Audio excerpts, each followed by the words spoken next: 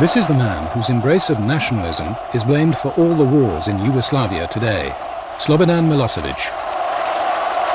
Pobedit ćemo dakle, bez obzira što se i danas kao nekad protiv Srbije udružuju njeni neprijatelji van zemlje sa onima u zemlji. Njima poručujemo da uopšte nismo plašljivi, da u svaku bitku ulazimo. Ja sam pokušao da se pitam, čekaj, ako tako idemo, šta će do otadžbine ostati? On je isforsirao i nametnuo taj pristup. Mi ćemo ga nametnuti Jugoslaviji. A što je apsurdno, u razvoju svih tih događaja kasnije, mi smo bili optuženi za nacionalizam. Mi ovdje. Da u svaku bitku ulazimo sa namerom da je dobijemo.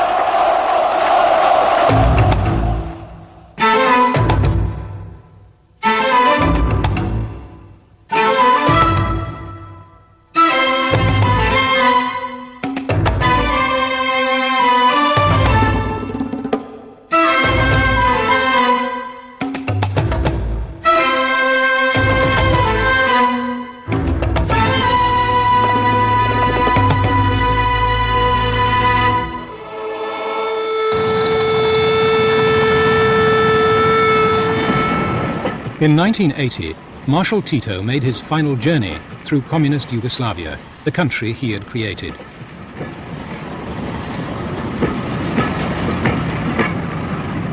For 35 years, he'd held Yugoslavia's 6 republics together with an iron hand. Any hint of nationalism from Serbs, Croats, Muslims, Macedonians or Slovenes was crushed. He called this policy brotherhood and unity.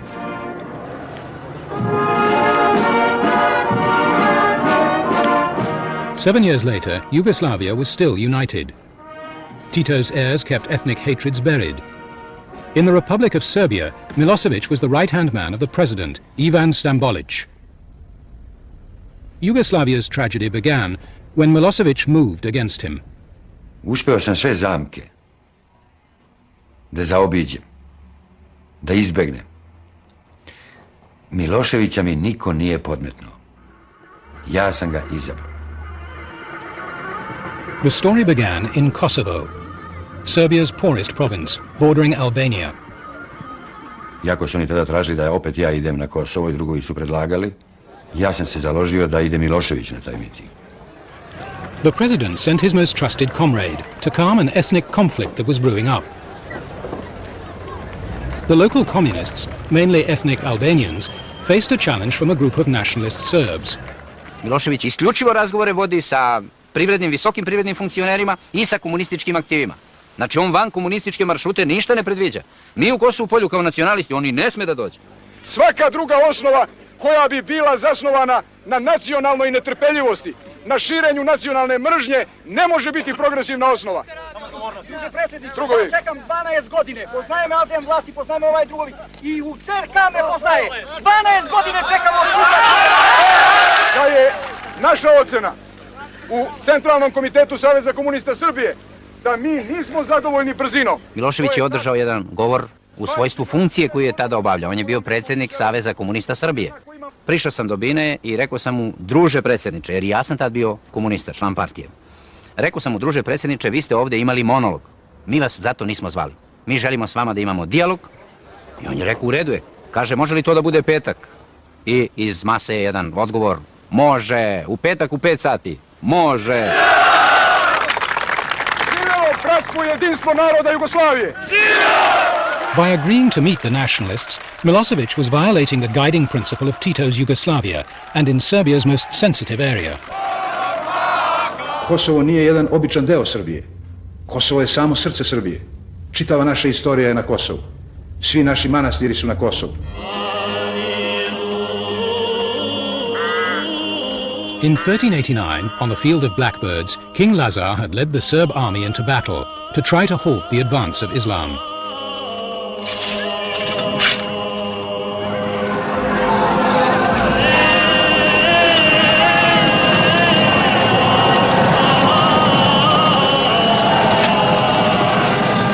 Six centuries later, Serb television recreated their heroic defeat.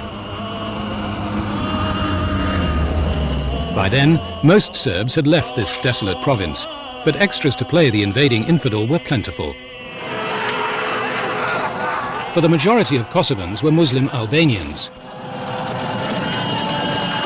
The few remaining Serbs claimed they were being driven from their ancient kingdom. Stories of Albanian atrocities, no matter how wild, were readily believed in Serbia.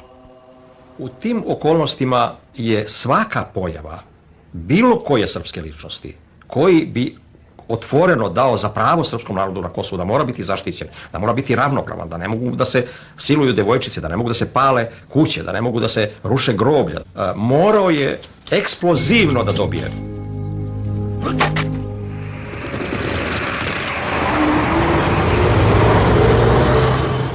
Milosevic now had the chance to exploit the Kosovo issue.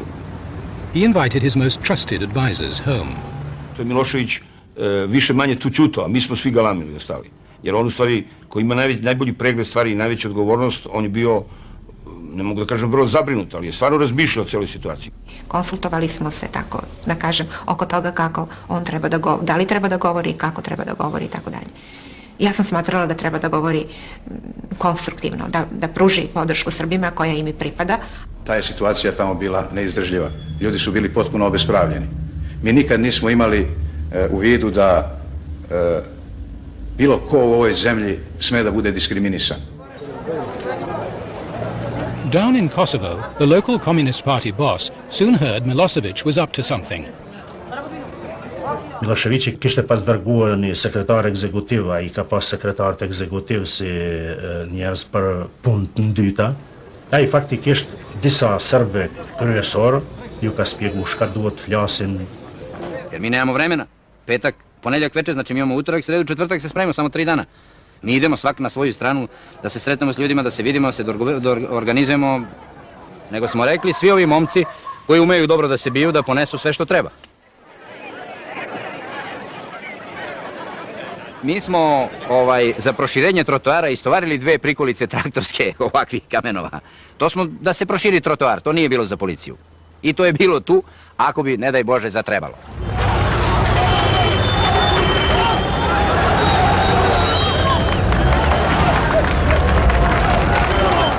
Aneta pra po shkojmë edhe po i thojmë qështu. E kemi shkuar pe i Prishtinës, pe i Zyresneme, në fushë Kosova, ishin mbledhur në stadium do, kishin ardhur si zhurmaxhia. The Kosovo party boss trailed along beside Milosevic, uncertain of what he was walking into. Da dođu ovde, drug predsjednik Milošević je dozvolio da uđu i oni. When the meeting began, Serb after Serb claimed the Albanians in Kosovo were making life impossible for them. Ja volim da živim ondje gdje me majka. Ja volim da mi djeca ostanu tu da žive, da mi postate grob i da postate devinsko. Ja ne volim da idem u Srbiju. Ako moram da idem, ja ću da poginem, neću. Ovo je Srbija! Ja sam tada prvi put čuo tu frazu etnički čisto. Tada je bilo Kosovo. Njihov je cilj bio etnički čisto Kosovo. Ljudi su ubijani, čak su i groblja raskopavana, paljeni manastiri, voćnjaci, polja. Počeo je egzodus Srba sa Kosova. Po Moskva për disa sene ndonë se e disha situatën e thësha që po rrejnë. Atmosfera ishte tendosun, jo tolerante, kushdo që flitke që ishte sa ma ekstrem ofendante shqiptarët, fynte shqiptarët, fitonte aplauz ma shumë. Tu reken ćemo da zaustavimo. Ili će ta reka da krene nazad.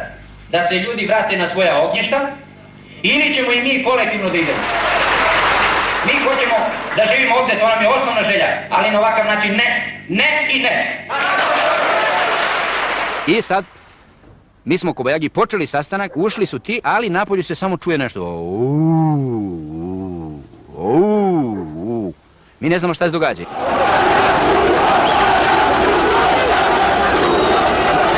A scuffle had started outside between the Serbs and the Kosovan police. Everything was going according to plan. Ovi su naši bežali, što je ohrabrilo policiju, pa ona krenula u dobar juriš.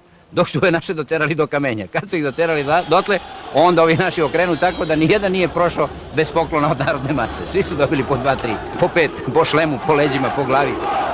I onda priđemo tamo opet do Miloševića i kažemo napolje milicija tuče naš narod. I onda više nije mogao da prebaci loptu nikome. Ni da ide ovaj, ni da ide onaj. Onda on izlazi, verovatno je imao veliku tremu, uplašio se, preživljavao je strah, jer i on je isto kao i mi, tako i on znao šta je sve u igri i šta je sve na kocki. Shikoj pak zašto e koqiti ftyrën me shiqimin e vet karakteristik.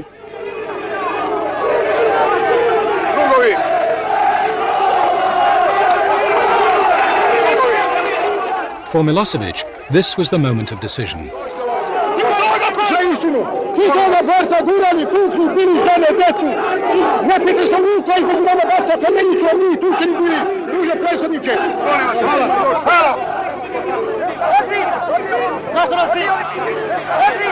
What Milosevic said next would change everything.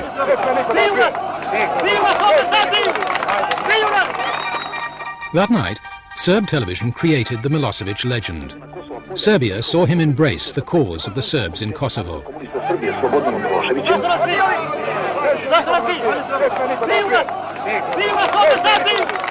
Mi smo taj izveštaj pravili za svoje redovne emisije, mi imamo 3 kanala.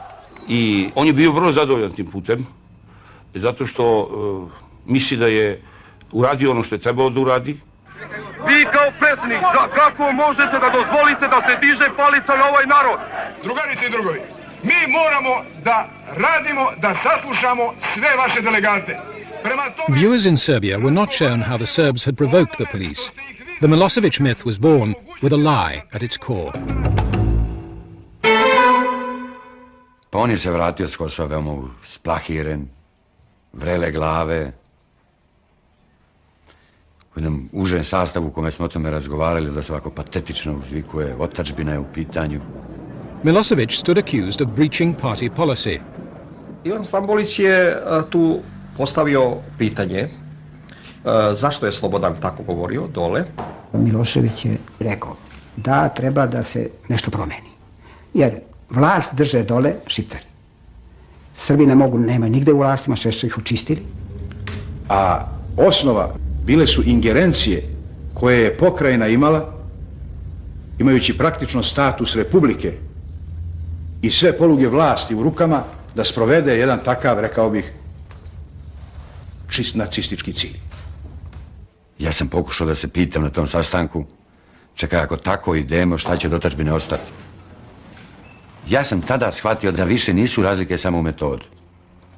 Da se u stvari konstituišu 2 politike prema Kosovu i 2 politike prema rešavanju problema republike i pokrajina. I mi ćemo se posle toga sve više udaljavati. The Serb president tried to avoid an open conflict with his deputy, so the number 3 in the party issued a public rebuke. Dragiša Pavlović je zatim rekao da se u posljednje vreme u javnim istupima pojavljuju pojedine ideje i pojedine ličnosti otvorenog antikomunističkog karaktera, i to iza zakona navodnog doprinosa sprovođenju zaključaka o Kosovu.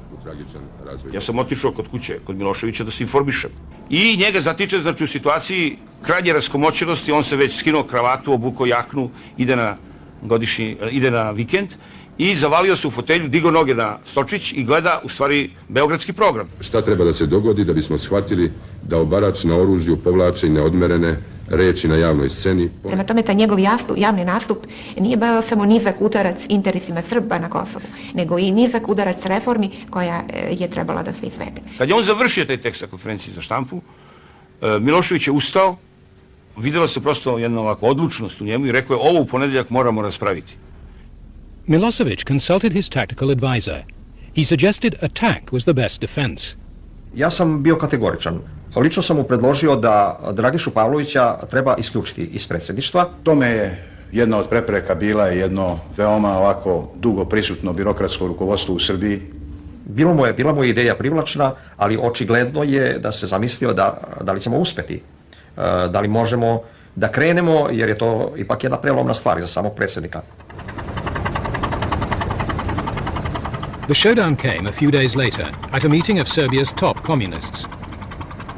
Tu kompromisa ne može biti, jer svaki izgubljeni dan značajan produžavanja krize na Kosovu. Svako oklevanje značajan nove pritiske, nova... To oust the president's man, Milosevic canvassed every possible vote. On thot, azem t'lutem, ndikote antartë e Komitetit Qendror nga Kosova që të votojnë për propozim, një më ma këso herë ose kur. U I thash, kurse si? Mi smo otpore očekivali naročito na Kosovu od separatista. Nismo ih očekivali ovdje. Razvodnjavanje ili otezanje na sprovođenju zaključaka jeste kršenje partijske discipline, bez obzira što se nekome i nekima te reči ne sviđaju.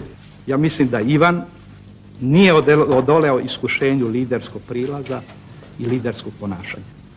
Razume se, to kad je se rešilo ići u politički obračun. Onda su se tražili povodi koji su odgovarali onome koji je sukob hteo i sukob vodio i forsirao. Zaista ne razumem zašto mi stavlja tu inkriminisanu reč liderstvo u krivicu. Ja taj problem nisam ni prema Dušku imao, niti prema sebi sam imao. Kad su svi završili, pozvao je CK da glasa. Formulisao pitanje o kome treba da se glasa i pre nego što su uopšte ovi snašli, CK je glasao. Ko je za predlog neka digne ruku? It was clearly an overwhelming victory for Milosevic. Hvala. He savored the moment. Ko je protiv predloga neka digne ruku? 1, 2, 3, 4, 5, 6, 7, 8. 8 protiv. Ono što se sećam, to je da recimo Ivan Stambolić koji sedi otprilike u prvom, drugom redu, kad je glasano ko je za, ko je protiv odluke, on se okrenuo da vidi u sali i onda se zapanjio da je samo 8 ljudi. To je bio stvarno debakal.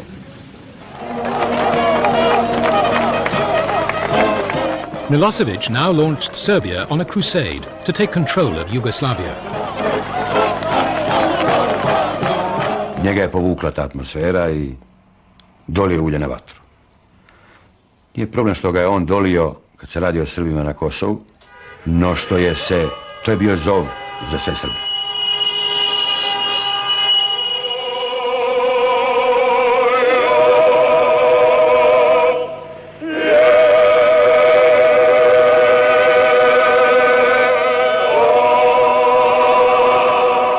The bones of King Lazar, who died at the Battle of Kosovo, were paraded round Yugoslavia, inspiring the Serbs to reclaim their former glory.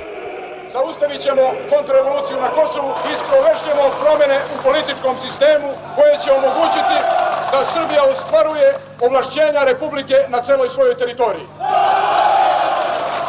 Serbia had dominated Yugoslavia. To cut it down to size, Tito had given its two provinces, Kosovo and Vojvodina, self-government. In federal bodies, they could use their vote to gang up with the northern republics of Croatia and Slovenia against Serbia. Milosevic set out to seize these votes. He started here, as his supporters' club of Serb nationalists were brought in from Kosovo. Mi ga na vlast nismo doveli. I ovi koji nam sad prigovaraju da smo mi krivci za to, to nije tačno. Ali da smo ga učvrstili na vlasti, da smo od njega stvorili vođu, to je potpuno tačno. The nationalists, fueled by a day out with free food and drink, quickly turned local discontent into a popular revolution against the grey bureaucrats of the old regime. It took only a word from Milosevic to finish the job. To znači da sa svojih funkcija budu smenjeni svi oni članovi pokrajinskog komiteta, predsjedništva, prema kojima je opravdano, naglašavam reč, opravdano izraženo masovno i javno nepoverenje. Iako nisam izdajnik, iako sam radio po svijesti i savjeti, podnijeti ostavku. Vojvodina fell to Milosevic. The next target was the Republic of Montenegro, always closely allied with Serbia. The old president could do nothing. One more Milosevic man was installed. Možda će se i praviti da nijesu čuli naše zvižduke kao što se prave da ne znaju šta je uzrok našem nezadovoljstvu. Ovaj miting je organizovao i izveo narod. Narod na njemu odlučuje i treba da odluči. By the beginning of 1989, Milosevic controlled half of Yugoslavia. But here, in Kosovo, the Albanians were in a majority, and they hit back. The miners led a general strike, demanding that their man be returned to power.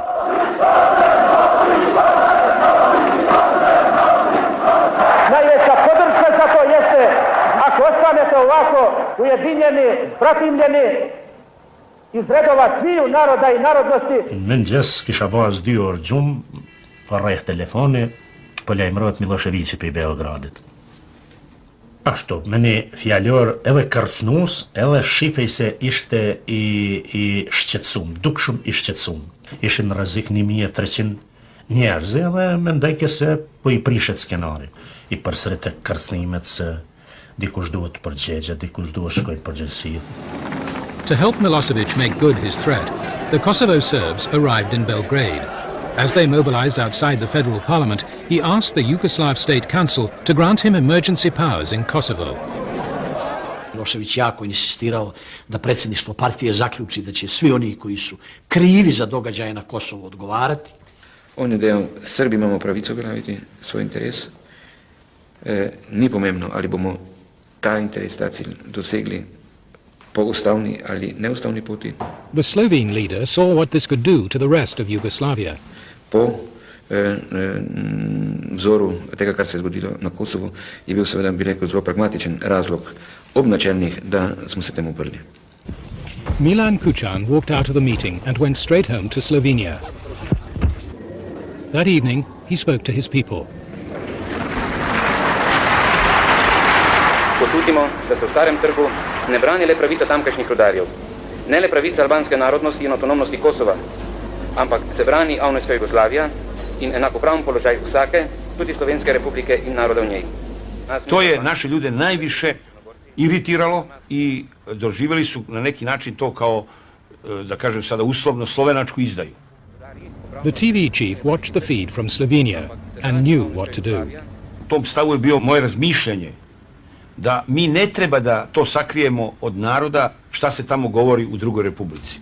He made sure Serbia got the message. Milan Kučan je bio još provokativniji. U stvari, odbranom separatizma na Kosovu, branjen je separatizam u Sloveniji. The broadcast brought the people of Belgrade onto the streets. Ja sam u toku noći obaviješten od organa državne bezbjednosti da je počeo protestni miting u studentskom gradu, da taj miting narasta, da taj miting seli iz studentskog grada. The next day, at first light, before the final decision was taken on Kosovo, local Serb workers were given the day off and marched into town. Milosevic's colleagues phoned him when the throng reached the parliament. Onda su nastavili da traže da se na novo govori. Sloba, sloba, sloba, sloba. A Slobodan Milošević je u to vreme, kao I sada, bio kao svetac. I on kaže, održite to, ja sam na sjednici predstavljam važna je sjednica, kaže, baš ono što se dogodilo u Frankarovom domu I tako dalje, mi raspravljamo ovdje. With half of Belgrade baying for law and order in Kosovo, Milosevic sent his colleague to deliver an ultimatum to the Yugoslav president. He must give the Serbs the powers they asked for or deal with the crowd himself. To su vrlo teško primili, nije im se to nikako dopadalo. Mi smo insistirali na tome. Vi ste organizovali miting. Vi ste dužni da ga držite pod kontrolom. Oni su bili strašno uplašeni. Oni su mislili sad će ta masa da dođe da ih baci u Dunav. Čak I onda kad je Jović rekao mi ne možemo ako podnesu ostavke Morina I Šukrija, mi ne možemo smiriti miting, mi ne možemo držati pod kontrolom. Faced with what he regarded as Serb blackmail, the Yugoslav president set out to explain to the crowd the dangers of the road they were taking. Sad ja počnem da govorim o Jugoslaviji, o tome da treba da čuvamo slogu, da čuvamo jedinstvo I tako dalje. Što je na kostima sinova I kćeri ove ići putem zavađanja naroda. Mi ćemo ići putem obnove bratstva i jedinstva. The Yugoslav president failed to satisfy the crowd. Dovoljno je da neko u taj milion ljudi ubaci neku petardu, počeće rušenje, paljenje. Ja sam tada rekao predsjedništvu sljedeće. Milion ljudi traži, niko od nas nema pravo da to ignoriše. Bez obzira na to što smo ljubiti. The party council caved in. They gave Milosevic the power to use the Yugoslav army in Kosovo. Jović je euforično počeo time, zapalila se Srbija. Doći će drug Slobodan Milošević kao što smo obećali. The crowd had waited all day for Milosevic to tell them that Kosovo would be theirs again. Nema te cene i nema te sile koja može pokolebati rukovodstvo Srbije i građane Srbije u borbi za pravedne ciljeve.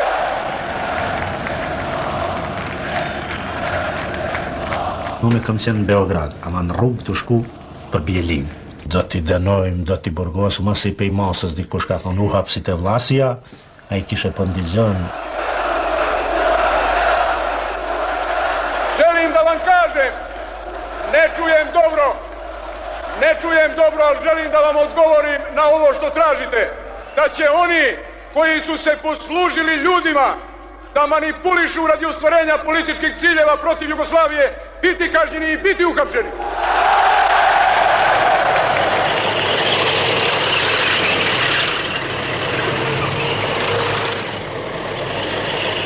Now, with emergency powers in place, the parliament in Kosovo had no choice but to cede all its authority to Serbia. Kisha vlerësimin që janë të i pregadit krejt, po se disha janë të pregadit edhe mua dishka, por se disha a do të më burgosin, a do të më likvidojnë dikun fizikisht. The former party boss was charged with counter-revolutionary activity and imprisoned.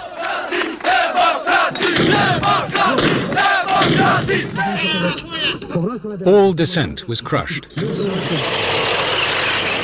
Ne sme da se zaboravi da su sve promjene koje su do kraja izvršene u ustavnoj strukturi Srbije izvršene na jedan potpuno zakonit i ustavan način, uz potpuno poštovanje ukupne procedure.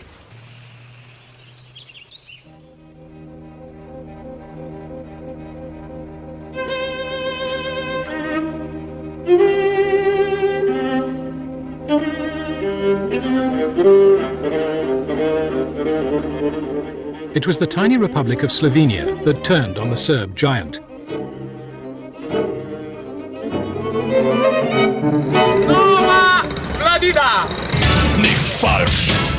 Slovenia had been enjoying a new freedom of speech that challenged the old communist system.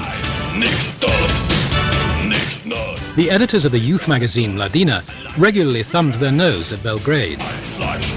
Ampak smo rekli, spisak zadev, ki jih ta sistem ne prenaša, da rečeš nekaj grdega v partiji, da polemiziraš s sistemom šolstva. To je nagradacija teh naših simptomov. Nismo, torej slovenska tožilstvo teh napisov, teh člankov, teh razmišljanj ni ocenjevala kot kazniva dejanja.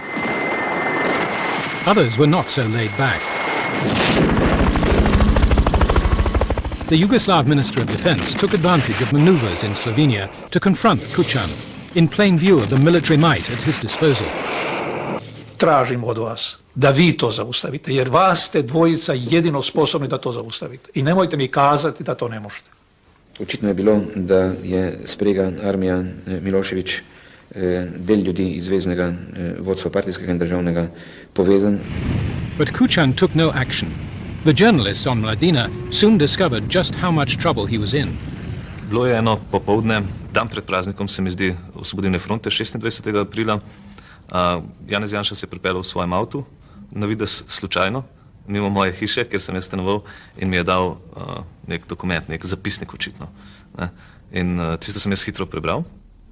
It was the transcript of a Yugoslav Communist Party meeting. Milosevic and the army threw the book at Kučan. Mladina is backed by the CIA. Slovenia is harboring counter-revolutionaries who threaten the very survival of Yugoslavia. Ti ukrepi pa so najenostavneje razumljeni kot uvedba izrednih razmer Vsi bili zelo napeti in smo pričakovali kakšno stopnjevanje reakcij strani vojske. Prišli smo na idejo, da naredimo iz tega zgodbo, saj to vendar ni mogoče. The article they published contained extracts from the secret party transcript. This was a clear breach of Yugoslav law. Slovenačko rukovodstvo se uplašilo. Ono je shvatilo da mi idemo direktno na udar u Sloveniji. The Slovene leader bowed to the pressure from Belgrade. In a dawn raid, his secret police arrested Mladina's defense correspondent. Ker so potem tam izvedli preiskavo, oziroma ker so zaigrali preiskavo, ker so takoj šli v tiste predale, ker so bile določene stvari in tam pobrskali. Po nekaterih pisalnih mizah sploh niso iskali. Skratka, točno se videlo, da vejo, kaj iščejo. Among the papers was a secret military document which gave Kučan a convenient way to make peace with Belgrade. He turned the whole case over to the Yugoslav army. The eye of the storm moved to a prison cell. The deputy head of Yugoslav military intelligence was sent to conduct the interrogations.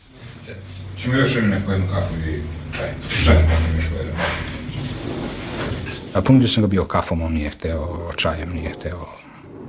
Pošalio sam se da ću prvo ja popiti tu kafu ako sumnja da su možda neki sedativi tu stavljeni. Kako si ti utisak stekao? Ali pošteno.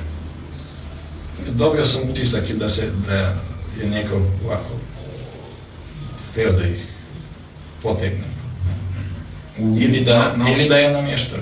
Potem so spet grozili, da nam nikoli več videl družine, da bom dobil najmanj 15 let, pa še tisto potem podaljšajo, lahko še za 15. Dakle, rekao sam da je to 41. godina, onda ne bi bilo vremena za ispitivanje, niti natezanje sa njime, kod njega je dokumenat, on neće da razgovara, streljački vod, uz plot, strelja i brigada ode dalje.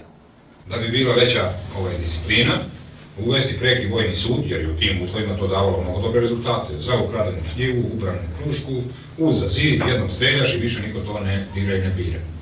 Ko si noter, ne? To verjameš, ker je to do konca tako, da vidiš da so to sposobni. Tako razmišljam. Tako je uspostavljen jedan kontakt da sam mogao sa njime da razgovara. Prihvatio je i kafu i čaj. The army obtained enough evidence to put the journalists on trial and send them to prison.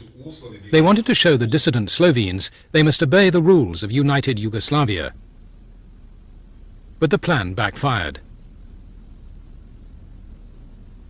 Međutim, ceo miting je praktično pretvoren u jednu antiarmijsku i antijugoslovensku sadržinu i kampanju.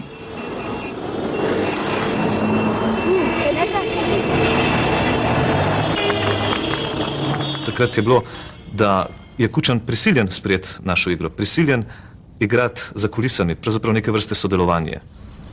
Kučan pruned his communism to suit the dissidents. This threatened to shake the Yugoslav party to its roots.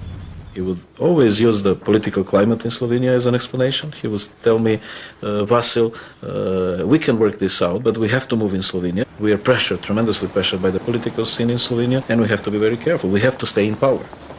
Kučan now announced that he would change the Slovene constitution to keep Belgrade out of his affairs.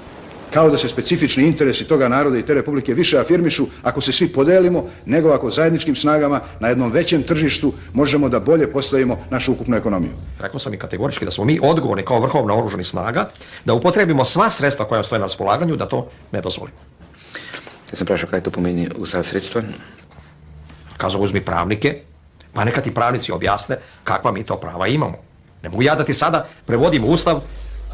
Miloševićeva predstava, dovolj da pride nekaj tisoč mitingašev v Ljubljano, ima to miting, pove Slovencem, kako izdajalsko vodstvo imajo. The Serbs from Kosovo again mobilized. Miting istine i solidarnosti održat će se 1. decembra 1989. godine na glavnom trgu u Ljubljani sa početkom u 12 časova.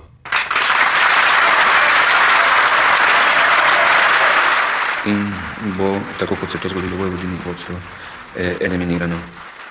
Moje poznavanje ljudi, mentalitete teh ljudi, ki so sedeli takrat v srpskem vodstvu, je govorilo, da bomo imeli opravka z nasprotnikom, ki se ne bo zaustavil pred nobenim sredstvom.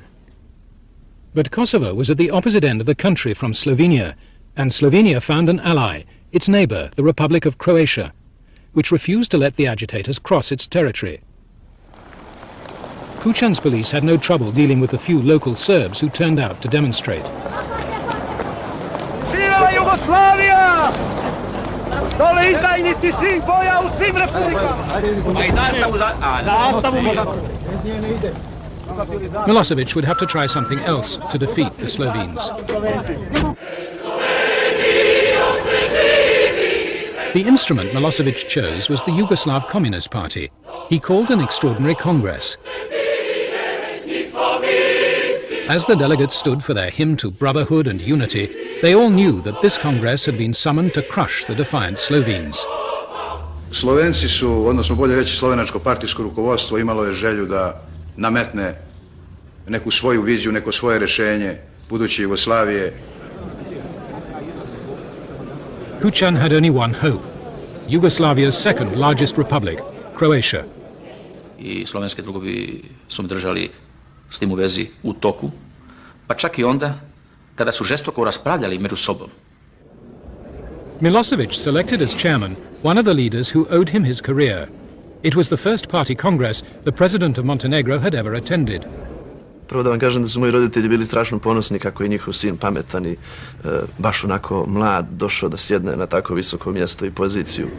Na mene kao predsjedavajućeg je vršen veliki pritisak da dajem što prije riječ delegatima iz Slovenije koji su trebali da iznesu amandmane na glasanje i znam da smo onda glasali i mahali sa onim kartonima crvenim i zelenim. I glasano je, imali smo crvene i zelene kartone. Desilo se stvarno da brojni njihovi amandmani su odbijani. A onda su oni, kad se jedan amandman odbije, ustajali i kazali, ako ovako nastavite, onda ćete vi rasturiti kongres. Da so bili prepričani, Slovenci nimajo dovolj poguma, da bi storili ta odločilni korak, da bi torej končali to mučno zgodbo. This latest example of the Serbs' domineering behavior shook the delegates from other republics. Vidio sam sa koliko strasti je upravo to bilo izbacivano iz predloga dokumenta sa žestokim aplauzima. A svi amandmani da budu ta osnova za diskusiju sa daleko više tolerancije međusobne i promišljanja što nam je činiti za revitalizaciju Saveza komunista Jugoslavije. Ako bismo sada krenuli u iznošenje i elaboraciju argumenata, kongres bi trajao 2 mjeseca. Dozvolite, ja se izvinjavam svima vama. The Serb bloc showed no mercy. In the break, the Slovenes held a crisis meeting.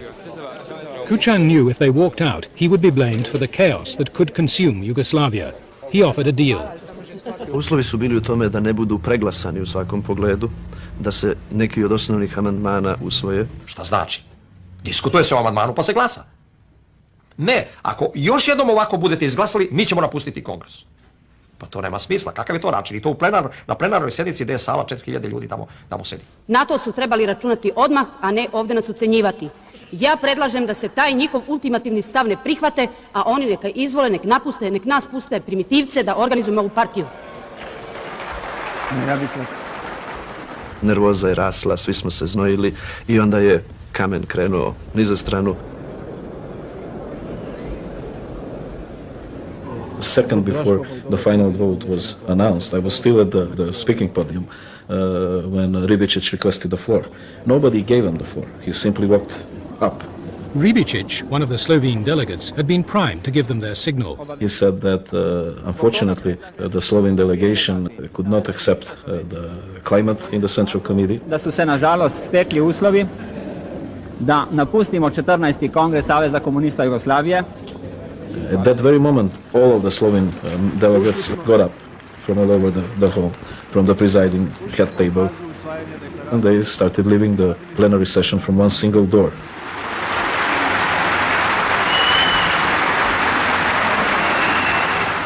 To je bila jedna igra, prilično prljava, ali i prilično prozirna.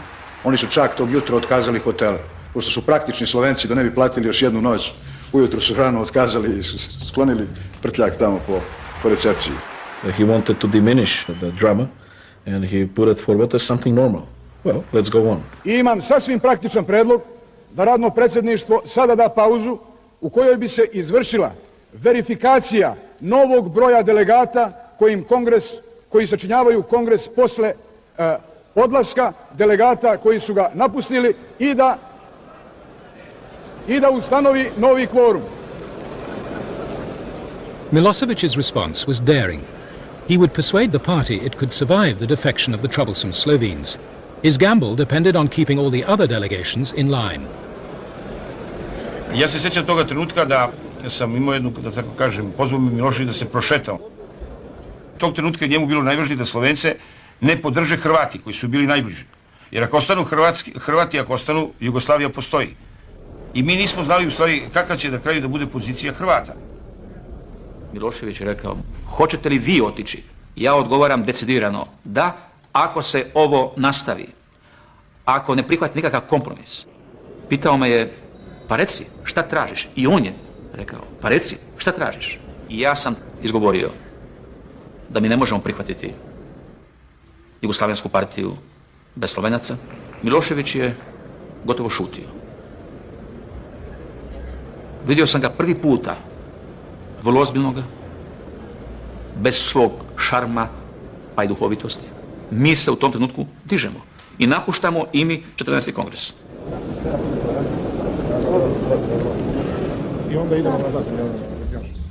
Tako je počela jugoslovenska kriza. Slovenci su bili ti koji su otvorili vrata jugoslovenske krize, mada ja ne bih rekao da su oni odgovorni za sve to.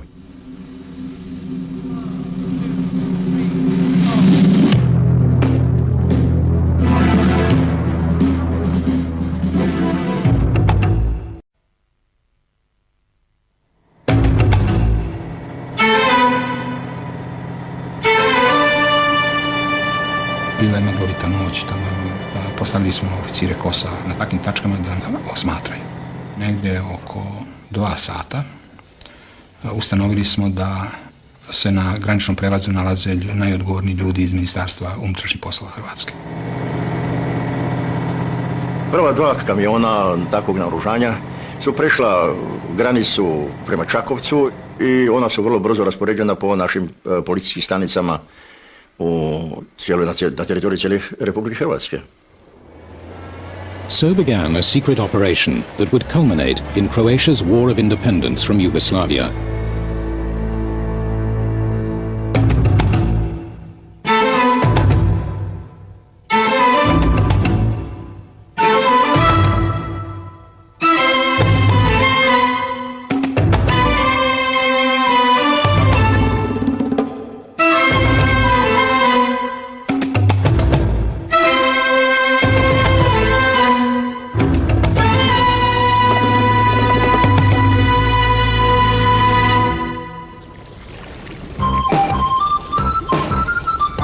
Can you imagine a country where you can still find ancient towns ruined by a crystal clear sea?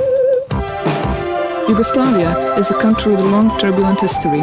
After World War II, it became a socialist federation made up of 6 republics and 2 autonomous regions.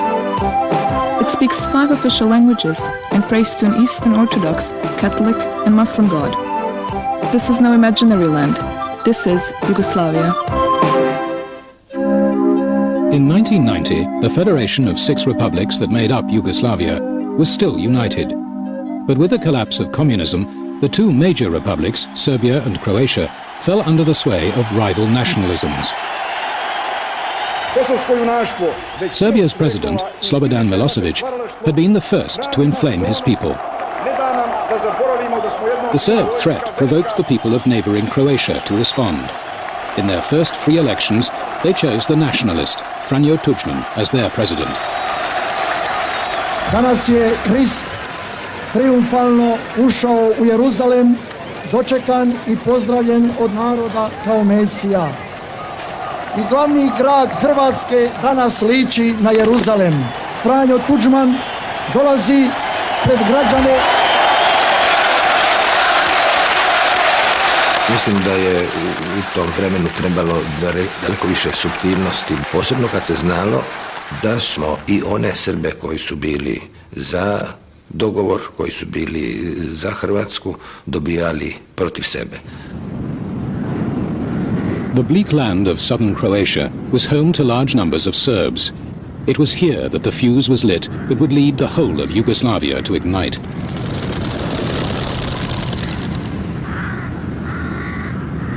In the dusty railway town of Knin, the authority of President Tudjman's newly elected government was rejected by the local police, who were mostly Serbs.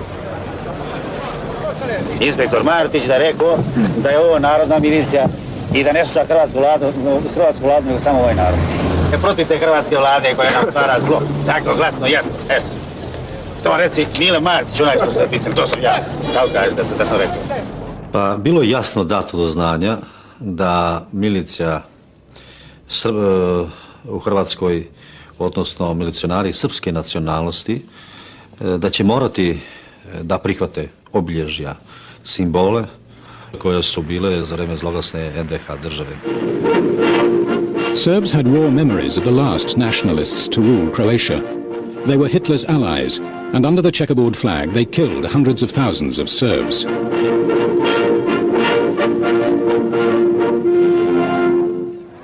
Tudjman's embrace of the checkerboard flag was like waving the Nazi swastika in their faces. When Tudjman sent his police ministers down to Knin to deal with the rebel police, the local mayor, a Serb dentist, prepared a reception committee. Nemojte praviti gužvu pred vratima. Pređite na drugu stranu ulice. Pređite na drugu stranu. Ja sam tada preko puta milicijske stanice u bašti kafića sazvao aktiviste svoje stranke i naredio im da se narod okupi. Inside the police station, the Croat minister tried a conciliatory line with his employees.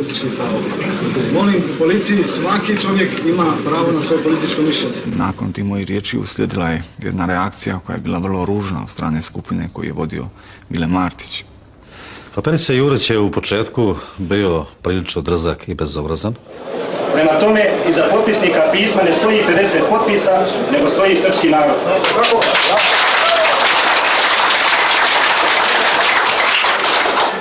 Stoji ovaj narod koji ovdje se okuplja i čeka rezultate ovih razgovora.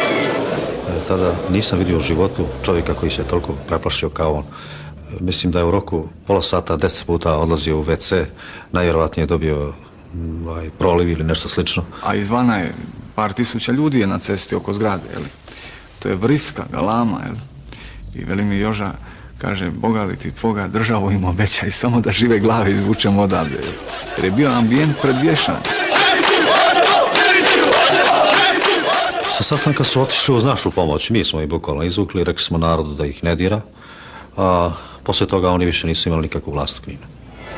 The police chief and the dentist tried to turn the protest into a full-scale rebellion. Ja sam dobio zaduženje da se spremam i na oružani otpor i da od Jugoslavije dobijemo pomoć ili u oružju ili da tadašnja Jugoslavenska narodna armija bude ta koja će zaštititi ovaj narod.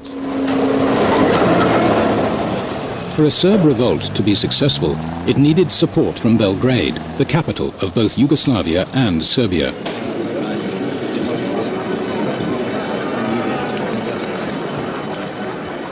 The president of Serbia, Slobodan Milosevic, was happy to stoke the flames of unrest in Croatia. The rebel mayor of Knin became a frequent visitor. Milosevic turned the request for military support over to his closest colleague. Mene je zvao Slobodan Milošević i tražio je da ja hitno primim Srbe iz Hrvatske, koji su tražili kod mene razgovor kao predsjednika predsjedništva Jugoslavije. That year, Serbia held the chairmanship of the Yugoslav State Council, the body which gave orders to the army. The Serbs from Knin had found a well-placed ally. Tražili su se nešto uradi jer se približava vreme nezavisne države Hrvatske i čitave politike koju Pavelić vodio prema srpskom narodu, jer je i on počeo od ugrožavanja nacionalnih prava do genocida. Bili su jako uplašeni. The man in charge of law and order in Yugoslavia, another Serb, advised the visitors from Knin on how to run their rebellion. Praviti barikade, i to sam ih učio. I noću da čuvaju stražu, ko ima šta, ko nema oružje, ima lovačko. Nešto mora da čuje, znači da se čuva straža, nekoliko meštana, da budu budni stalno, da ne bi upali u stražu. Iako nije bilo konkretnih obećanja od gospodina Jovića, osjećao sam da bi na neki način moglo da nam se pomogne. Armed with more than advice, the Serbs from Knin organized roadblocks. Belgrade television was quick to play on the fears of their Serb brothers in Croatia. 3 sata i 30 minuta. Nalazimo se na poziciji na kojoj stražu čuva. Narod pomalo, kako da kažem, preplašen i ljudi čuvaju stražu da bi zaštitili svoje živote jer poučeni su nekim iskustvima iz prošlosti koji su se desili. I nastoje da se to nešto ne ponovi sada u ovo vreme. Djevojke u ljetnim haljinama vole. Djevojke u ljetnim haljinama volim. The crisis in Knin came at the height of the tourist season. We think the scenery is absolutely superb and Yugoslavian people are so friendly. Tourism, a vital source of Croat government revenue, was under threat. And the Serb minority in Croatia had blocked the key road and rail links from the Croat capital, Zagreb, to the sea. In the Croat town of Split, where the European Athletics Championships were about to begin, President Tudjman faced a dilemma. Should he act against the rebellious Serbs? If he did, would the Yugoslav federal authorities intervene? Ja sam tada bio u Splitu i naredio sam nekim ljudima u Ministarstvu unutarnjih poslova da sa specijalnim odredom uđu u Knin i da razruže Martića. On mi je rekao, kaže, izvoli, uzmi helikopter i izvoli otići u Knin. To je nadležnost Ministarstva unutrašnjih poslova, izvoli se pojavi dolje, izvoli napraviti sve da se uvede red i mir. The minister was uneasy.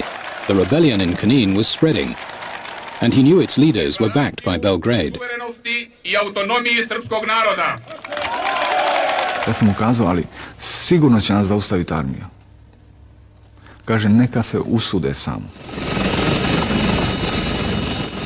3 police helicopters took off from the Croat capital, Zagreb, informing air traffic control they were carrying equipment to the coast. In fact, they were crammed with Croat special forces, ready to join ground units in an attack on the rebel Serbs. 10 minutes after takeoff, air traffic control alerted the Yugoslav army that the helicopters were on course for Knin. Prenijeto je iz generalštaba, rekli su mi da im prenesem i da im praktično zahtevamo da ih vrate, ako i ne vrate helikoptere, da ih oborimo.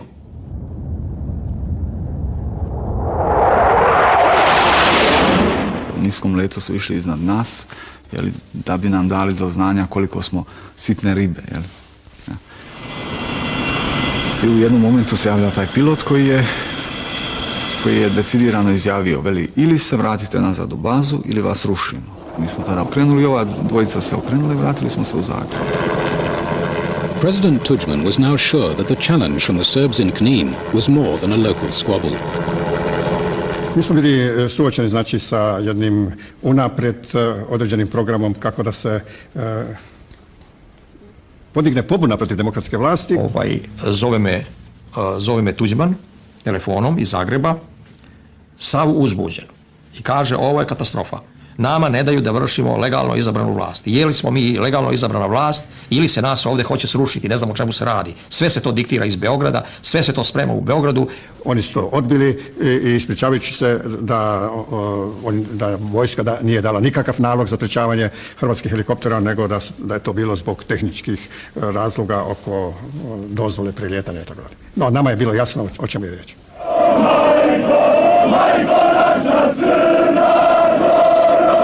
Round 1, to the Serbs.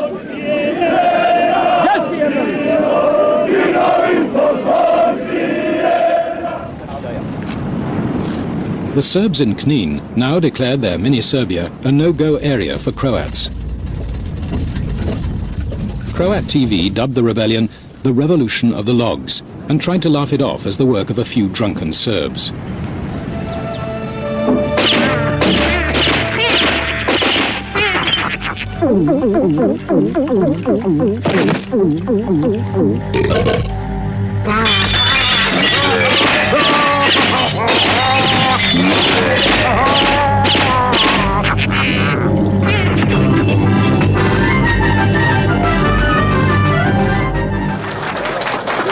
This was no joke for a president who had been elected to restore Croatia's pride. The Yugoslav army had humiliated him, and he had no means to respond. Zbog toga sam ja otišao kod predsjednika Tuđmana i rekao da mi ne imamo više šta čekati, da očigledno, a ja sam to i očekivao, armija neće naoružavati našu policiju, a ona je prema zakonu bila dužna to činiti, nego da moramo to učiniti sami. On se s tim saglasio. This retired Yugoslav army general had got himself a secret mission. At first, he ran into problems. They approached us about supplying them with arms. They said they wanted to improve their police techniques and their police force. And I have to say, I did not hesitate a nanosecond before I recommended to Washington that we turn them down. We certainly did not want to be arming a Croatian police force so it could oppress Serbs. The Croats took their business elsewhere. Ja sam posjetio Budimpeštu i da smo tamo u dogovoru sa odgovarajućim organima Mađarske napravili ugovor o isporuci naoružanja. Kada smo mi Euročekom zagarantirali plaćanje, mi smo poslali tamo dva šlepera. The two lorries, loaded with Kalashnikovs, arrived at the Hungarian-Croat border in the early hours. Someone had been tipped off. Ja sam se isto nalazio na tom prelazu i osmatrali smo iz onog pojasa gdje se vojska nalazi sa jedne osmatračnice. Mi u stvari nismo znali precizno da se radi o uvozu oružja. Mi smo znali za nešto tajno što se dešava na granici i propušta mimo kontrole, u čemu učestvuju čelni ljudi sutra. The lorries disappeared into the night. Yugoslav military intelligence now began a major operation to prove who was behind the smuggling. Počeli su da nam postavljaju zasjede, počeli su ispitivati u Budimpešti i tako dalje, vrlo agresivno su nastupili prema Hrvatskoj. Rekao sam tim ljudima po prilici, ako ne možemo avionom, ne možemo brodom, ne možemo vlakom, ne možemo kamionom, možemo li mravima? Nastala je konsternacija u dvorani. Kakvi mravi? 4 totkaši mali. Shvatili su svi.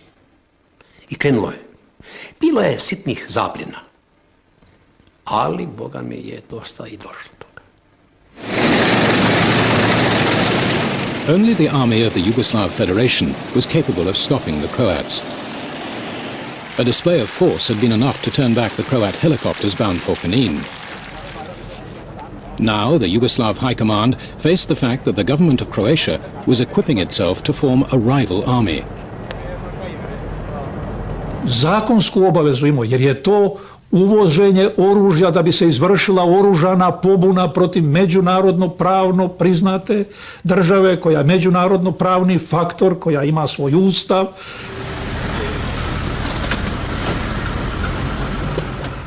But these arms smugglers were the democratically elected government of Croatia. It would be politically dangerous to arrest them.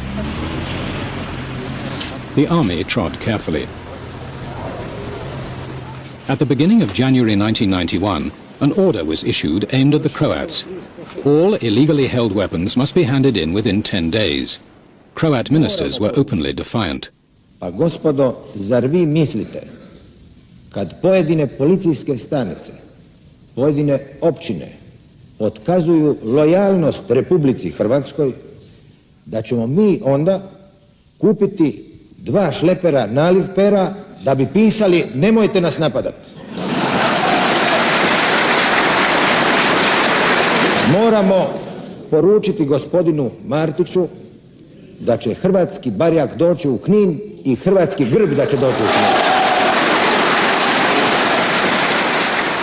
Mesić then phoned Belgrade to tell the Serb leadership what his government would do if an attempt was made to disarm them by force.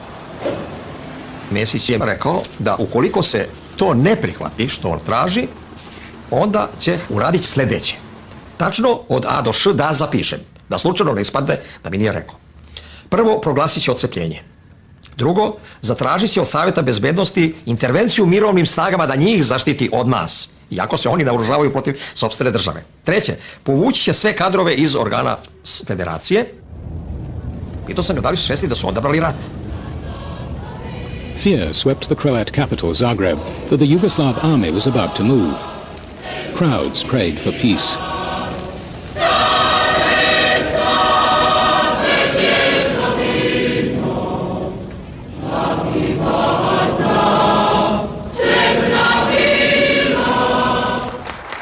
President Tudjman called an emergency session of his parliament.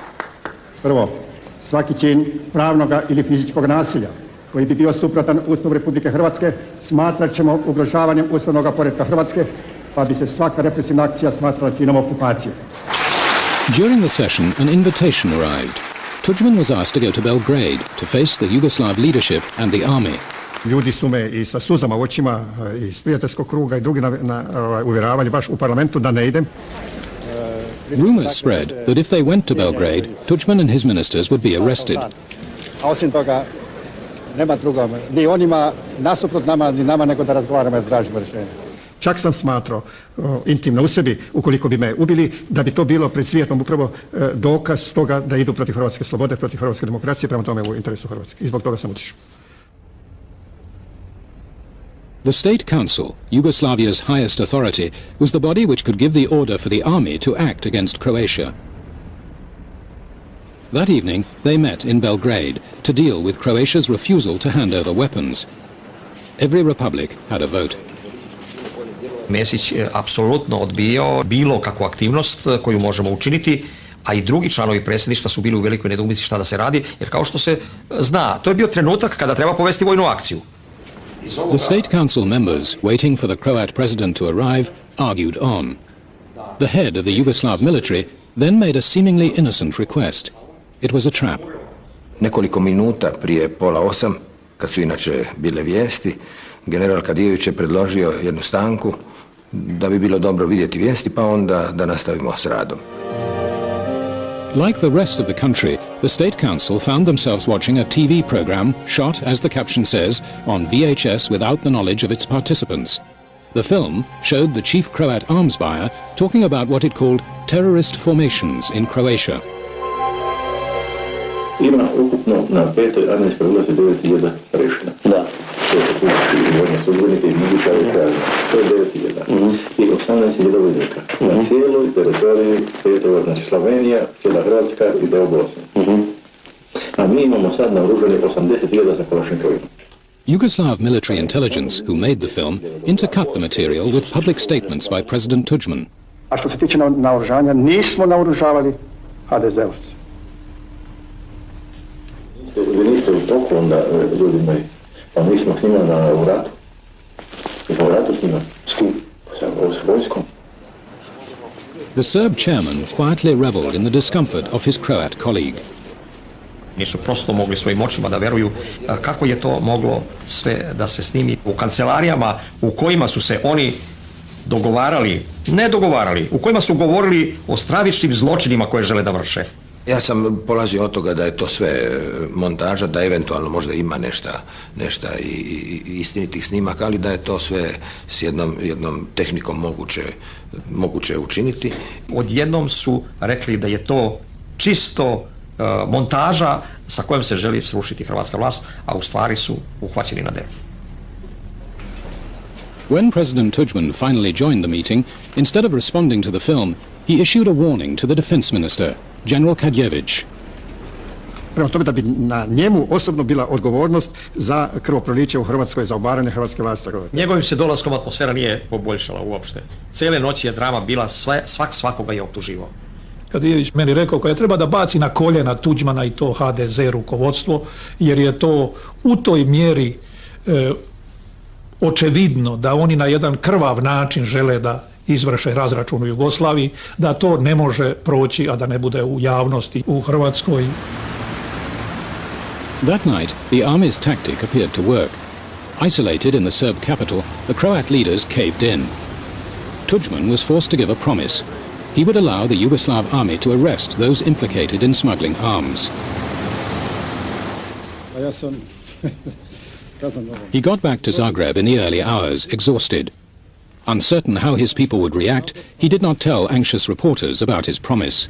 Da će sada naši ljudi u Hrvatskoj moći mirno spavati, da ćemo se moći posvetiti drugim poslovima, a ne se pribojavati da ćemo noću ili ujutro biti iznenađeni tenkovima, vojnim udarom i tako dalje. When Tudjman woke up, he found his people's fear had given way to celebration.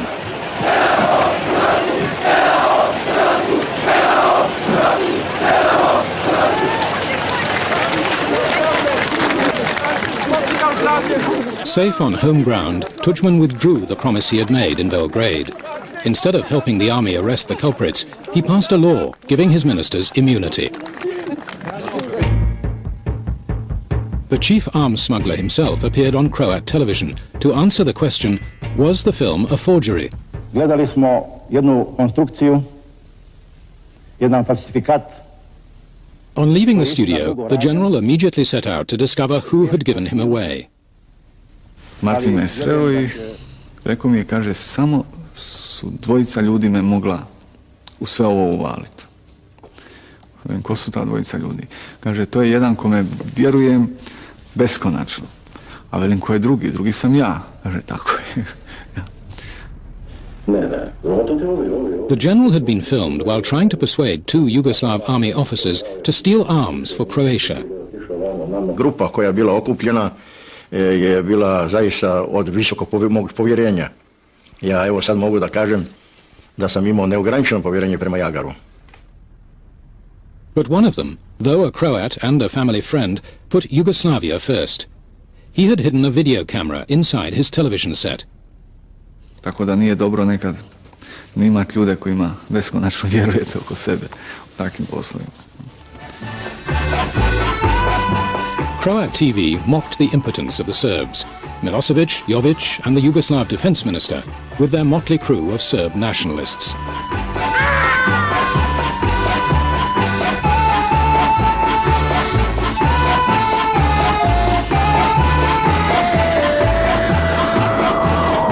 The Croats had got away with it.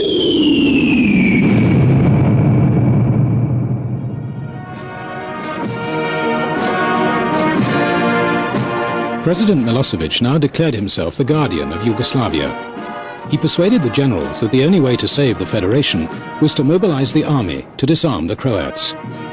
But the generals needed an order from the State Council representing all the republics. To persuade the State Council would require the skills of a Machiavelli.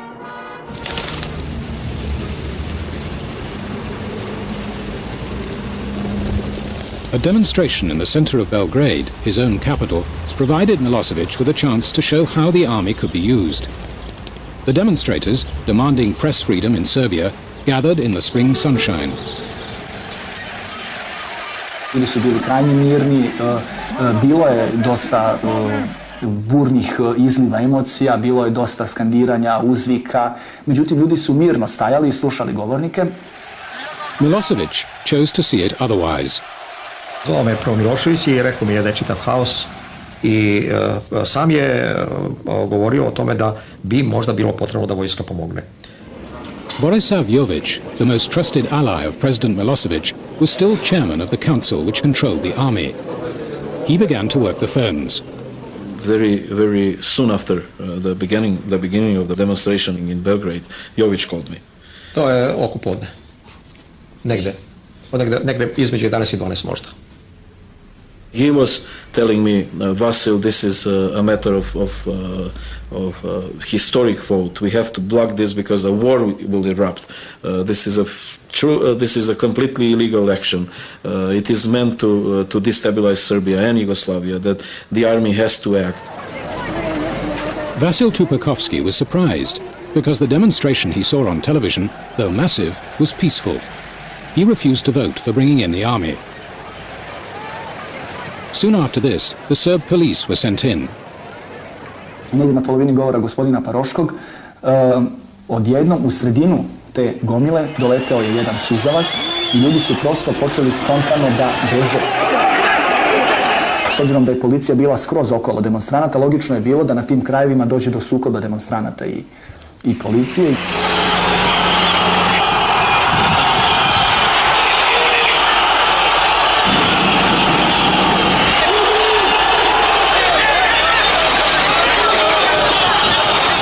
The Serb leaders had first asked for tanks to be put on the streets 3 hours earlier. Now their case was stronger. Finally, about 6 o'clock in the evening, when Jovic called me for the 7th or 8th time, I told them, okay, I will vote yes, because I saw that there are casualties. Others will come, for sure. Everything was getting out of control. It was obvious. We were watching the television.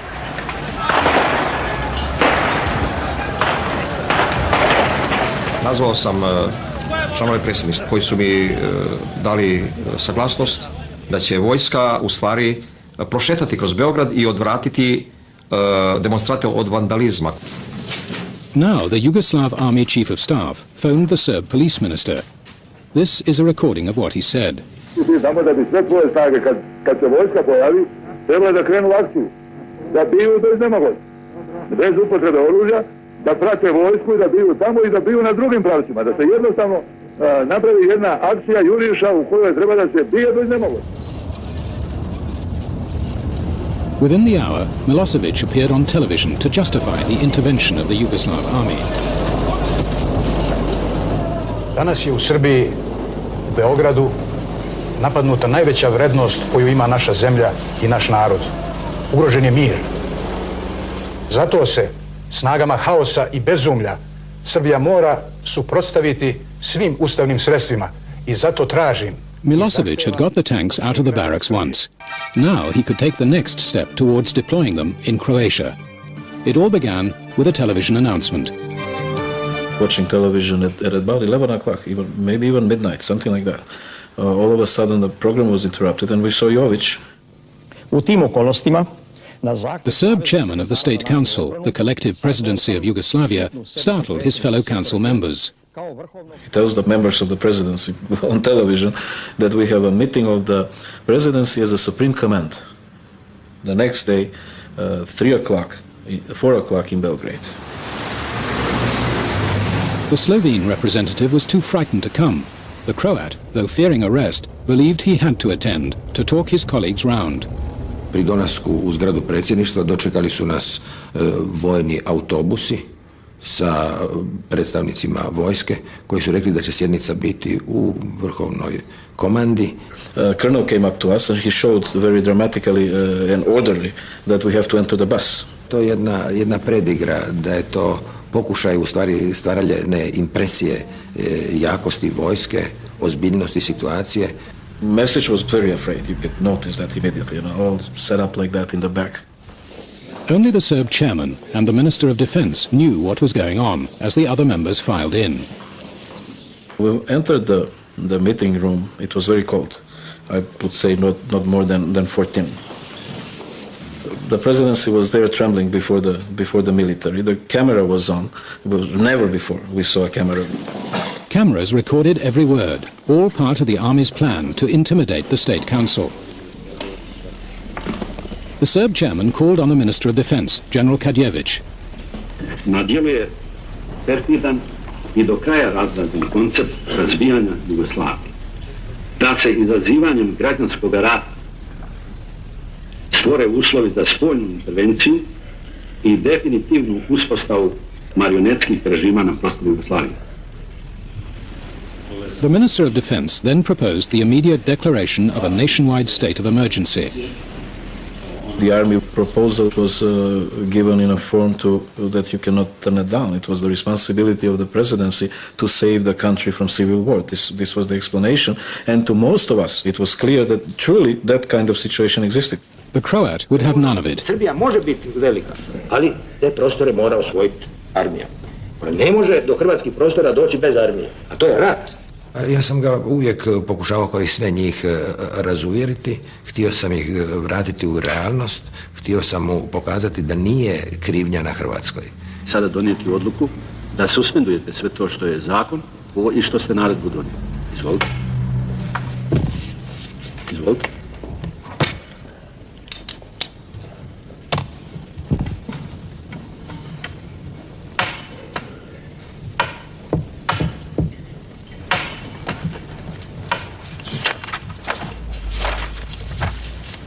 The moment of decision had come. The Serb chairman needed the support of 5 of the 8 voting members. He turned first to a reliable ally. The vote was yes by Kostić. I said next to him second, and I said no. Mesić was next to me as vice president. He said no. And then Jović yes, and Bučin yes. So it was 3-2 when the vote came to Sapunđiju. Adekvatan moment. Mislim da vodio pitanje. Da li si ti dobio dovoljno odgovora ili još da odgovara na to? Dobro. Dobro, znači prihvataš. So they had 4 votes already and they needed the 5th vote. Bogić, izvoli. Imamo odgovornost da ne dođe do građanskog rata i mislim da ga moramo spriječiti svaku cijenu. Everything now hung on the vote of Bosnia's representative. With a mixed population of Muslims, Serbs and Croats, Bosnia had most to lose if Yugoslavia descended into civil war. The pressure on Bogicevic was tremendous. He was a Serbian, but representing Bosnia and Herzegovina, and very much orientated towards Yugoslavia. Tu su Jović i drugi očekivali da se ja ponašam na sjednici predsjedništva isključivo kao Srbin. Spreman sam da svaki dan analiziramo stanje i da svaki dan donosimo odluke.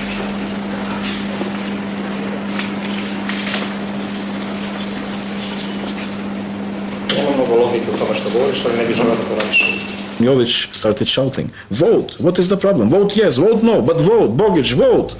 Kod izjašnjavanja Bogića Bogičevića nastala je mrtva tišina. Sada mislim da ne bi bilo produktivno.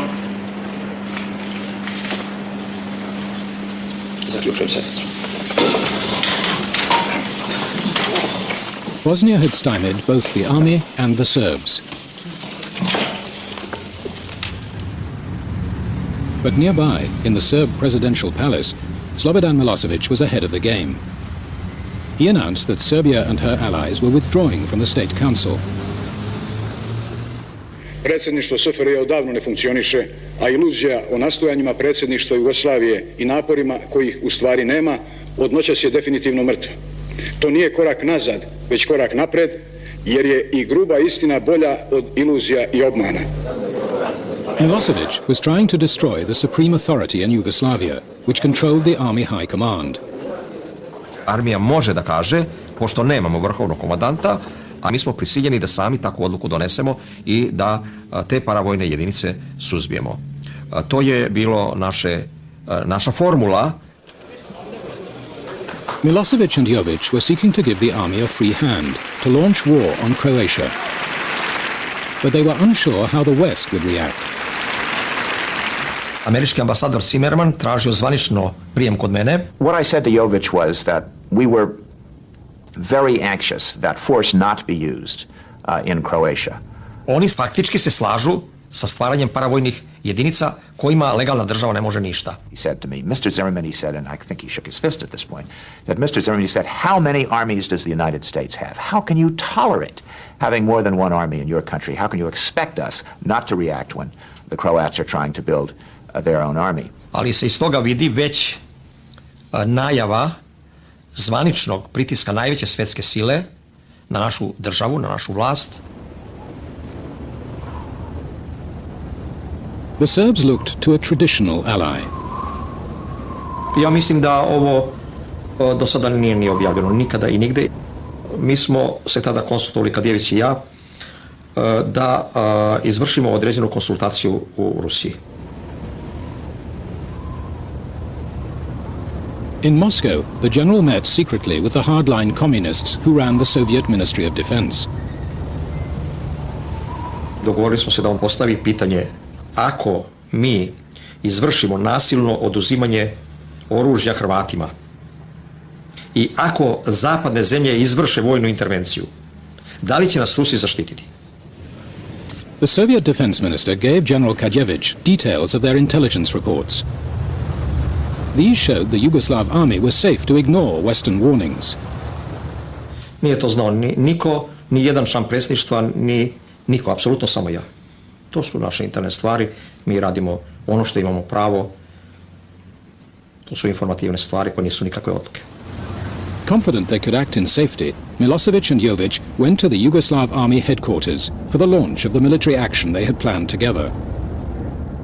Većina strešćskog kadra i vojničkog kadra i naroda, naročito ovih delova ovdje sada u Saveznoj Republici Jugoslaviji, priželjkivali su da dođe do vanrednih mera i da vojska preuzme stvar u svoje ruke. Just 5 days earlier at the State Council, the Minister of Defense, General Kadjević, had made his intentions clear. Ja ću vam reći da će i bez tih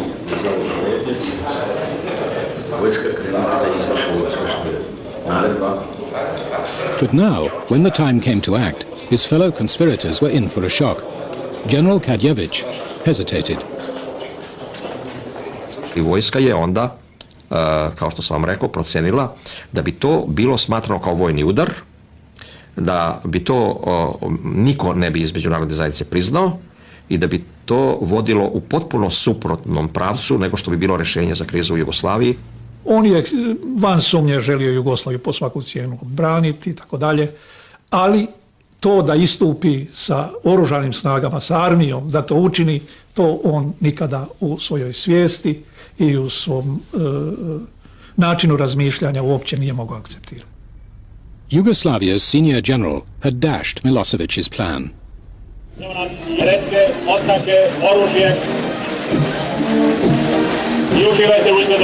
Within weeks, President Tudjman was openly flaunting his new weapons. Croatia had chosen the path to independence. Znamo da će čitav hrvatski narod ustati na noge kao jedan ako će tu suverenost trebati braniti.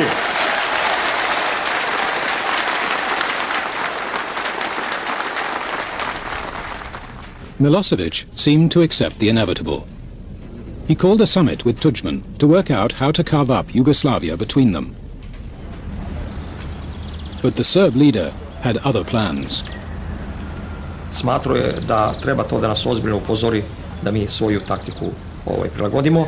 Treba vojsku tamo rasporediti oko srpskih prostora, prepustiti Hrvatima da izazovu sukobe i onda zadržati te teritorije.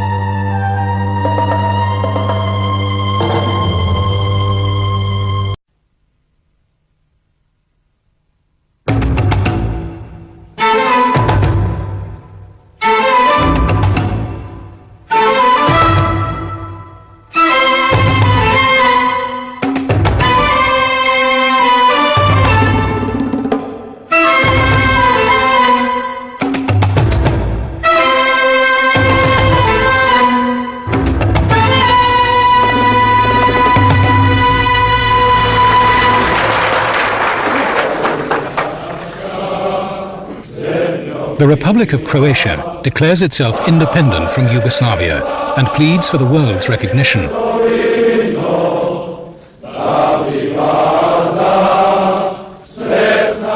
Pozivamo sve vlade i parlamente svih država da prihvate i priznaju čin slobodne odluke hrvatskog naroda, čin slobode kojim još jedan narod hoće postati punopravnim članom međunarodne zajednice slobodnog svijeta. Behind their smiles, Croatia's leaders were nervous. They feared that Serbia, the biggest Yugoslav republic, would crush them. The neighboring Republic of Slovenia also declared independence that day. The Slovenes were more daring and immediately kicked Yugoslav customs officials off their borders with Italy and Austria. Willkommen in Slovenia. Willkommen, ja, danke. Haben Sie Pass? Ja. Could Yugoslavia let its richest and most western republic go without a fight?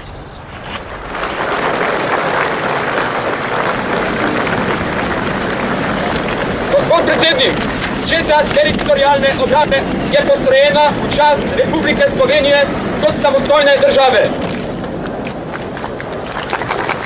The Slovene president reviewed his militia, aware that he might soon need them to stop the Yugoslav army from reasserting control.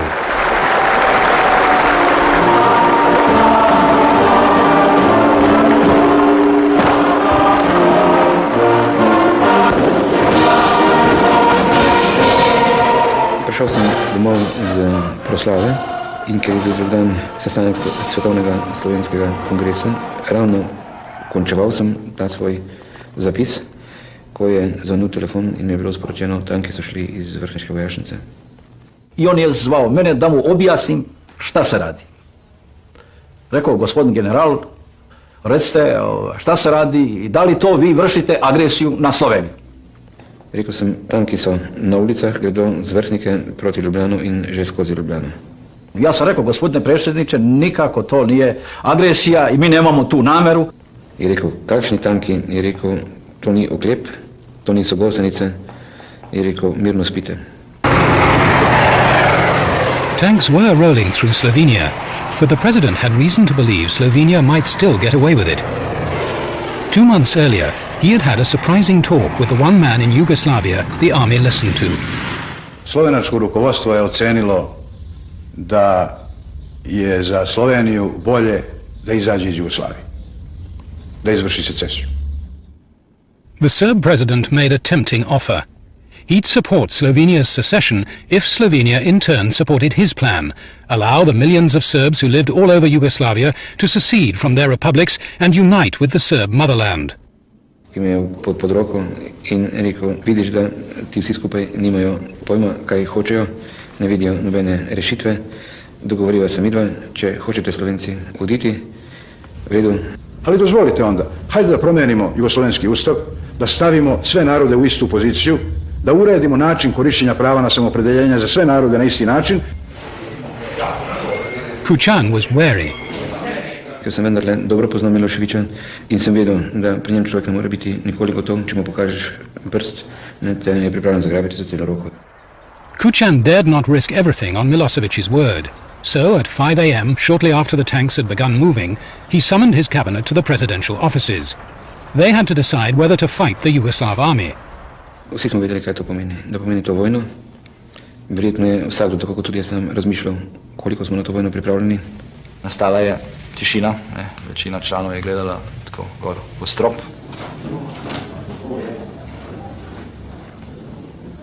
Moram reči, da če se danes spominja tistih dogodkov, se mi zdijo, da so trajali celo večnost. V bistvu pa je šlo samo za nekaj minut.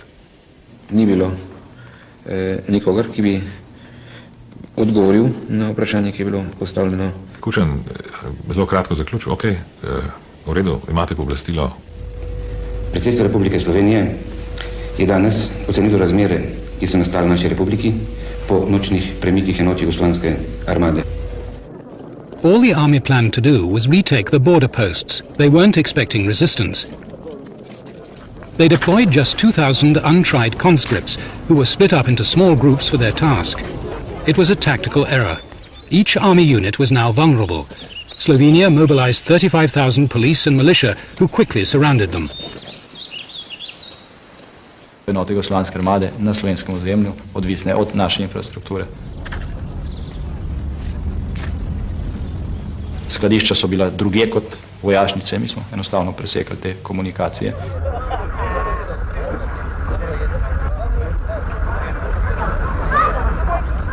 The Slovenes blocked every major road in the country.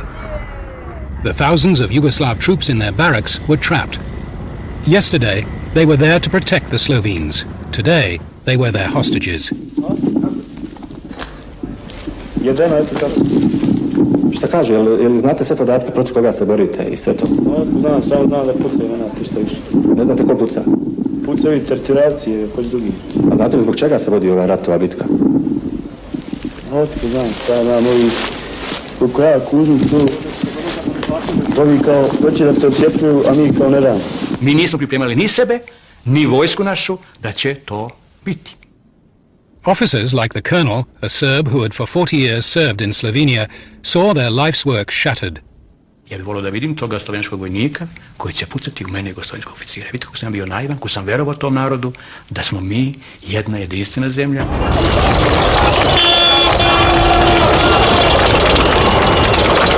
The army tried to push through the Slovene barricades. They started airlifting supplies to their encircled soldiers. The Slovenes threw down the gauntlet.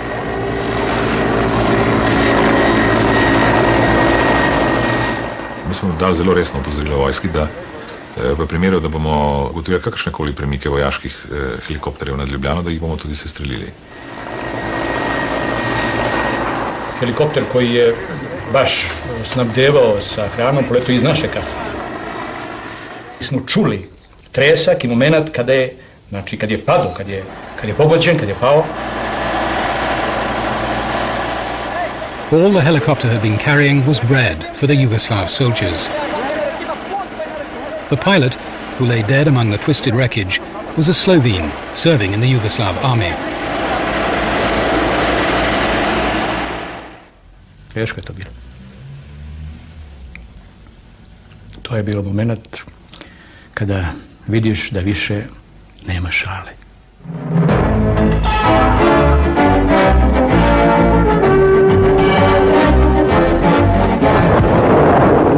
The new order in Europe faces its first test as Yugoslavia's army moves to crush Slovenia's democratic bid for independence should the rest of Europe stand aside. In Luxembourg, European community leaders were at a summit meeting. They were keen to show they could handle the trouble in their own backyard without American help. They dropped everything to deal with the crisis. The first prize is to hold the federation together in Yugoslavia, but at the moment we face an emergency situation. The EC sent off a rescue mission, 3 foreign ministers, to persuade Slovenia and Croatia to back down. They reckoned the rebel republics would listen in the hope of international recognition. Fermo restando che noi riconosciamo la vostra dichiarazione di indipendenza e sovranità e l'appoggiamo, quindi però per metterla in atto e noi per riconoscerla formalmente attendiamo un periodo, si disse 3 mesi, e in quel periodo negoziamo. Since Slovenia was now a war zone, they met in newly independent Croatia. Ma la cosa un po' singolare era che Tudjman, che in quell'occasione faceva la sua prima grande uscita di carattere internazionale come presidente della Croazia, aveva previsto una cena quando aveva previsto che noi arrivassimo alle 8 o alle 9 di sera. Noi arrivavamo alle 3, Tudjman pretese che si mantenesse il programma e noi alle 3 di notte facemmo una cena in piena regola, con i camerieri, con tutte le portate. Da un lato c'era questa idea, come si può dire, di normalità, di cerimonialità, così via, di etichetta, e dall'altro c'era la crisi, dall'altro sottolineata dal fatto che arrivavano in quel momento Kučan e gli altri sloveni che ovviamente che stavano in quel momento nell'occhio del ciclone e che erano piuttosto nervosi, assai poco disponibili a mangiare tutte le portate. Jaz praktično takrat spal nisem in najbrž sem tudi temu primerno izgledal, ko so prišli ministri, ki sem jih srečeval že prej, in takratni zunanji minister Luksemburga, gospod Pos, me je zagledal in rekel, kako pa izgledate, kaj se dogaja? Jaz sem rekel, vojna je. The EC ministers soon had something to celebrate. They'd stopped a war in Yugoslavia. The Slovenes agreed to a ceasefire and negotiations. I think that we achieved the main aim of our mission, which is bringing about a de-escalation of the situation. But the army and the Slovenes kept fighting. The Yugoslav soldiers were getting the worst of it.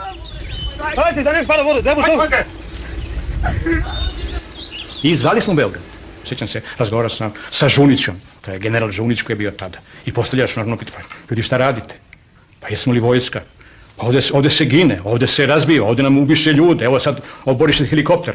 Poduzmite neke korake. Ako smo vojska, poduzmimo. Ako nismo vojska, onda stanimo. The decision had to be taken in Belgrade, the capital of both Serbia and Yugoslavia. The Minister of Defense proposed to the Yugoslav State Council that they launch a massive military attack. Mi smo Kadijevića pitali šta znači masovni vojni udar po Sloveniji. I on je nama rekao, to znači upotreba i avijacije i artiljerije i tenkova i tako dalje, jedan masovni vojni udar.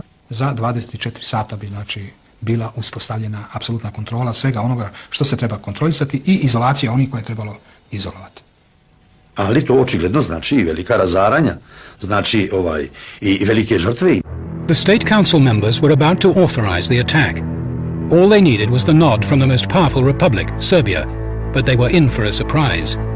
Ja sam tada vrlo jasno rekao da je besmisleno sa Slovencima se raspravljati i sa Slovencima ratovati, jer slovenačka situacija je čista. Oni su imaju etnički čistu republiku, nemaju teritorijalne sporove, jednostavno oni nama apsolutno ne smetaju ništa ako izađu iz Jugoslavije. I da zbog toga on predlaže da se donese odluka o povlačenju JNA iz Slovenije na nove granice, niko nije uopšte ništa kazao. A mi smo vojnici. Nalazim se praktično u nečem što se tretira kao vrhovna komanda. Znači, mi polemiku posle toga nismo imali. Ja inače nisam diskutovao. Reluctantly, the generals stopped the fighting in Slovenia. Serbia's ambitions lay elsewhere.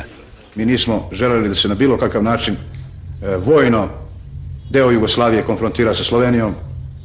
Zato što kad su Slovenija i Hrvatska zajedno, onda je nama mnogo teško. Kad Slovenija jednom ode, onda sa Hrvatima možemo drugčije razgovarati.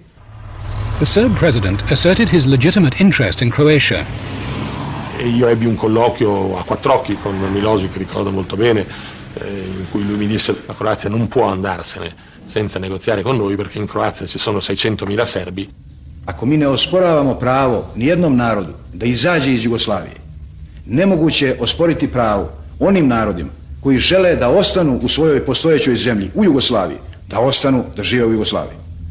E o ci lasciano i 600.000 serbi con il loro territorio, noi non consentiremo che loro se ne vadano in maniera tranquilla e normale. Unlike Slovenia, Croatia had a large Serb minority. Here in Vukovar, near the border with Serbia, the real war in Yugoslavia would begin.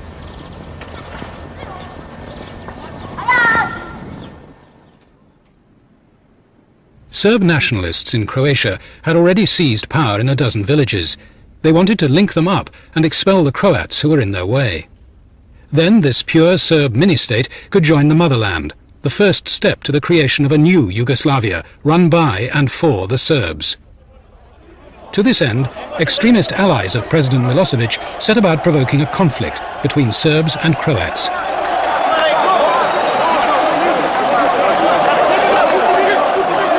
Srpstvo je u samim korenima ugroženo. Ustaške horde atakuju na srpska sela, na srpske žene i decu. Ustaške horde nastoje da dovrše ono genocid nad srpskih naroda. 1991. godine počinjemo masonije da organizujemo dobrovoljce i da ih upućujemo na već formirane frontove, posebno u istočnu Slavoniju. The man whose job it was to stop such intrusions was the police chief of eastern Croatia, Josip Reikelkir. He commanded 1,000 armed men, Croatia's only military force there. But Kier refused to take the path of confrontation. He did all he could to make sure Serbs and Croats went on living together. Redovno sam se viđao sa Josipom. Gde god bi Srbi postavili barikad, Reikelkir bi odlazio tamo autom, uvek nenaoružan, izlazio bi, otvarao bi sako i govorio: nenaoružan sam, ubeđivao ih i u najvećem broju slučajeva bi uspio da ih ubedi odmah, da tu barikadu uklone. But the police chief had an opponent in the local party leader. The nationalist wing in Croatia's ruling party was as extreme as any in Serbia. Došla delegacija iz Zagreba, koji je bio prisutan i glavaš, i zatražili od njega da ih odvede u Borovo selo. Borovo selo is a suburb of Vukovar, the main city on Croatia's bank of the Danube. It was a prime target for the Serb nationalists. In the center, the population was a mix of Croats and Serbs. But the suburb was mostly Serb, and the extremists set up barricades to keep Croats out. On ih je tamo odveo, izašao iz auta, magla je bila. Otvorili su pritrežnik, izvadili iz pritrežnika ambrustere. Josip je samo gledao zbunjeno i ispalili 3 granate u pravcu Borova sela. Prva granata je pogodila tanjuraču, tu barikadu nazovimo. Druga je otišla u kukuruzište, a treća u zid prve kuće u selu. This act of provocation was committed by some of President Tudjman's closest political partners. Other members of his cabinet soon found out.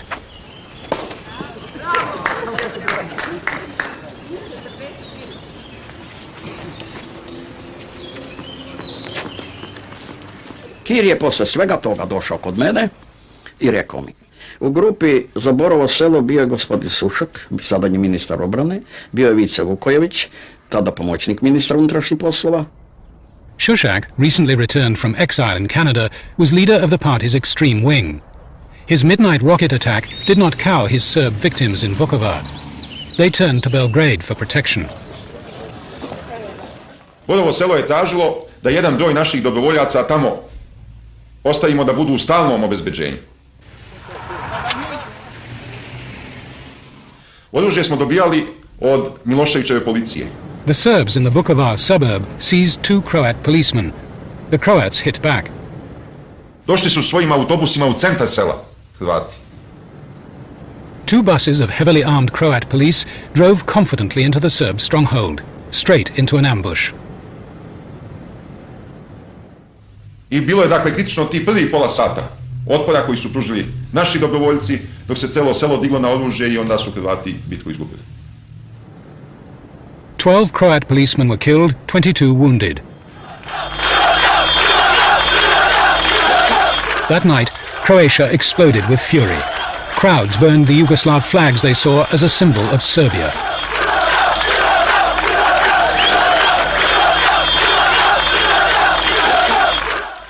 Što se tiče situacije u kojoj smo našli, Ministarstvo unutrašnjih poslova naredit će mobilizaciju rezervnog sastava u kriznim područjima. Mi ćemo znati obraniti svaki pedak hrvatske zemlje. As Croatia and Serbia slid towards war, the extremists took charge. The war party close to President Tudjman were determined to put an end to the peacekeeping of their own police chief, Rajko Kier. They set out to get rid of him. Bio je u Zagrebu kod svog ministra Boljkovca i rekao mu da nema više kuda, da je gotov. Onda mi je između ostalog rekao: ministre, pomognite mi, ja ću biti ubijen, povucite me u Zagreb. Ja ću raditi sve. Rekao Kier, pa nemojte biti dijete, popili smo viski, pa neće biti tako. Ja vas molim, spašavajte me. I na to dođe k mene: a ko će vas? Pa veli, slušajte, on je spomenuo Glavaša, Vukojevića, i spomenuo u Zagrebu vrh koji je bio ministar Suška i ovih, jel? The police minister agreed to transfer Chief Kier to the capital, but on the day he was to leave, there was another incident. Kier drove out one last time to calm the situation. He was lured to one of his own police checkpoints. The commander was curiously missing, and a member of the ruling party, a Croat named Gudel, blocked his way. Nije ih je zaustavljao, niti pokušao zaustaviti, nego je ispalio cijeli šanžer na auto. Suprug moj je dobio 16 metaka. To mu je bila nagrada za sve mjesece rada i zalaganja.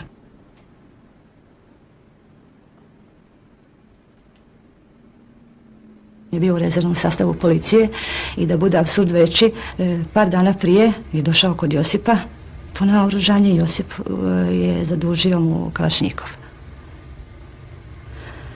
I sa tim kalašnjikovim ga je ubio.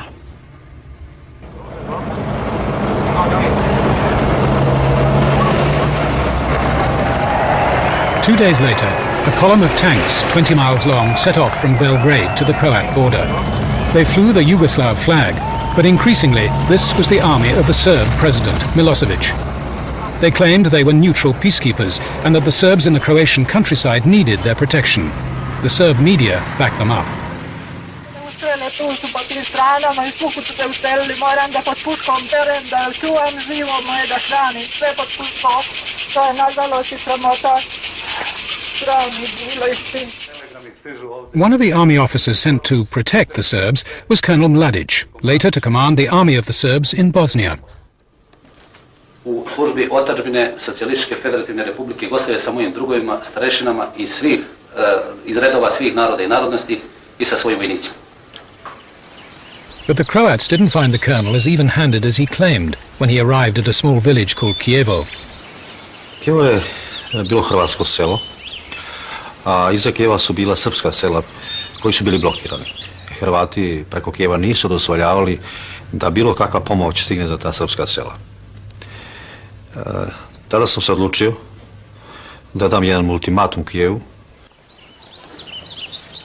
The ultimatum was addressed to the Kijevo police, who were Croats, like the rest of the villagers.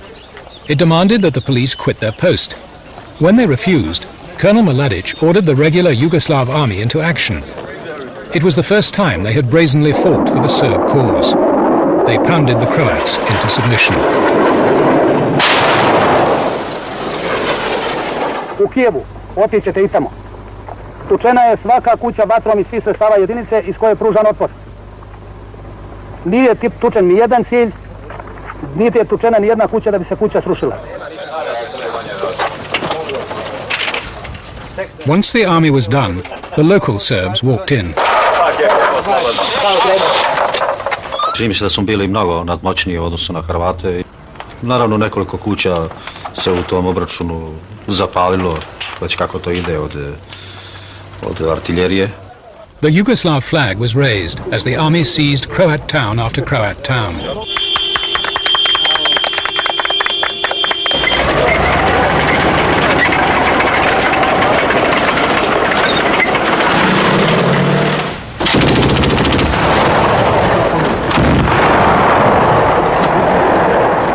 The Serbs had the heavy guns, but they also had a problem.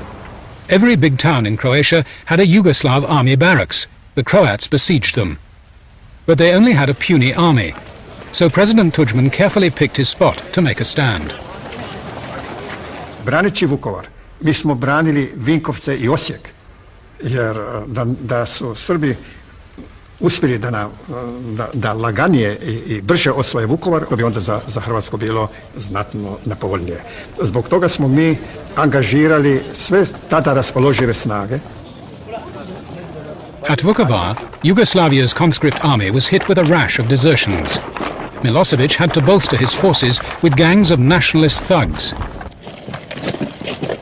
Ovo je najjače ustaško uporište, kad padne Vukovar, ustaše nemaju šansi i razume se, onaj koji je došao ovdje dobrovoljno da se bori, taj zna zbog čega je došao i zašto se bori i njega ne treba ubeđivati da ide u borbu. Vrlo brzo smo stekli to povjerenje i onda nam je režim dao i kasarnu u Bubanj potoku. Čitava jedna kasarna je bila samo za dobrovoljce Srpske radikalne stranke. I mi smo dobrovoljce okupljali u Beogradu, tu smo dobijali uniforme za njih, oružje za njih, autobuse za prebacivanje na frontove i tako dalje. The paramilitaries ranged from criminal gangs to fanatical believers in the Serb cause. Tamo sam, naravno, pokušao prvo da budem politički vođa ili nekakav ideološki savjetnik, ali se to vrlo brzo pretvorilo u direktno vodstvo, jer svaki drugi izbor je bio kukavičluk, a to je valjda najstrašnija osobina u vremenu rata od nekog ko se smatra nacionalistom. Bokan's Serb paramilitaries seized the village of Vocin in eastern Croatia. 1,500 people lived there. When Croat soldiers retook the village, this is what they found.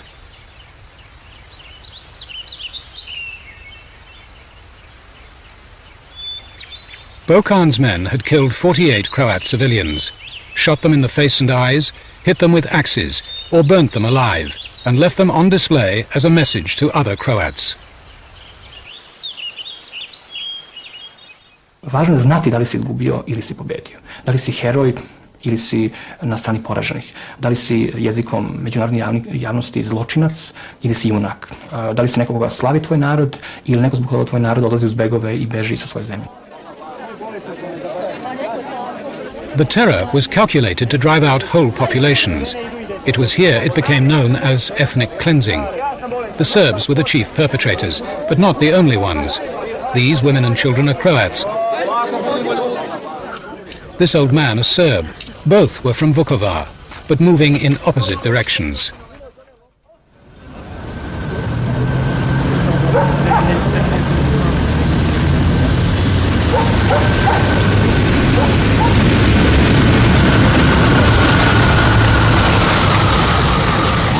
The European community had set a goal of 3 months to settle the crisis.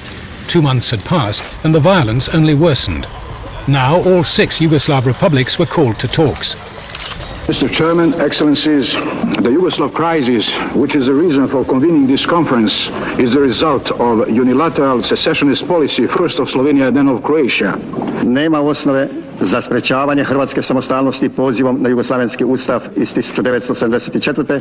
jer je on narušen od Srbije ukidanjem autonomije. Postojao je lijep scenario, ministri Europske 12-torice, čuvena lica koja su sjedila pored nas, a mi smo tamo negdje 6 posvađanih pripadnika jugoslavenskih plemena, gledali se sa više ili manje mržnje.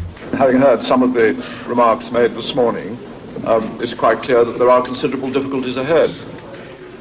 We decided to see the people who really mattered, President Milosevic and President Tudjman and got them round the table and started talking to them about what the future setup should be. U tom razgovoru, kad je Milošević pokušao obnoviti tu ideju, ako su Hrvati imali pravo na samoodređenje, stvoriti samostalnu državu. Ako je ravnopravan štanj onima drugima, to i njemu. Onda i kninski Srbi imaju pravo na samoodređenje da se priključe Srbiji. Ravnopravan tretman, ravnopravan status, nemogućnost da bilo ko bude diskriminisan. To su bili razlozi i naše podrške našem narodu izvan Jugoslavije i izvan Srbije.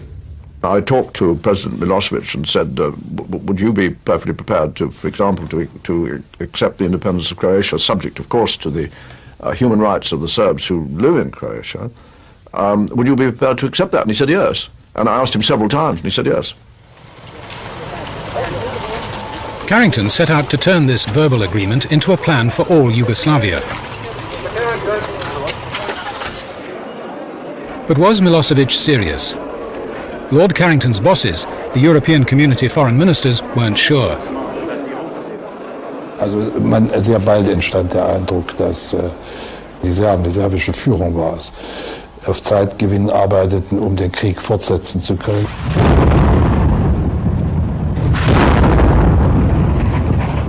The Germans had reasons for their doubt.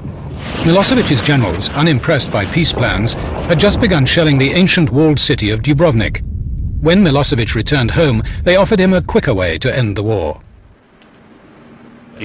Mi smo napravili planove, i te smo planovi trebali da ostvarimo, da se sa dve kolone krene prema Zagrebu.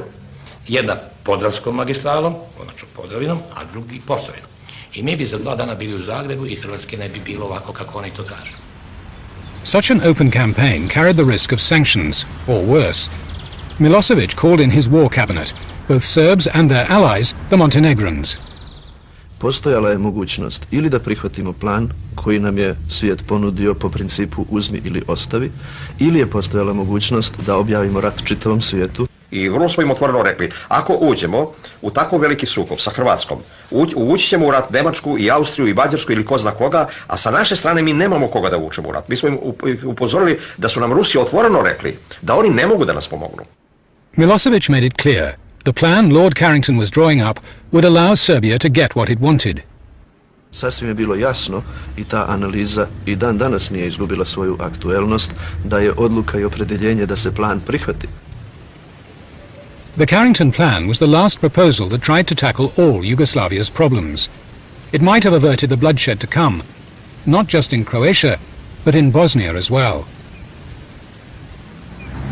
Carrington sent his written plan to the Yugoslav presidents and summoned them back to The Hague.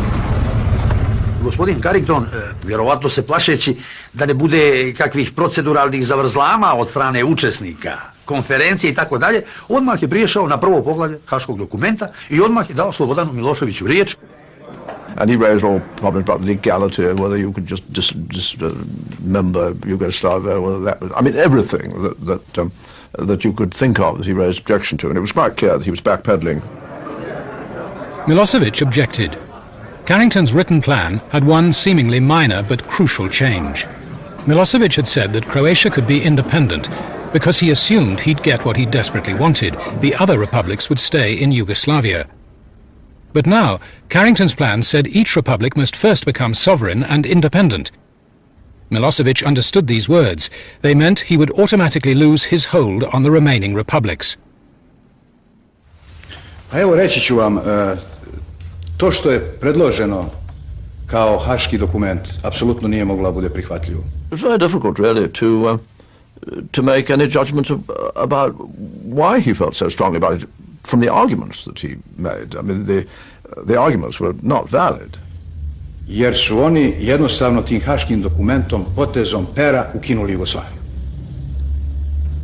Na to oni nisu imali pravo. For Milosevic, the continuation of Yugoslavia was essential. He had been willing to compromise over the Serbs in Croatia, but he was determined to keep the rest of the Serbs together, in his own Republic of Serbia and its tiny ally Montenegro, and the big prize, Bosnia, with 1.5 million Serbs. If he let Bosnia go, how would he then achieve his goal of a state for all Serbs? I went round the table after Milosevic said no and asked all the others whether they were prepared to agree. Prvo govori predstavnik Bosne i Hercegovine, zatim Hrvatske, Makedonije. A Yugoslavia in which all the Serbs could live was shrinking before Milosevic's eyes. One by one, the other presidents approved the plan and voted for independence. Soon, Serbia would not have another republic to stay federated with. But Milosevic was safe.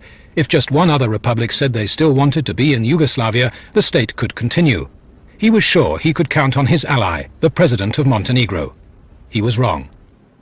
Mi smo smatrali da je to sasvim dovoljno i da pruža mogućnost da ostvarimo svoje interese i da budu jednakopravno uvaženi interesi drugih. Bilo je to odlično sredstvo da se zaustavi rat. To je izazvalo pravi jedan šok, jedno potpuno iznenađenje. U čitavoj sali je nastao tajac. Ja mislim da je muha prolazila negdje tamo, čula bi se kako zuji. Koliko je to izazvalo iznenađenja u tom trenutku. Milošević je bio dosta zbunjen i nervozan i prosto je bio u vrlo jednoj šokantnoj situaciji. Wounded, Milosevic walked out of the meeting and called on his power base. He sent a clear message to the Serb people all over Yugoslavia. Jer je reč o mogućnosti da se ta zemlja raspadne na više suverenih država koje dezintegrišu, ali dezintegrišu i narode. A mislim da bi to, pogotovo za srpski narod koji živi u nekoliko republika, imalo veoma teške posljedice. Inače je to bila možda i najdublja politička kriza unutar naših rukovodstava. The Serb leaders spent the flight home plotting. Za nas je jedina povoljna verzija bila da Crna Gora povuče svoj stav. I onda je počeo da zvoni moj telefon.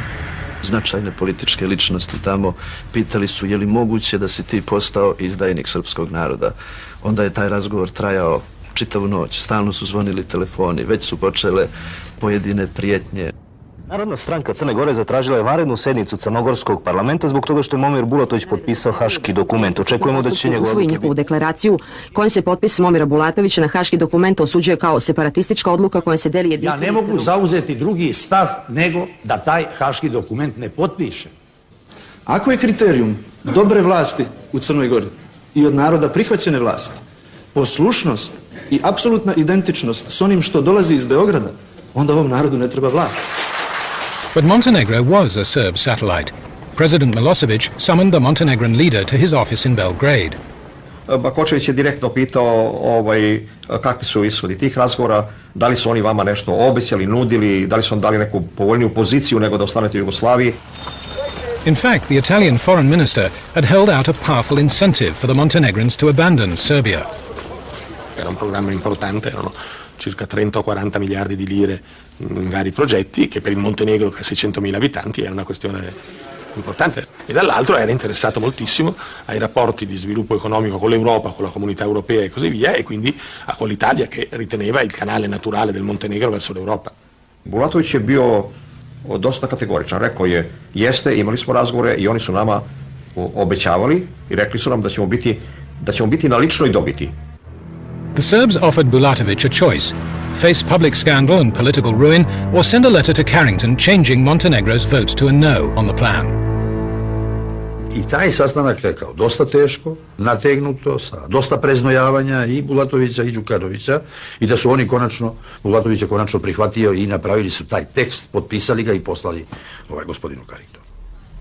Ja sam poslije tog amandmana možda bio malo manji izdajnik nego što sam u prvom trenutku bio karakterisan.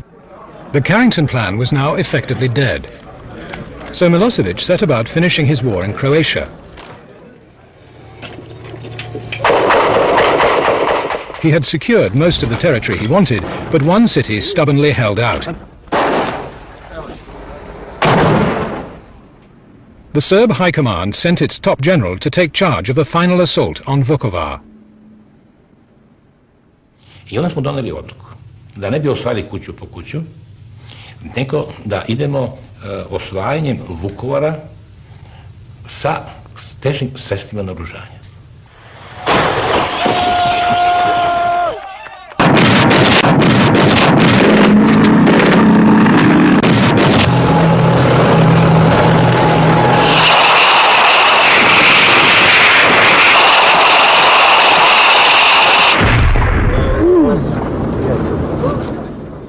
Vukovar je stari grad, Ima dosta kuća koje su pravljene od slabog materijala. For 2 months, the Croats had made the Serbs fight every inch of the way into Vukovar.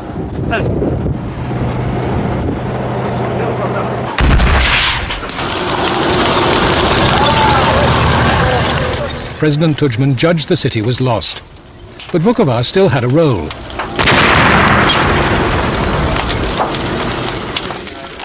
Croatia had only one friend in Europe, Germany.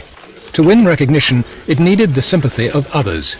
Hrvatska je imala, kao što znate, veoma malo prijatelja za svoju samostalnost, sve do 1991. Još potkad 1991. u vrijeme bitke za Vukovar. The people of Vukovar were dependent on a thin trickle of supplies smuggled through enemy lines. Deliveries dried up. So the Croat commander decided to appeal personally to his president. He set off to walk through the encircling Serb army. Imali smo sreću da je kišica padala i onako kao mala sumaglica bila. Išli smo kroz kukuruze, taj put je trajao sve skupa 13 sati. Nažalost, poginula su dvojica momaka i u tome razgovoru ja sam zahtijevao od predsjednika prije svega teško oružje. I tražio sam da pod svaku cijenu dopreme minimalnu pomoć Vukovaru onoliko koliko se to može.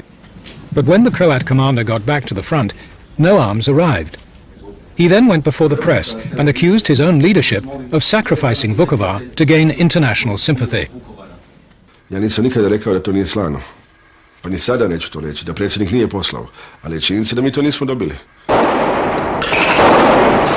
The Serbs were now certain to sack Vukovar. But the agony gave Germany a powerful argument inside the European community. The Germans bludgeoned the rest of the community into recognizing the rebel republics. They'll recognize Slovenia and Croatia on Thursday, regardless. Es hat sehr viele Spekulationen gegeben. Die Bundesregierung könne in dieser Frage isoliert sein. Aber es war eine sehr, sehr schwierige Verhandlung und ich sage, das Ergebnis übertrifft die Erwartungen, die wir hatten.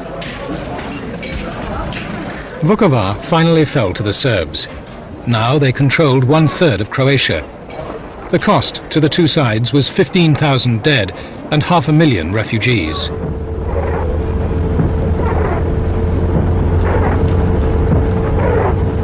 This is Vukovar just after it fell.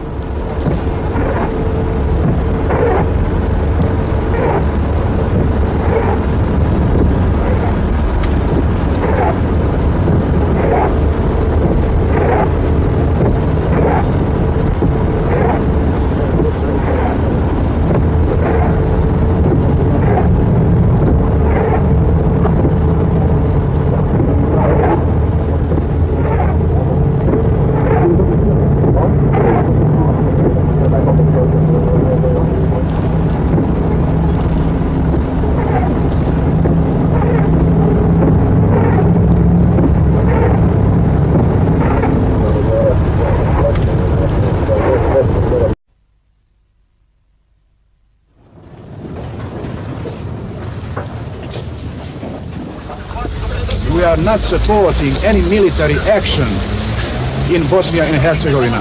We were not provoking or supporting hostilities. Serbia's President Milosevic has repeatedly said that the conflict in Bosnia was a civil war, for which he could not be blamed. But the men in charge of the murder and ethnic cleansing in Bosnia now describe his role. Tada je svaki put direktno Milošević tražio da se upućuju dobrovoljci. Mislim, to nas nije trebalo ubeđivati mnogo. Predsjednik Milošević nije smatrao da je samo priznanje, međunarodno priznanje Bosne i Hercegovine nešto presudno.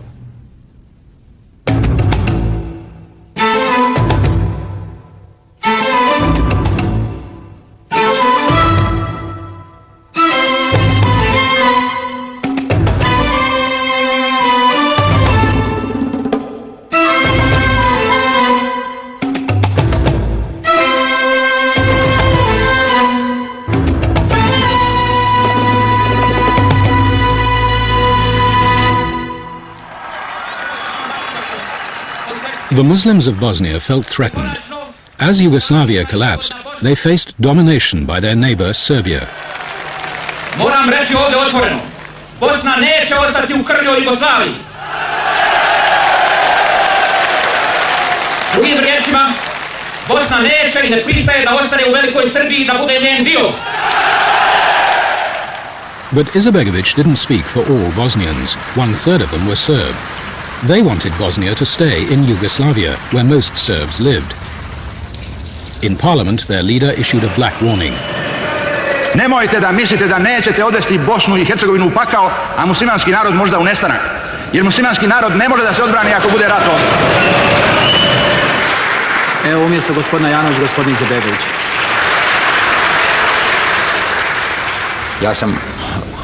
Osjećao sam da se približava pakao i kao da su se vrata pakla na trenutak otvorila i kao da jedan jezik onoga plamena malo prešao preko ni svi u nas u tom trenutku. Njegov način izlaganja, njegove poruke, možda na najbolji način objašnjavaju zašto mi i možda nećemo više da ostanemo u Jugoslaviji. To večeras govorim ovdje.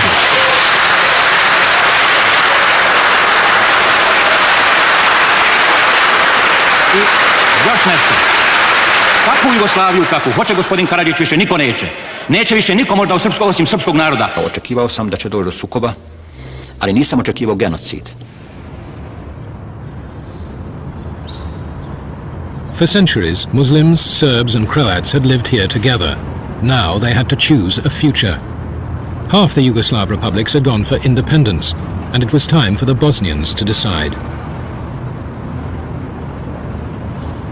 Mi smo sami sebe doveli u situaciju u kojoj više nema zajedničkog života, jer potpuna, gotovo 100% odlučnost Srba je da ostanu u Jugoslaviji, a gotovo 100% odlučnost Hrvata i muslimana da napuste Jugoslaviju.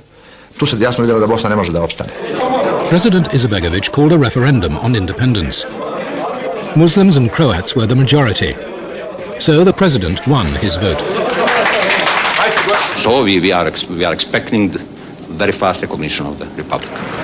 He was expecting trouble, but he didn't know it would start from his own side. It happened as the guests arrived at a Serb wedding. A Muslim killed the father of the groom. That night, Serbs hit back.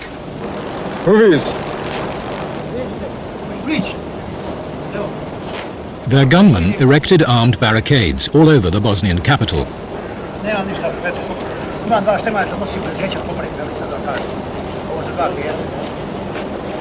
Zahtjevi srpskog stanovništva iz Sarajeva pod 1. Da se bezuslovno obustave sve aktivnosti od strane predsjedništva, Skupštine i vlade BiH na međunarodnom priznanju suverenosti i nezavisnosti Bosne i Hercegovine. Neither the Bosnian police nor the Green Berets, the Muslim paramilitaries under Izetbegović, was strong enough to take on the Serbs. Pa smo se odlučili da ne primijenimo silu. U protivnom došlo je vjerojatno do uličnih borbi u dijelu grada u kojima mi nismo imali dovoljno naših snaga da uspješno izvedemo tu akciju. The streets of the capital fell into the hands of the rival militias. The Muslims held the city centre, the Serbs much of the rest, including the strategic heights, on which they placed heavy weapons. The people of Sarajevo saw war looming and begged their leaders to prevent it.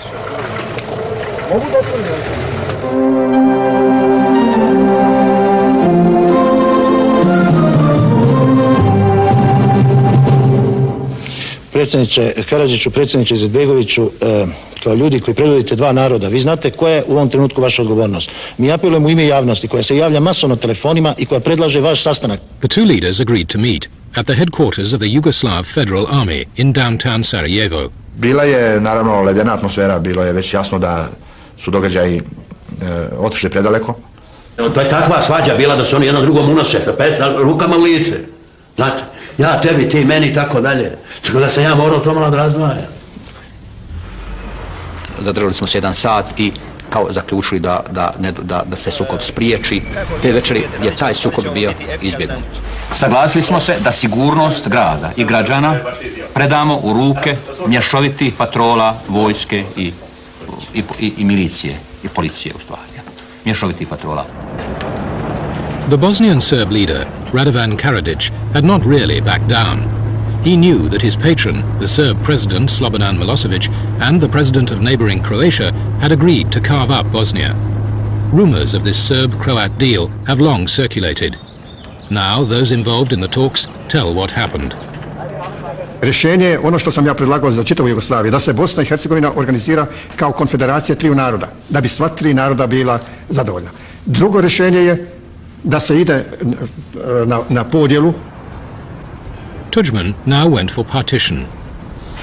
Puške na rame.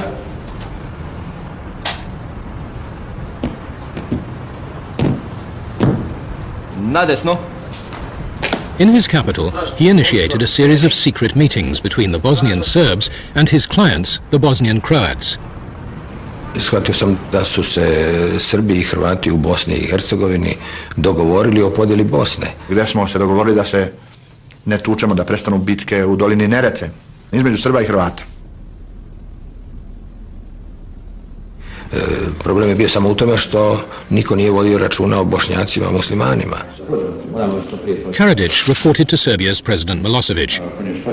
Everything was now in place for them to take over a large part of Bosnia. Predsjednik Milošević nije smatrao da međunarodno priznanje Bosne i Hercegovine je nešto presudno. On je govorio kako je Kaligula proglasio svog konja za senatora. I govorio je, ipak konj nije bio senator, prema tome Izetbegović nema državu, i ako mu neko to prizna, to nije država. Milosevic controlled the Yugoslav army, but he was too clever to use it openly against Bosnia. He adopted a more devious approach. I razmatrali smo šta će se desiti u trenutku kada oni priznaju Bosnu i Hercegovinu i kad nas proglase agresorima, da je naša vojska tamo. Samo Milošević i ja smo o tome razmišljali. Nismo druge uključivali.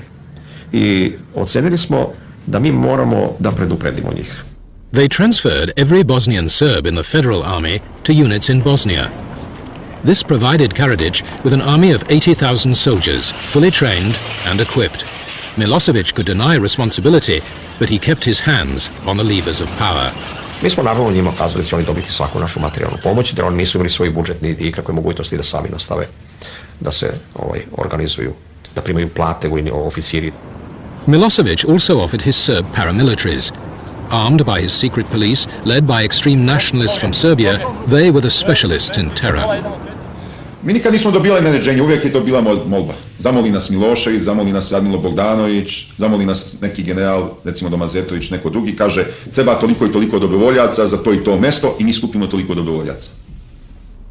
The first place Milosevic sent the paramilitaries was the city of Bijeljina. The Serbs wanted absolute military control there. It was the strategic crossroads of northeast Bosnia.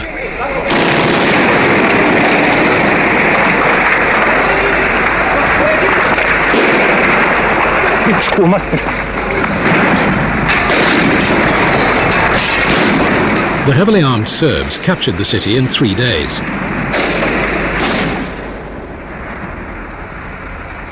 Then, they rounded up the local activists in the Muslim party. A vijest se brzo proširile, naravno, kontradiktorne, nevjerovatne skoro, ali nažalost istinite o tome da se ubija civilno stanovništvo. The paramilitaries invited one photographer along. His presence did not stop the executions.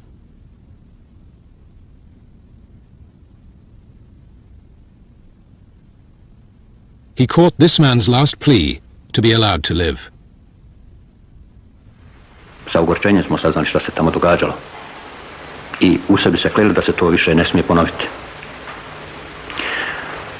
Pozivam sve građane Bosne i Hercegovine, dakle, ne samo muslimane, kojima pripadam, nego i Srbe i Hrvate i pripadnike drugih nacija, baš sve. Izetbegović called on all Bosnia's police and militia to defend the state.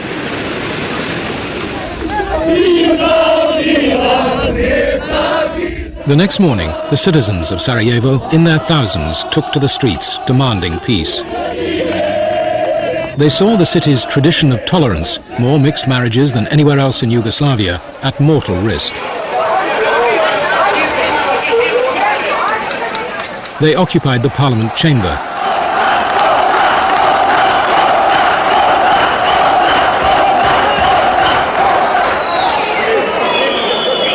Vlada se raspala Narod je prepušten sam sebi. They opposed the nationalism of both Izetbegović and Karadzic. The Serb leader could watch it all. His office was across the street in the Holiday Inn hotel. He saw the crowd challenge his right to divide the city and attempt to march on his headquarters.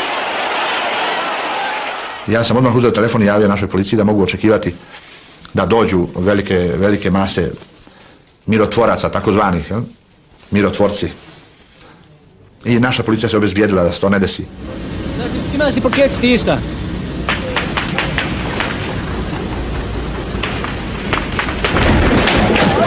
Šta je s njima, ali oliko koliko smo mi uspjeli vidjeti, veoma su ozbiljno povrijeđeni. Iza zavjese! 6 people were killed.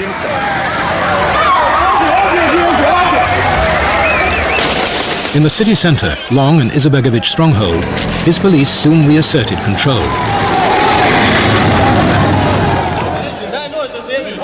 They arrested the Serb snipers in the Holiday Inn.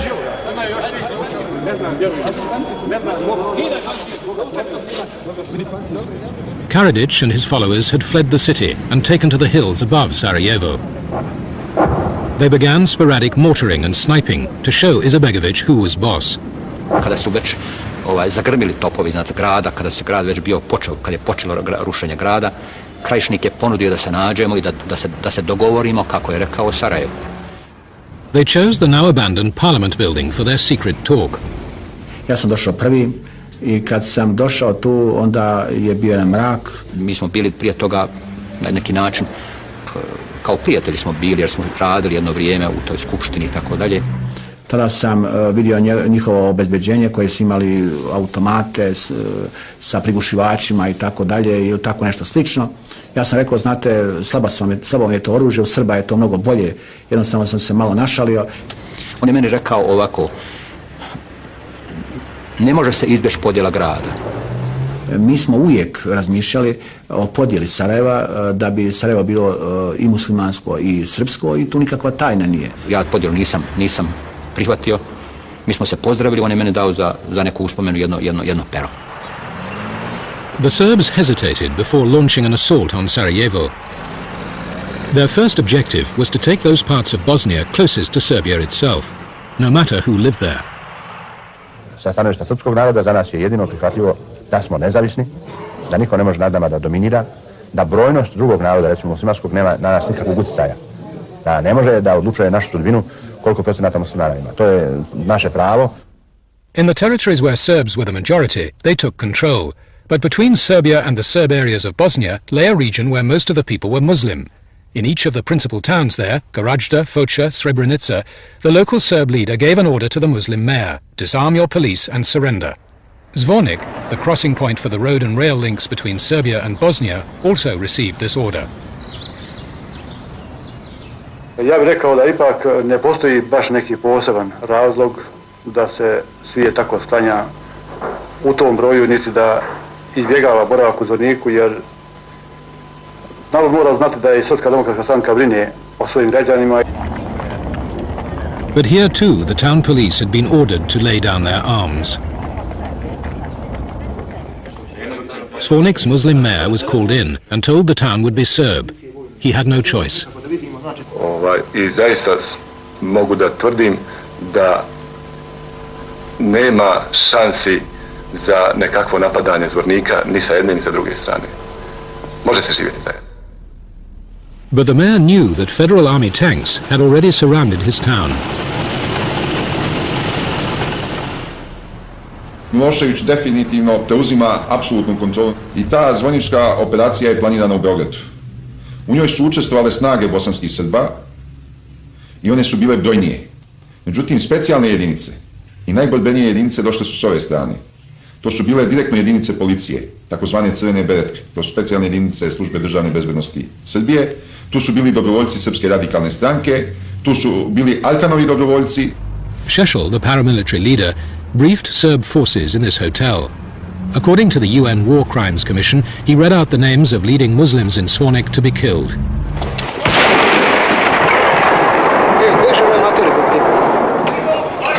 The Serbs launched their attack.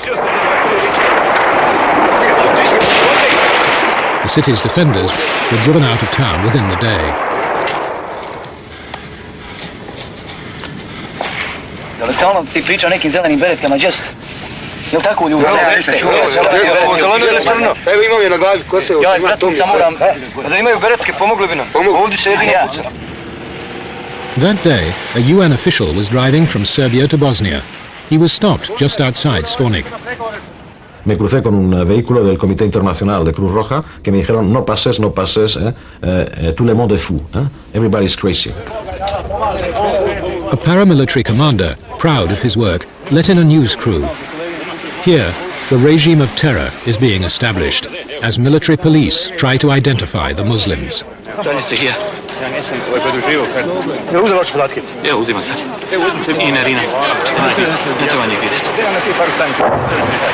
Y era un grado de tensión absolutamente terrible y en una de las curvas, antes de ser detenidos, patinamos, el coche se deslizó sobre sangre. Sobre todo había un fuego de artillería muy importante que venía del lado serbio del Drina y yo vi incluso el humo que salía de las explosiones que hacen los cañones cuando salen los proyectiles en el lado serbio. The Serb paramilitaries were mopping up as the UN representative arrived.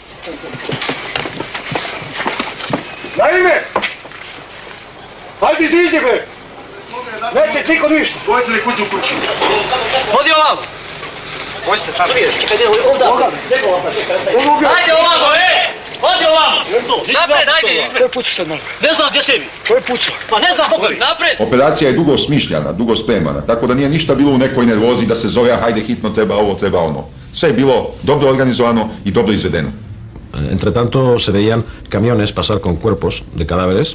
Vi en varias casas alrededor milicianos metiendo cuerpos de mujeres, niños, ancianos en camiones.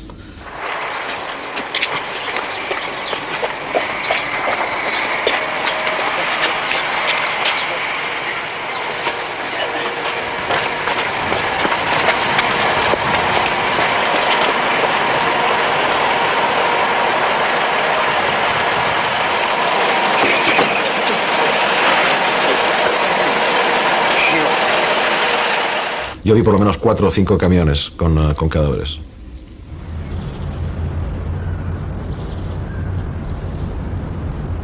Some 2,000 people were unaccounted for. Nobody knows how many of them were executed on the spot, or how many were sent to concentration camps, where the murder continued. The rest were expelled. 49,000 Muslims lived in Svornik. None remain. 5 centuries of Islamic life and culture there were erased. This is ethnic cleansing. It became routine as the Serbs took control of 3/4 of Bosnia's territory. In time, they learned to keep the cameras out, but ethnic cleansing continued. Ja ne mogu da kažem da toga nigde nije bilo. To je nekada više organizovano ovdje u Beogradu. There is no one who can believe what is mentioned as a organized genocide, even organized from Belgrade and even organized by me. It's really out of consideration. I tada je svaki put direktno Milošević tražio da se upućuju dogovorci.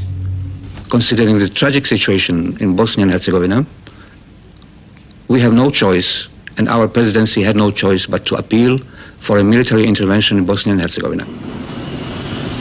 Instead, the international community sent a peace envoy, Lord Carrington. He put a proposal to the president: partition Bosnia into ethnic provinces. Which of course isn't what he wanted. What he wanted was a unitary state. On je rekao, a dobro, šta ćete raditi? Ja sam rekao da ćemo se boriti.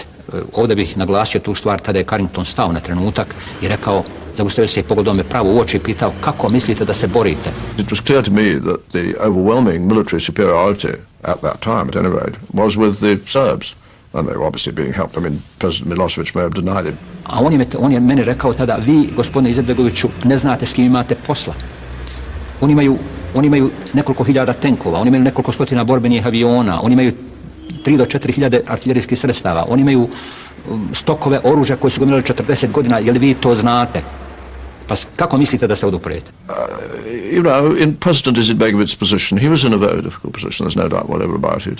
Ja sam rekao da mi nemamo izbora. Mi nemamo izbora, nama preostaje jedno da se borimo ili da kapituliramo. Ako kapituliramo, bit ćemo pobijeni. 2 weeks later, the Serbs finally launched their assault on Sarajevo.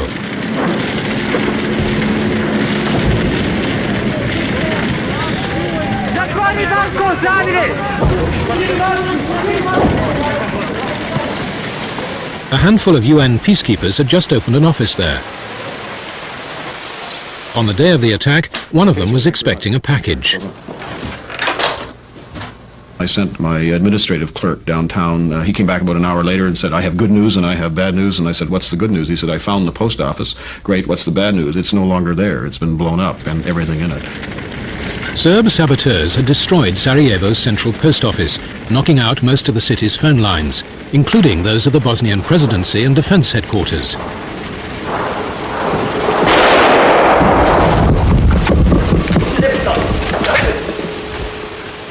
Three miles away, the UN's General Mackenzie indulged his passion for home video, even as he asked his soldiers in the city centre what exactly he was filming.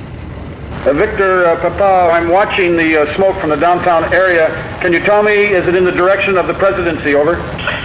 Victor Papa from Victor Charlie 1. Yes, it's in the direction of the presidency. Over. From three directions, the Serb forces, backed up by the tanks and air power of the Federal Army, closed in on the heart of Sarajevo.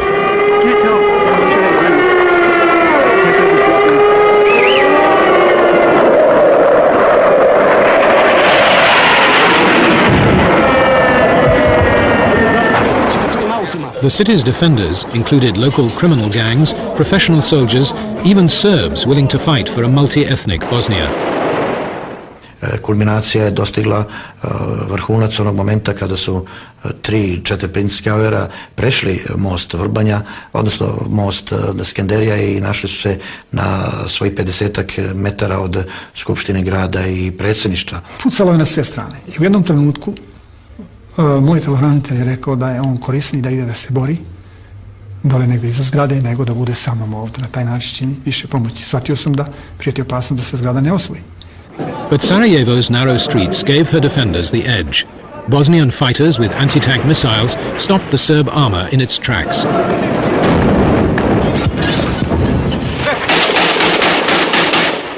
The Bosnians then turned the tables on the Serbs and encircled the Federal Army's headquarters in the city center.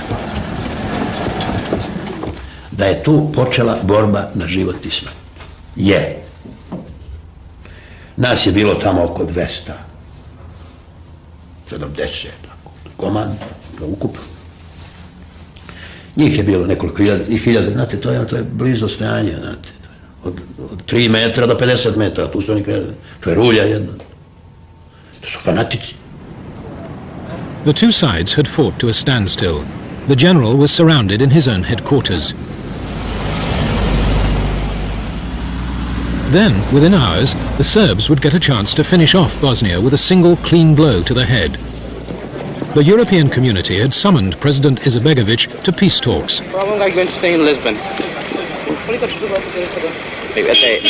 I think a day only, because I can't be absent from the state more than 1 day. Would you agree on a sort of a confederation for Bosnia? We don't accept any confederation in Bosnia and Herzegovina. We don't accept. As usual, his daughter was by his side. Are you going to start negotiations? Ja sam upravo tad se vraćao u Sarajevo. I zaustavili smo se bili u Rimu radi uzimanja goriva i piloti su provjerili da li imamo clearance za grad, za Sarajevo. U jednom trenutku je, kako smo se približavali Sarajevu, tu našu laganu atmosferu je prekinuo pilot koji je izašao i rekao da je aerodrom Sarajevski zatvoren. Sarajevo airport had been seized by the Federal Army at the start of the war. It was still under the direct control of Belgrade. To pass through here, President Izetbegovic needed UN protection. General Mackenzie sent an officer to meet him. And he went out and, if I remember correctly, stayed for about an hour and a half after the scheduled arrival time. But no President Izetbegović and no one out there knew anything about when the aircraft was going to arrive, or even if it had left. So the UN officer left the airport, but the president didn't know it. Prošlo je 5 minuta lijeta, vratio se ponovo taj kopilot i rekao da na sreću imamo ponovo Sarajevo i on nam kažu da se možemo spustiti na našu odgovornost. Nije progovarao, onda je zovnuo pilota i rekao sletite u Sarajevo. Mi kad smo sletili, ispred aviona nas je čekao jedan major Jugoslavijske armije. Ja sam pitao gdje su posmatrači, oni kažu mi ne znamo, oni nisu došli. Pozvao me general Đurđevac da kaže da se Alija na slepo spustio na aerodrom. The president was now a prisoner of the man his own forces had surrounded, General Kukanjac. Znate, mene najsmešnije kad neko počne mene da ubeđuje da on više mrzi Aliju Izetbegovića, nemoj ga mrzeti, ja imam najviše razloga za to, ali to ne mora da znači da ga likvidirate. Ja sam to Zvađića, on je mene rekao, neko ostane u pristanišnoj zgradi, lepo se mi, tamo imati odnos, dok ja ne konstitujem predsjedništvo Jugoslavije.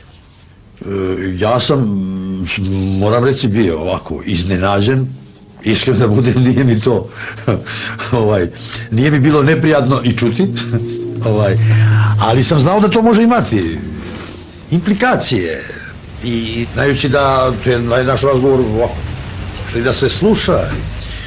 Ja sam mahinalno reagovao i kazao sam, pa valjda Blagoje nisu ga uhapsili, nego su ga zadržali radi njegove lične bezbjednosti u kasarni našoj tamo u Lukavici. Ne, uhapsio ga je. Blagoje nije u trenutku vjerovatno shvatio šta ja želim, šta hoću time da kažem i tako dalje. Izetbegović alone held the government in Sarajevo together. His colleagues there didn't know the army had seized him. Earlier that day, a group of children had been airlifted from Sarajevo. In this chaos, a worried mother, who happened to have one of the few working phones in the city, managed to get through to the airport. Ko zna kako, ona je došla do broja telefona direktora aerodroma. Ni ona znala ni koga je dobila, niti on znao ko je ta žena. On je njoj rekao otprilike, jeste gospođo, ne brinite se ništa, vaše dijete je otišlo, ništa, nemate razloga da se brinete. I predsjednik Izetbegović se u tom trenutku digao, prišao direktor je rekao, izvinjam se, hoćete mi dati slušalicu. Izetbegović je uzeo telefon i rekao, najdoslovnije, dobro večer gospođo, Alija Izetbegović, predsjednik predsjedništva Republike Bosne i Hercegovine, pored telefona. Bila je jedna mala stanka, vjerojatno ona rekla, molim, šta, ko? On je na to rekao, da, gospođo, jeste, u pravu ste, da, Alija Izetbegović, predsjednik predsjedništva Bosne i Hercegovine na telefonu. Vidite, hoćete biti tako dobri, molim vas. Ja sam, znate, ovdje na aerodromu, pa bi vas ja zamolio da zovnete predsjedništvo, da kažete u predsjedništvu da sam s vama razgovarao, da se nalazim ovdje, a ako ne možete da dobijete predsjedništvo, molim vas, zovnite radio-televiziju, obavijeste radio-televiziju da se nalazim ovdje i da me armija ne dozvoljava da dođem u grad i da traži da idem da vidim generala Kukanjca. Da, gospođo, da, generala Kukanjca. Vjerovatno je žena sve to slušala i nije mogla da vjeruje. Ona je mahinalno ponavljala to što je o njoj govorio. Rekao je on, da, puno vam hvala, da, jeste, upravo tako, hvala, lijepo, doviđenja, gospođo. As she got on the phone to Sarajevo television, the army was removing the president to a base in Serb-controlled territory. The evening news staff began phoning round to find him. I onda moj telehranitelj je ušao i kaže, znate, nešto se događa sa predsjednikom, traži vas s televizije. Režim javljaju da imamo na telefonskoj liniji predsjednika predsjedništva Bosne i Hercegovine Aliju Izetbegovića. I kakav je vaš položaj u Lukavici? Ja sam ovdje praktički zarobljenik. Ne, evo, general Đurđevac kaže da to nije tako. Zašto ti ne dođeš u predsjedništvo? Zašto što mi ne daju da dođem? O čemu se radi? Pa ne može to tako, čemu trenutak? Alo, to je istina. Na kom telefonu se ti nalaziš? Nama su pokidali linije, razumiješ? Kako ste ovi sad uspjeli dobiti? Pa evo televizija. Preko televizije, gospodine predsjedniče. Radio uspostavio ove linije, ovo je preko radija. Sarajevo watched, amazed. On television, Izetbegović appointed a loyal deputy to take over in case he were killed. Eyüp Ganić. Naravno, to je jedno bilo veliko breme tereta u tom trenutku. Alija, samo trenutak, molim vas. Narodna javnost prati da je predsjednik predsjedništva jedne suverene i nezavisne države uhapšen od armije koja nema legitimitet u ovoj državi. Beograd zna šta je uradio. Molim vas predsjednika Dozvolite predsjedniku da dođe na svoje radno mjesto, pustite ga iz zatvoreništva. Gospodine generale, nešto moramo da učinimo. Dajte, molim vas. Evo gospodin Izetbegović je ovdje. Ali ja molim da nam se malo vjeruje. Mi tražimo da se nama omogući da se izvučemo iz grada Sarajeva. Imate garanciju predsjedništva Bosne i Hercegovine da će put koji vi odabirete biti... Niko nema autoriteta da obuzda ove ljude koji... Ima autoriteta, kako nema? Budete sigurni da teritorijalna odbrana sluša predsjedništvo. Dobro, to čuješ, dadnite tako uputstvo TO-u. Daćemo tako uputstvo TO-u, međutim, mi ne može država... Ja imam dovoljno jake nerve. Mada je on hrabar čovjek, međutim, poseban problem je predstavljala činjenica da je njegova kćerka sa njim. Mislim da je to bila jedina noć kada nisam uopće spavao. Na drugom kraju kancelarije je bio veliki neki sat vojnički. Ja se sjećam, ja sam ležao prema tom satu. Ja sam vidio kako izbija 12 sati, pola 1, 2, 3, 4 ujutro, 5 ujutro, ja nisam spavao. Razlog je jer su mi kćerku bili odveli. Ja sam od te kćerke ostao u strašnoj brizi. The new deputy president telephoned the Federal Army commander and warned him not to harm Izetbegović. Ja mu kažem, Milutine, sve je zatvoreno oko tebe, ptica ne može izaći, ispod tebe je prokopan tunel, nemoj se igrati sa glavom. Naredite prekid vatre ili će, bojim se, svašta biti. Vodi računa, da se predsjedniku ništa ne dogodi, ti ćeš fino da izađeš, dogovorit ćemo se za tvoje vojnike, ti znaš da smo surađivali. Smiri se, Milutine, jedna mala greška, ideš u zrak do Trebevića. They agreed to a meeting at first light in UN headquarters between the Bosnian government and the army.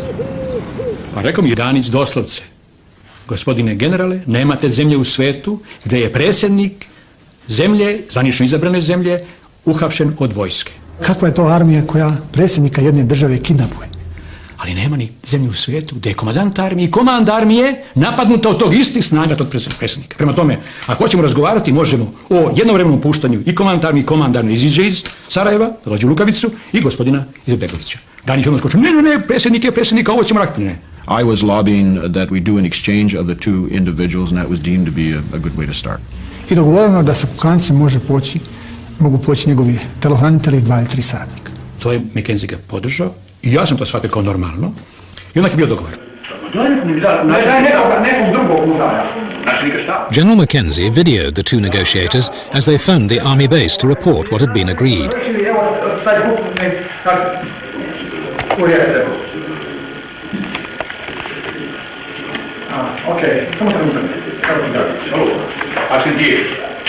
Ovako, ovdje na dogovoru pred Evropom i svetom dogovorili smo se.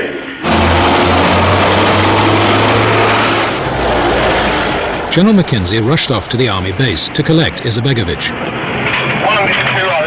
The deputy president walked back to Bosnian headquarters, unsure if he could keep his side of the bargain. Yanic était très inquiet. Il m'a dit je suis pas sûr, j'ai peur, il y a des éléments incontrôlés, je suis très inquiet.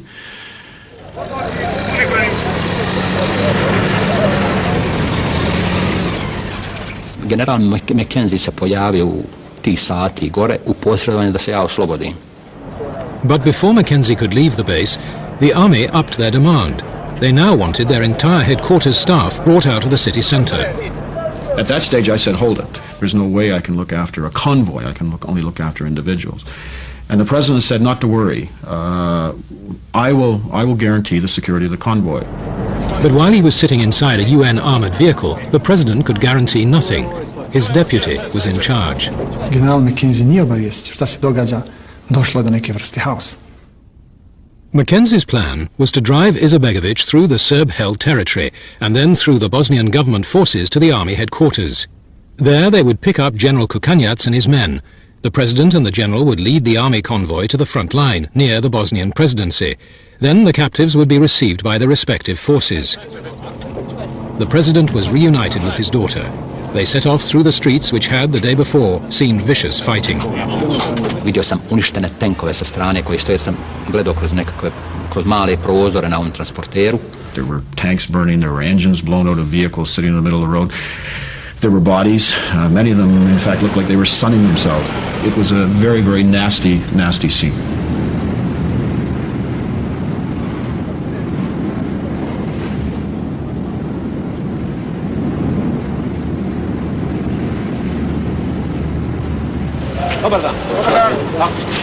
The president arrived at army headquarters where General Kukanjac and his men were waiting.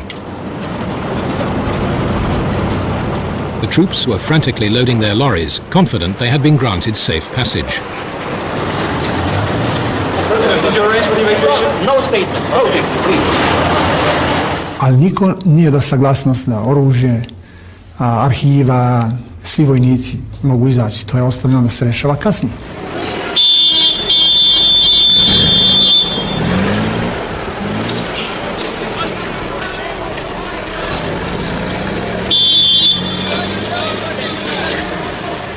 With General Mackenzie's white UN car in the lead, the convoy headed out. It was surrounded on all sides by Bosnian government forces eager for revenge. Ti ljudi koji se nalaze u konvoju, oni su prethodni dan komandovali sa granatiranjem i pucanjem po Sarajevu. Oni su bili u komandi koja je rukovodila oružanom borbom. Oni su htjeli da zauzmu Sarajevo. Ta reakcija građana i boraca na prostoru Skenderije bila spontana i tada dolazi do presjecanja kolone. I believe a red Volkswagen Golf had driven across an intersection and blocked and split the convoy into two. In the armoured vehicle, General Kukanjac hid, but President Izetbegović peered out to see his fighters ambush the trucks behind him and seize the army's equipment. There were Bosnian army folks with their weapons pointed in the back of the trucks, and the equipment was coming out very, very quickly. Na sve strane se pucalo. Tad sam vidio generala Divjaka. Bravo, Divjak, bravo. On je pokušavao da smiri tu pucnjavu, ali ja sam vidio da se očigledno tamo gine. Tada sam pozivao pripadnike teritorijalne odbrane da se ne otvara vatra, da je predsjednik insistirao da se ovaj problem reši bez oružanog sukobljavanja.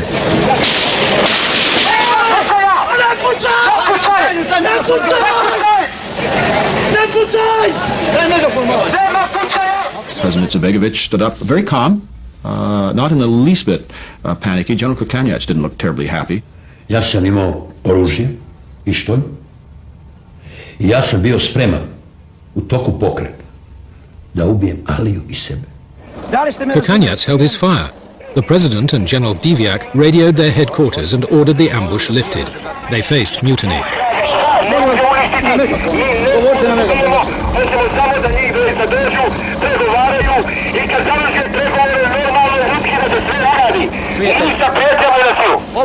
Ovo smo ispregovarali, ovo.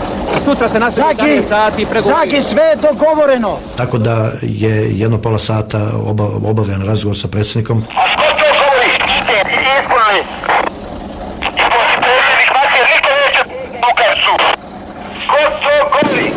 Govori Divjak, da se predsjednik dovede u predsjedništvo, da se kolona pusti. U to vrijeme još uvijek nije bila ustrojena armija, niti je moglo naše naređenje da svako pojedince. The local Bosnian commanders went back along the convoy, quieting people down, calming them down, and people, poof, disappeared.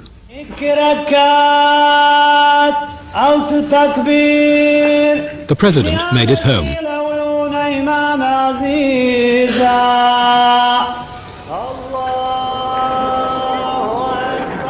The Serbs, who had nearly extinguished both him and his state, now set siege to his capital. Bosnia became a member of the UN, but nobody would help her take control of her own territory. There will be no unilateral use of United States force. As we have said before, we are not and we cannot be the world's policeman. Milosevic sent the Bosnian Serbs a new general to run their army, Ratko Mladic.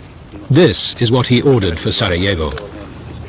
General Mladic, bez panike, početnik prvo. Vukašinović, pukovnik.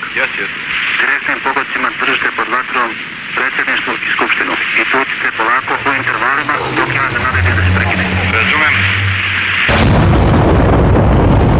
Predsjednik će tuci i poslanik će tuci, samo nema srpskog življa mnogo. Da.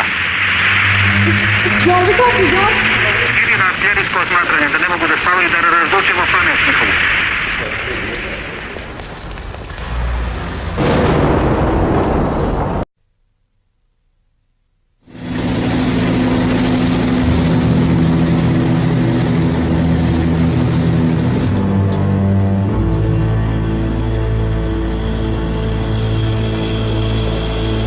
Lord Owen, Europe's peace negotiator, arrived in Sarajevo, a city under siege for 9 months.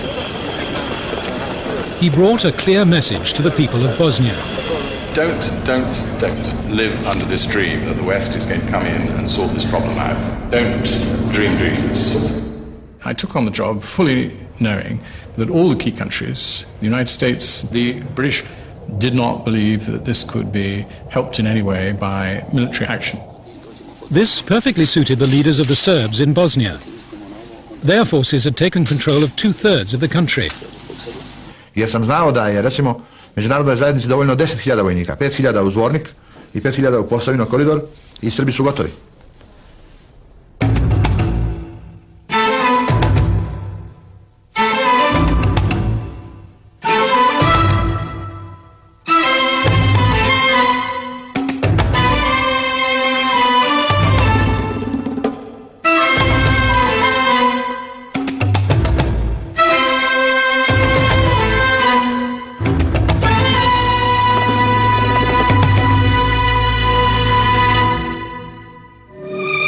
Srebrenica, danas moderan grad, jedna je od najstarijih naseobina u našoj zemlji. Nepregledne šume i obilje vodenih izvora privukli su ljude da ovdje osnuju svoja staništa. In the first months of the war, Srebrenica had become a refuge for thousands of Muslims driven from their homes. The Bosnian Serb army laid siege to the town, attempting to starve its population into submission. In the spring of 1993, they began a final offensive. J'ai eu le sentiment qu'il s'agissait de balayer la région et de la vider, en disant c'est fini maintenant, ces types-là nous ont fait trop de mal, on va pas les massacrer, on va les... General Morion took personal command of a food convoy bound for Srebrenica. But the Serbs had no intention of letting him feed their enemy. Donc j'ai tout fait à ce moment-là pour leur dire, vous me dites que vous voulez la paix, je veux bien vous croire, je vous crois sincère, montrez votre sincérité, laissez-moi aller là-bas. The Serbs gave way. They told Morion he could enter Srebrenica, but without any relief supplies, and they showed him the route he must take. Alors ils m'ont laissé partir sur cette piste, parce qu'ils savaient qu'elle était minée. Donc ils se sont dit, de toute façon, il ne passera pas. We set off, and the good general, the good commander that he is, the ex-Foreign Legionnaire, all you could see was a cloud of diesel, and then there was the God Almighty bang, and the lead vehicle, the lead truck, had hit a mine. And I can remember, first of all, it reverberated around this valley. C'était le seul qui était protégé contre les mines. C'est là que il faut voir un signe du destin, bien sûr. On y croit toujours quand on est dans ce métier. When they reached the town, Morion and his aid workers came face to face with the results of ethnic cleansing. C'était ininterrompu dans la nuit. Les gens marchaient en silence. And it was cold. I mean, the temperature there was -20 in the evening. It was cold. C'était incroyable comme spectacle de misère. Morion immediately sought out the commander of the Muslim fighters defending the town. Rekao sam, okolnosti nema koja bi mogla da utiče da mi napustimo Srebrenicu. Je nemoguće da mi napustimo tu Srebrenicu i nećemo nikad do posljednjeg čovjeka, dok bude živio i dok bude se kretao uda po ovim terenima, nećemo sigurno otići. The Muslims welcomed the commander of all UN troops in Bosnia as an honored guest.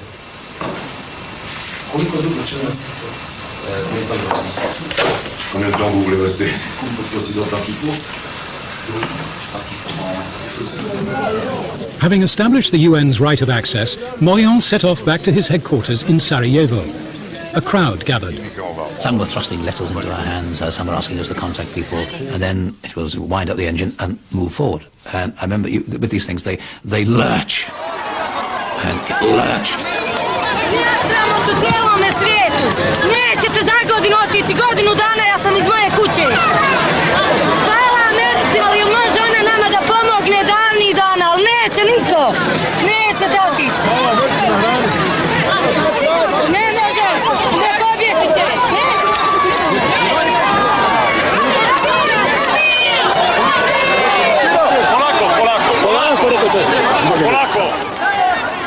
hostages or whether we were prisoners, we were not free to move.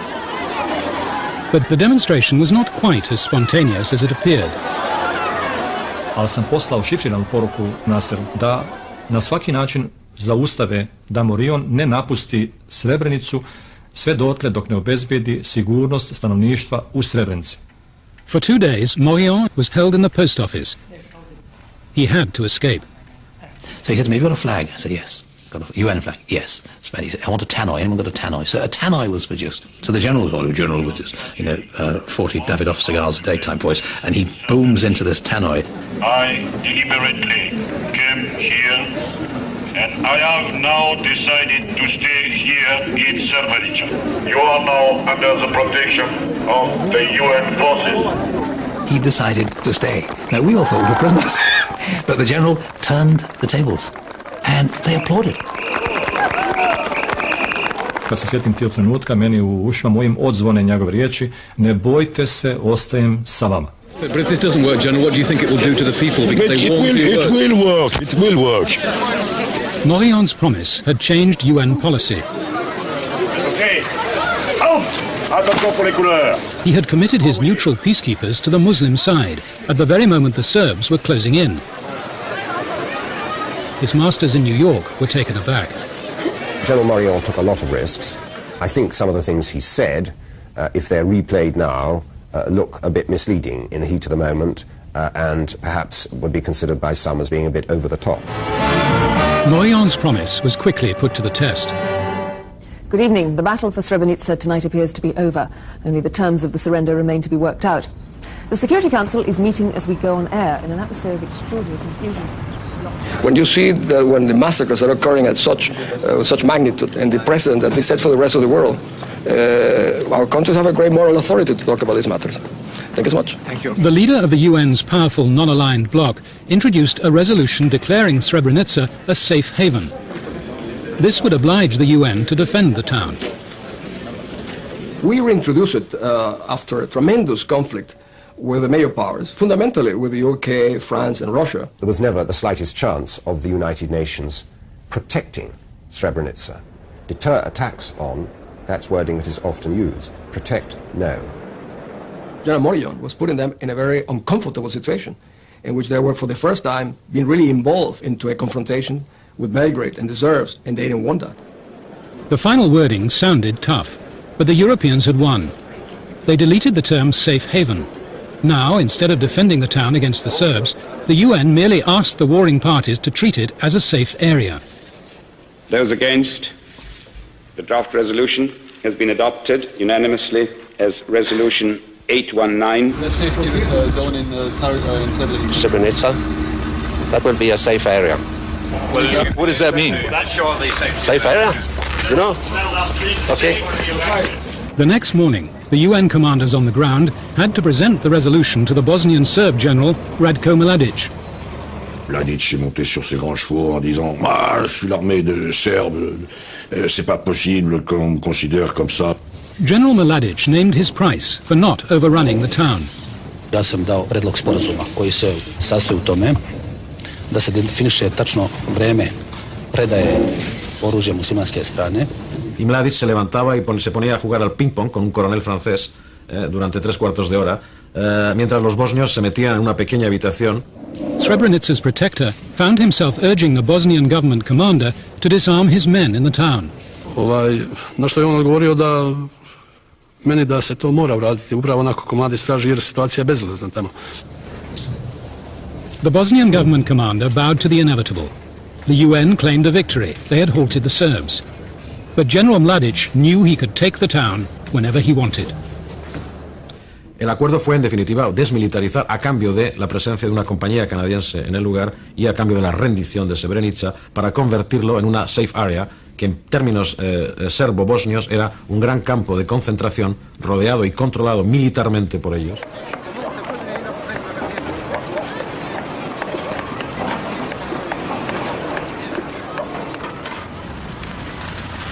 A week later, President Clinton opened a Holocaust museum.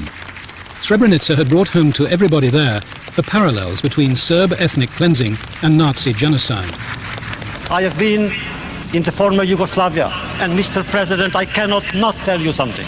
We must do something to stop the bloodshed in that country. Ethnic cleansing, what does that remind you of? And what is our responsibility?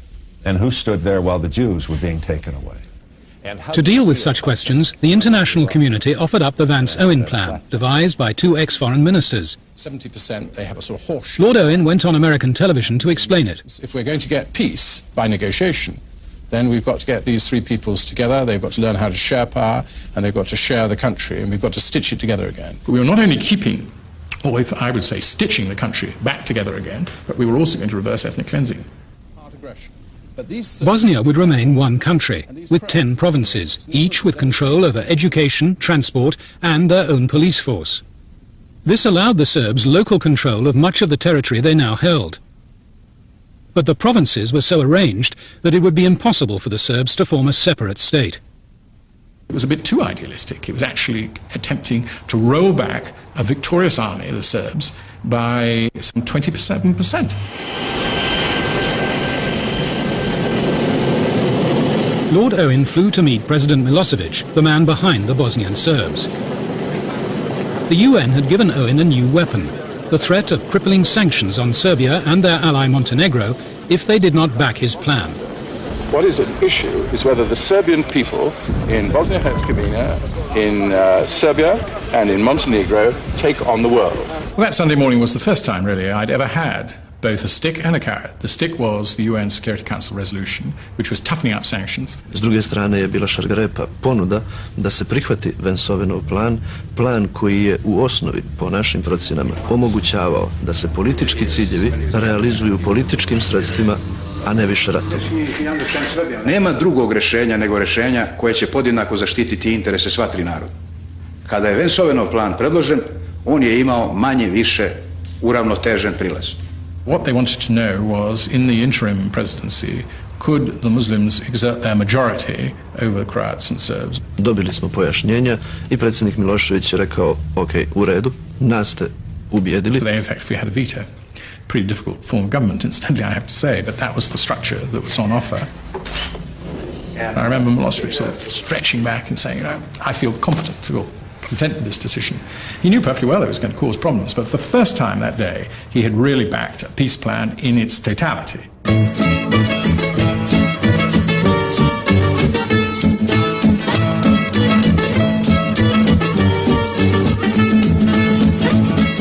Owen now summoned all the parties to a hastily arranged conference.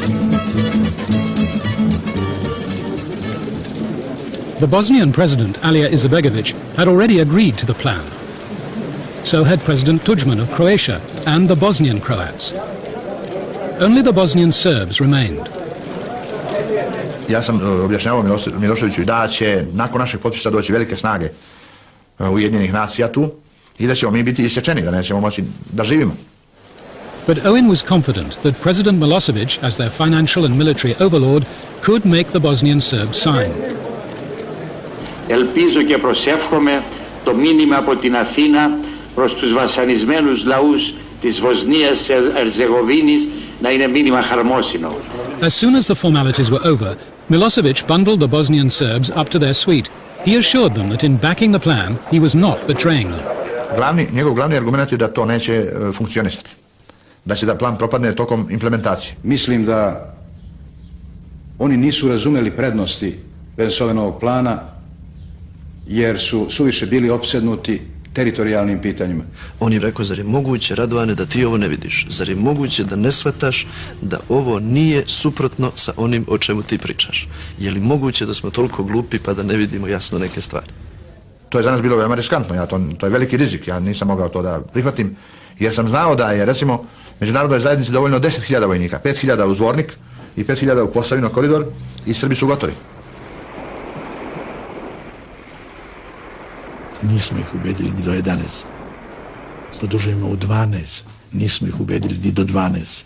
Molim vas, 1 sat, do 1 sat sednicu. Svako nas je živ nagovarao da prihvatimo. Čak su I konobari koji su nam donosili kafu pitali da li ćete vi ovo prihvatiti. Onda smo tom stolu prišli, Milošević I ja, I rekli smo im, svo vrijeme je isteklo. Karadžić u jednom nemom grču, očaju, uzima svoje pero i potpisuje.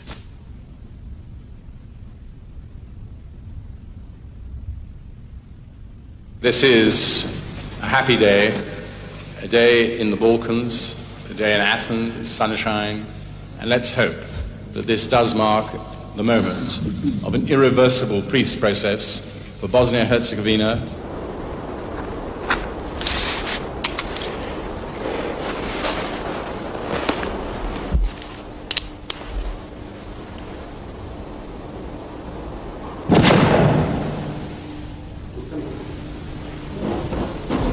Prevarili ste se. Stavljanjem potpisa na Vance-Ovenov plan, Srbi nisu izvršili samoubistvo. Srbi su ovim potpisom samo pokazali svijetu da će ostati i opstati na svojoj teritoriji, na teritoriji Republike Srpske, a parlament će reći svoju riječ. The Bosnian Serb Assembly was Karadic's escape clause. His signature in Athens had been conditional on their ratification of the plan. The members gathered at their self-proclaimed capital, a former Olympic ski resort. The Greek Prime Minister, Konstantin Mitsotakis, accompanied Milosevic to help persuade them. We had a special parade, we had soldiers, and it was a kind of very impressive show. It was for us important that Mr. Mitsotakis comes. That was a sign of recognition that we exist as a state. Karadzic explained his acceptance of the plan. Plan koji je vama dobro poznat, u osnovi je katastrofalan. Ja sam rekao u Skupštini, ovaj plan je katastrofalan, ali zbog mog parafa ja sam dužan da vam predložim da ga usvojite. Posljedice jednog teškog, tegobnog mira su možda mnogo manje od posljedica jednog nastavka rata. One by one, the visiting leaders drove home the reasons for accepting the plan. I cijel taj projekat, to je, braćo i sestre, jedan istorijski provizorijum. Ne postoji alinja država. A da se suprotnoj odluci raduju naši neprijatelji na čelu sa Turskom, koja je to već izvanično saopštila. Mi αυτοκτονήσετε se σήμερα, οι λαοί δεν αυτοκτονούν. Nemojte danas izvršiti samoubistvo. The Bosnian Serbs' very own Napoleon, General Mladic, branded as a war criminal by the world's media, had been stopped by a rock fall on his way to the assembly. CNN, gleda, to mi je prva pomoć od CNN-a. Dobar. Pa moramo malo da dočaramo sadašnje vrijeme prisutnima. Ne vide to svi kao mi vojnici iz blizine. I karte koje je on podnosio, gledali smo se predsjednik Milošević i ja, nismo znali o čemu taj čovjek priča. I ovo je rezultat našega rukovodstva, našega naroda i naše vojske. Toliko je bilo jasno kada je on iznio dve mape i preko ove mape faktičkog stanja bila jedna folija na kojoj su bile ucrtane provincije, pa su poslanici vrlo jasno mogli da vide vizuelno i ne razmišljajući šta Vance-Ovenov plan teritorijalno daje Srbima. Predsjednik Milošević me pitao, zašto ti ponovo ne govoriš? Kažem ja, pitao sam, a šta da im kažem? Pa kaže da ih ubediš da prihvate. Ja sam rekao, prvo moram ja da budem ubeđen da prihvate. Snubbed by the leader he himself had put in power, Milosevic rose to speak. It almost seemed that he would change the opinion of everybody. Smatram da odluka za mir nema alternativu. Smatram da je odluka za mir i osnaženje potpisa koji je stavio Radovan Karadžić u Atini, odluka u interesu srpskog naroda u Bosni i u interesu celog srpskog naroda. He said that one can sacrifice for one's nation everything except the nation itself. And if you don't accept the Vance-Oven plan, you are going to sacrifice your people.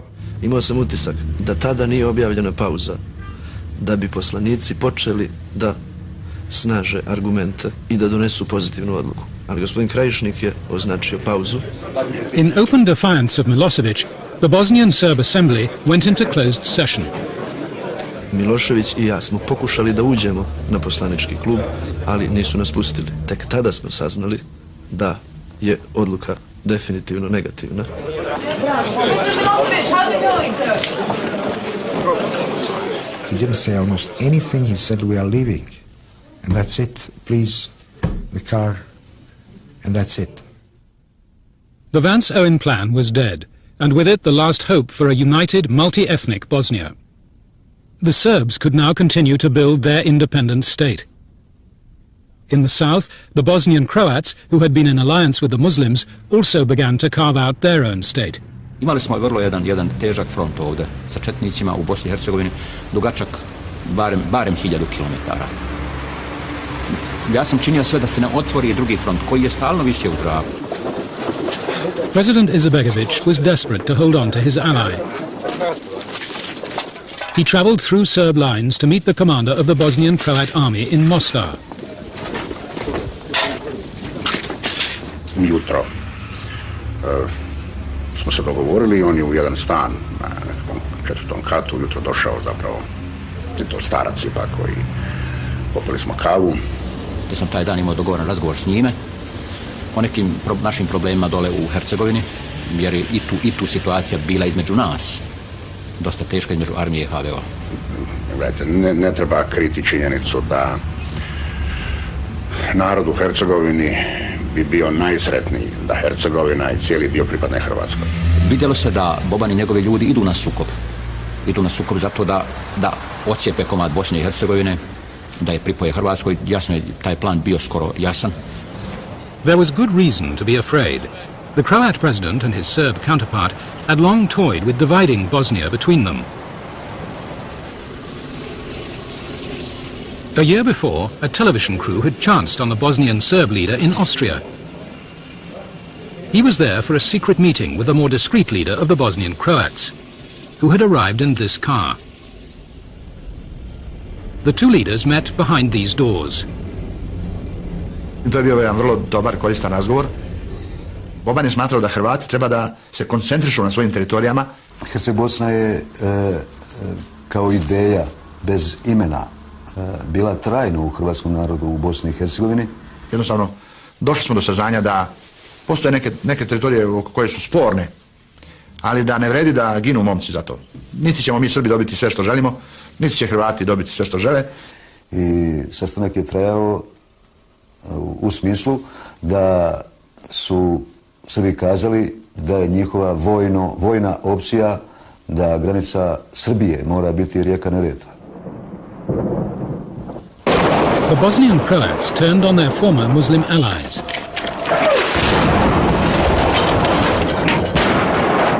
The battle was orchestrated by the commander-in-chief of all Croat forces.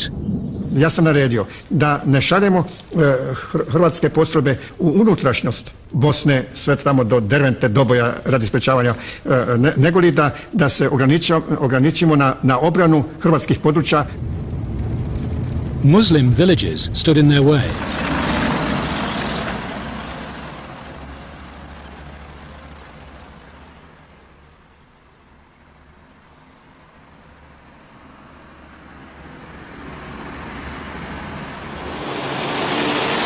The Croat army had for a year been bolstered by thousands of Muslim fighters. Now the Croats interned their former comrades. Dakle, razoružavanja, kad su logori postali, kad je dakle negdje ljudi trebalo staviti, sjećam se da sam gospodinu Bruni Stojiću, koji je bio ministar obrane, rekao: Bruno, pazite dobro, nemojte raditi nešto čega ćemo se stiditi. At a military airport near Mostar, a journalist talked his way into one of the camps. Tad su svi ljudi bili dovedeni u te tankove, u te cisterne, praktično u te skladišta za benzin koja je koristila bivša Jugoslavenska narodna armija, gdje je bila kasarna JNA.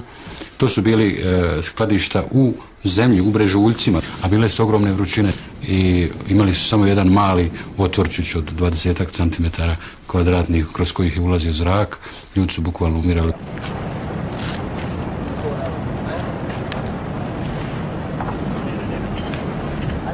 To je jednostavno jedna vrsta ludila i pogreške koja se dogodi kad bude puno naših momaka masakrirano i tako dalje. Uzavre ta krv do granica kad se onda ne promišljaju stvari do te mjere da se onda napravi jedan logor kojeg se treba stidjeti kao čovjek i kao Hrvat. responsibility for the camps went right to the top of the Croat government. Postojanje logora nije moglo biti bez znanja predsjednika Tuđmana. Onda sam ja ispomenuo logore i tko to organizira. On kaže, ne možemo se mi Hrvati samo optuživati. Možda ima nešto, ali i drugi imaju logore. To nije bilo opravdanje. Driven on by the fear of total annihilation, the lightly armed Muslims fought back. The Croat advance was broken. In retaliation, the Croats targeted the Mostar Bridge, which Muslims had built 400 years earlier.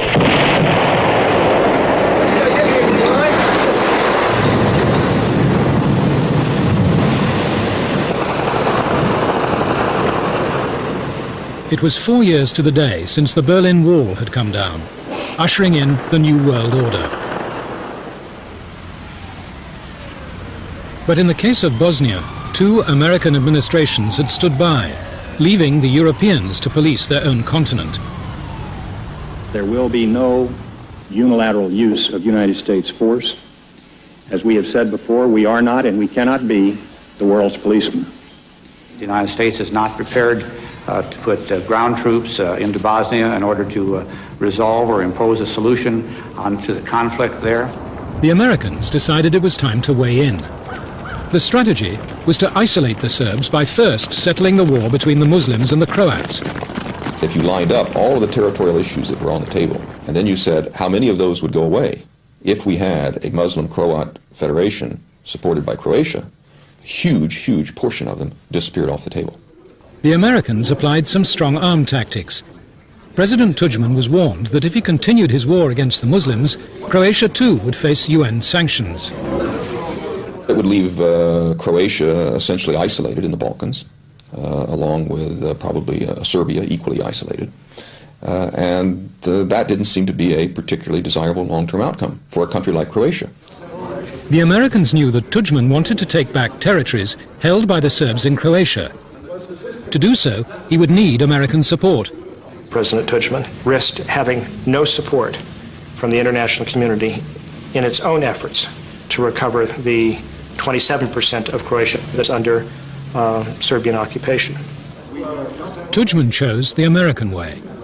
Isto tako bilo mi je jasno da treba spriječiti da na tlu Bosne ne dođe do civilizacijskog sukoba između zapadne civilizacije i islamske civilizacije i zbog toga zapadni svijet je preporučivao nama sporazum sa muslimanima. Within weeks, President Clinton presided over a diplomatic triumph. The presidents of Croatia and Bosnia signed an alliance to end one of Bosnia's wars.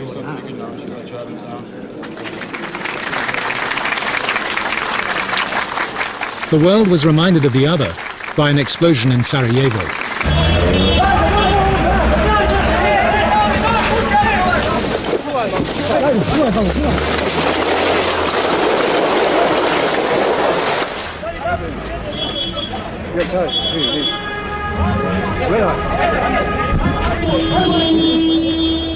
"68 people died. I have just completed a meeting with advisors discussing the terrible and outrageous incident in Sarajevo yesterday. Have you decided against airstrikes, Mr. President? No. But the authority under which airstrikes can proceed requires the common agreement of our NATO allies. Which resulted then on Monday already in Peter Tarnoff and myself being launched to Europe to actually meet with the allies and get this thing going. Britain was the problem. The Foreign Secretary faced an emergency meeting of Cabinet. Key colleagues remained implacably opposed to any move that could draw the UK into conflict with the Serbs. I had to say, look, we're not just dealing with Bosnia, we're dealing with the Atlantic Alliance. And there comes a point when if we are to keep the alliance in reasonable repair, we have to go along with things which we believe are risky. The British went along. NATO issued an ultimatum to the Serbs. They had 10 days to withdraw their heavy weapons from the hills around Sarajevo.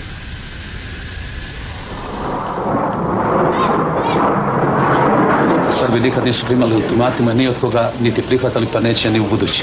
I nema potrebe nama ultimatumu da se šalje. Ne pravite razliku između ova dva? Nije nama ultimatum nikada postavio. I ja sam odbio ultimatum, jer je to bio put za dalja poniženja i za dalje iznuđivanje poteza od strane NATO pakta.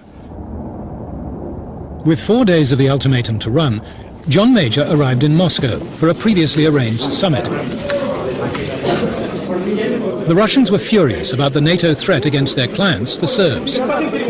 When the NATO ultimatum came, we were very worried that the whole thing could, the place could be blown apart. What they were attacking was the fact that they hadn't been warned. And I sent a message, either from Moscow or immediately I came back to Warren Christopher saying, watch it. I mean, this is I use the phrase, extreme irritation. Кое-кто действительно пытается решать вопросы по Боснии без участия России.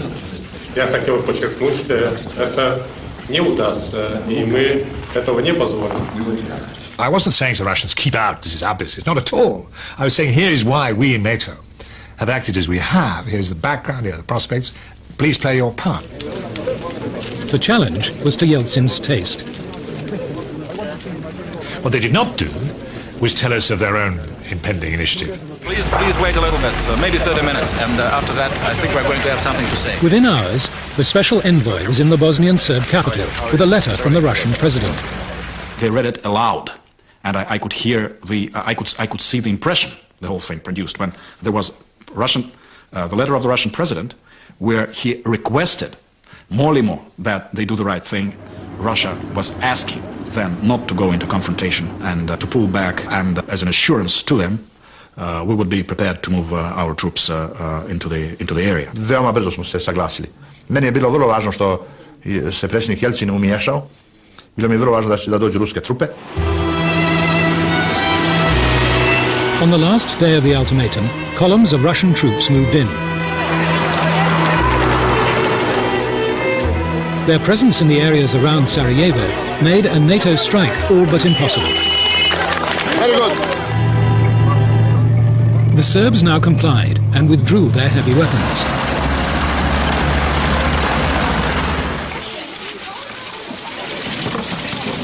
For the first time in 18 months, the people of Sarajevo could safely walk their streets. The Serbs had been bullied, in Sarajevo at least, into peace. Today, we are dedicating the future site of the American Embassy in Sarajevo, the undivided capital of the independent and sovereign state of Bosnia and Herzegovina. Without seeming too presumptuous, I would like to repeat the words stated more than 30 years ago by President Kennedy, Ja sam Sarajevka. But Sarajevo was not Berlin. When the Serbs tested Western resolve, the alliance was stretched to breaking point. Dalje sam htio da saveznicima muslimana, pre svega Amerikancima, pokažem da smo mi superiorni i da skršimo njihovu vojnu moć. The place he chose was the most important of the Muslim enclaves in eastern Bosnia, Gorazde. Like Srebrenica, it had been designated a UN safe area. I was waken up at 4 o'clock in the morning on the 5th of April and told that tanks had attacked into the town of Gorazde, that the town was in flames. The report was exaggerated, but Serb shells were landing in the town.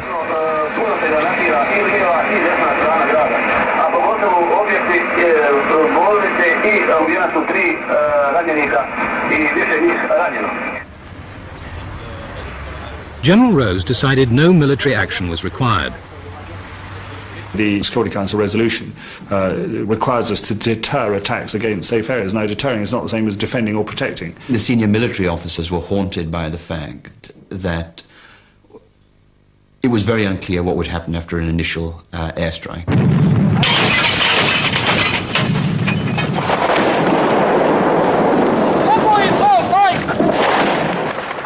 When 2 Serb tanks reached the town itself, General Rose judged the time had come for deterrence. I got the target on my nose. Hey, what are you aiming at, Jim? I'm at it, right in his tent. We have bomb flash.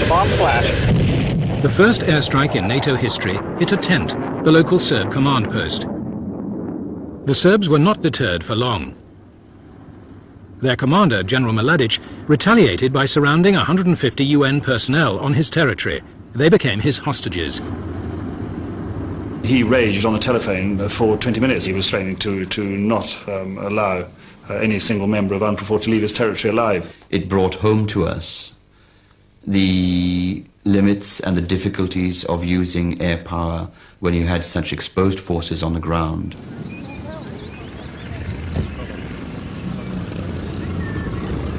The UN sent a high-level delegation to negotiate for the release of their hostages with the Bosnian Serbs. Sastanak je već bio završen I mi smo se pripremali za ručak I uzeli smo aperitiv. Just after the salad, as it were, we got an urgent message saying that General Rose was trying to get through. Hello, Mr. Akashi. Michael, I'm here. A desperate General Rose had to use an open radio to reach his superiors. He told them that while they had been supping with the Bosnian Serb leaders, his troops in Gorazde were being fired on by Serb gunners. The situation has deteriorated very rapidly while you've been in the meeting. They're firing on our guys. We need air support now. Over. We embarked on one of the most surreal experiences of my UN peacekeeping career. Tamo je na jednom kraju vojni komandant UNPROFOR-a, na drugom kraju vojni komandant Srba, a politički vođa I Srba I UNPROFOR-a je bio tu, sa dve mape, sa dva telefona. How about Dr. Khan ordering immediate ceasefire? Sir, I don't think that by the time the message gets to the units on the ground, they will all be either dead or captured, over. We ourselves were in the room with the soldier holding on to walkie-talkie, in which essentially the UN commander was thinking of calling in planes to bomb the people whom Mr. Karadzic was just talking to. Ja sam onda bio veoma ljut, rekao sam Mladiću, morate mi kažete istinu. General Mladic told his leader that his guns were targeting the town and not UN positions. If UN soldiers were being shelled, it was their own fault. Onda sam bio veoma energičan da Rose kaže istinu. I posle izvršnog vremena Akashi je došao veoma pošteno I rekao, da, zaista vi ste u pravu. The UN had no choice but to call off the airstrike. They sent a helicopter to pick up one dying British soldier, but the Serb offensive continued. That night, the Bosnian government summoned Mr. Akashi and General Rose to explain themselves. What is the attack now again? The chance that they did all day. I mean, you understand our position because we've been saying this to you and General Rose since 2 weeks now. I'm sorry, but this is, I mean, it has become a laughable matter. I tada su ti neki primitivci oko Goražda, dakle iz redova te srpske vojske shvatili da oni mogu jednostavno izaći na kraj sa NATO-om, da im niko ne može ništa I tako dalje. The Americans were determined to reassert their credibility. By shelling a hospital, shelling the UN headquarters, taking United Nations hostages when we have never been involved in the war against them, when all we did was to do what we said we would do all along, which is if they threatened our people, we would use air power. They are the complete aggressors and wrongdoers. President Clinton demanded NATO strike immediately. I did receive high-level calls clamoring for a war to be waged against the Bosnian Serb side. Yes. On April 20th, Prime Minister and I were alarmed. There were reports that, which were exaggerated, that we were alone and opposing what was being proposed for NATO.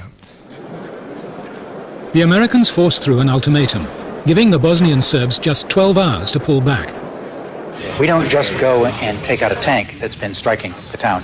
We're going to be able to attack a wide target set. The point is to give the message that enough is enough.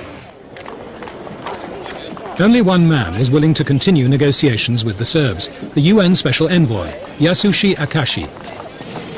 There was no way that Akashi was going to be stopped from going back into discussions with President Milosevic and the Bosnian Serbs. He felt only he was going to be able to avert an action which would push the peacekeeping mission over the edge.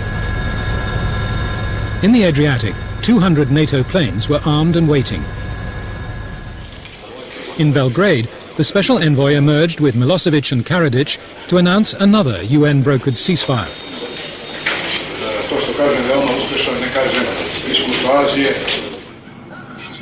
For 2 weeks, the Serbs had defied the UN and NATO.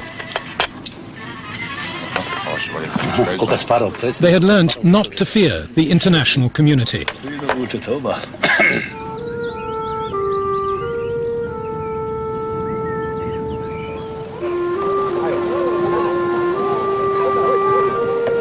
Eto general Mladić.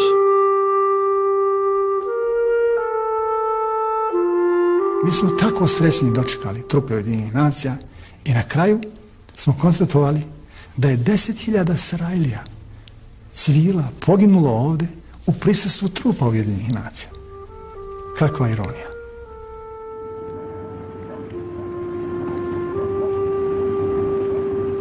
You are now under the protection of the UN forces.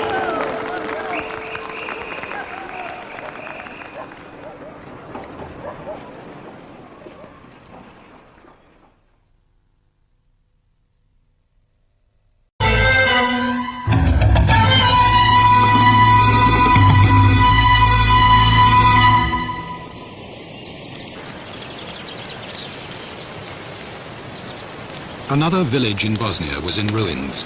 This time, Muslims from Srebrenica had launched a raid against the Serbs. Ubiju po jednog, dvojicu, trojicu, evo, do sela nisu dolazili, ali su selo sada popalili, kao vidite tu. Nastupio je trenutak u kome se apsolutno nije moglo očekivati da sve to bude pod nekakvom razumnom kontrolom. The Serbs decided to seize Srebrenica. This decision would force the Americans to bring peace to Bosnia. But only after the people here had been sacrificed. Srebrenica was a refuge for tens of thousands of Muslims fleeing the Serbs. For 3 years, they'd been surrounded.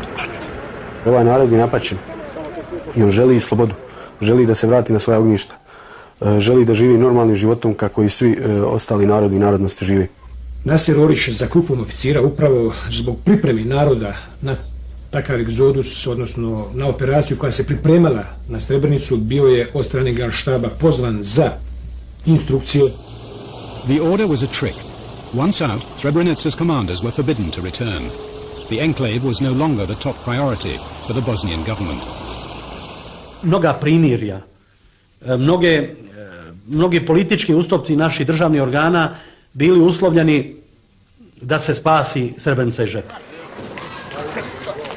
Srebrenica was doomed.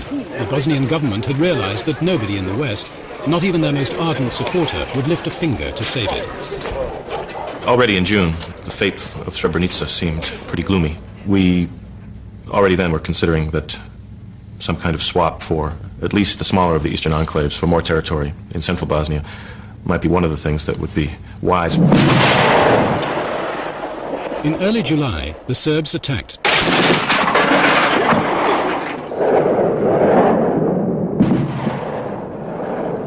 Deprived of its commanders, Srebrenica could not resist the Serb advance. Naša zadnja poruka je bila da mi više nemamo vremena za javljanje novo. Da je Srebrenica pala i da narod je bio problem. To escape the Serb soldiers, thousands of Muslims in Srebrenica fled into the forest. Prvi prijelaz front linije bio je hod kroz minsko polje. Išli smo koloni jedan po jedan, ona ispred mene, gdje stane tu moram stati ja, ako neće da nagazim na mene. They set out on a 40-mile walk through a forest ringed by Serb patrols.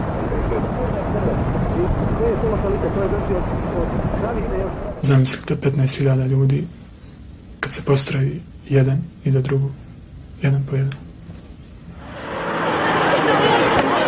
Those Muslims who couldn't face the trek clung to the UN for protection.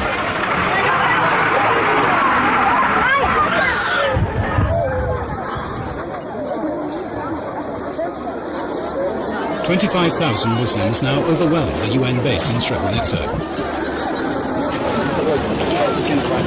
But the handful of UN troops there were shoved aside by the Bosnian Serb army and its commander, General Mladić. Koliko ti je godina? Kako ti je? Molim vas, budite veoma strpljivi. Svi koji žele da ostanu, mogu da ostanu. Svi koji žele da napuste ovu teritoriju također mogu. Obezbedili smo dovoljno. The leader of the Serbs in Bosnia also put on a performance for the cameras.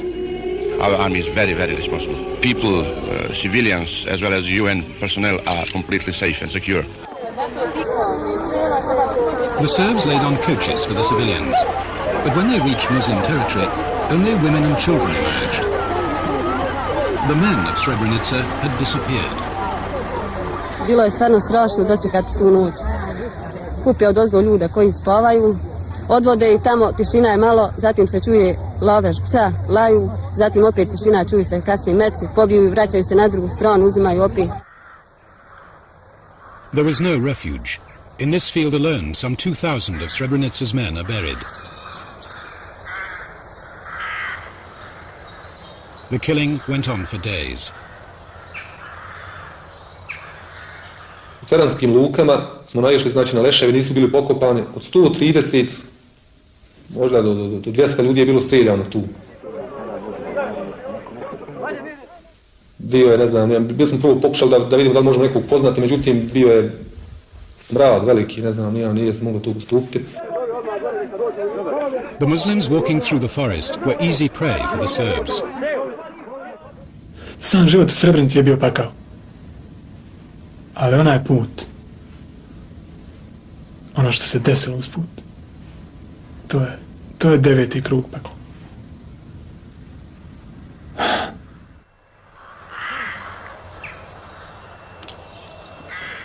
Ajte, momci, živite, momci! Već nas bilo opkolili tu, komplet. Počeli su granatirati. Počeli su zoljama tučili narod.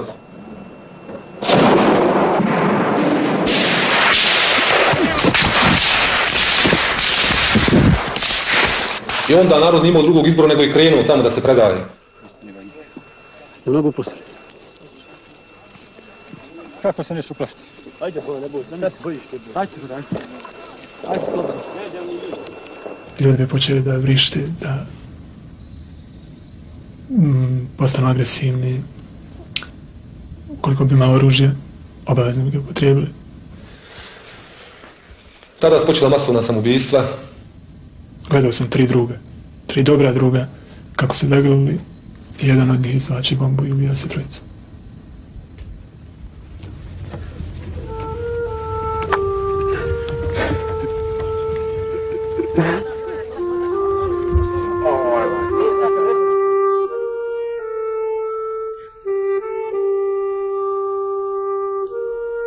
Two years earlier, a French general had made a pledge to the people of Srebrenica.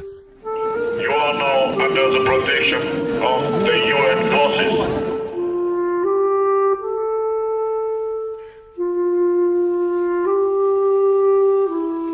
Now the new French president called on the UN to salvage its honor.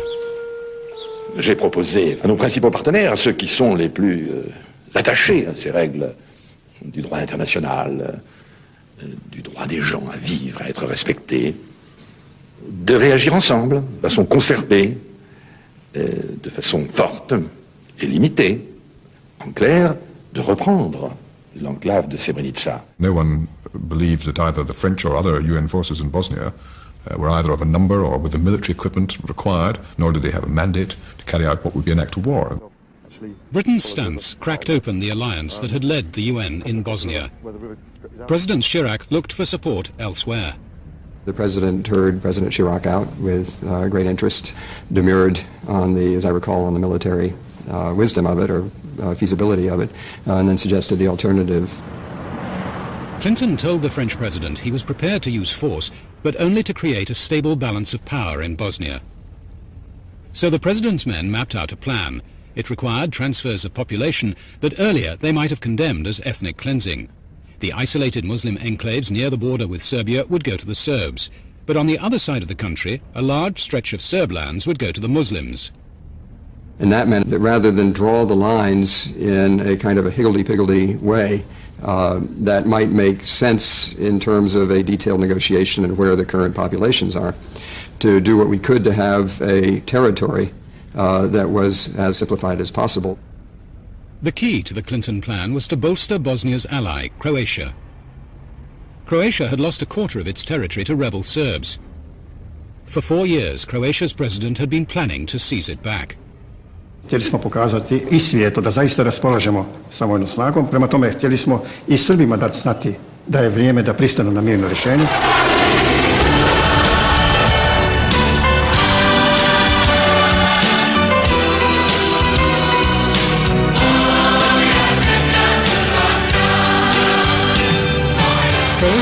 encouraged by the United States, had built itself an army to crush the rebel Serbs. All they needed was the green light. We did not think that that kind of an attack could do anything other than create a lot of refugees and cause a humanitarian problem. On the other hand, it always had the prospect of simplifying matters. We knew a few days before the operation that it was in fact going to occur. I went down to meet with President Tudjman to deliver a démarche.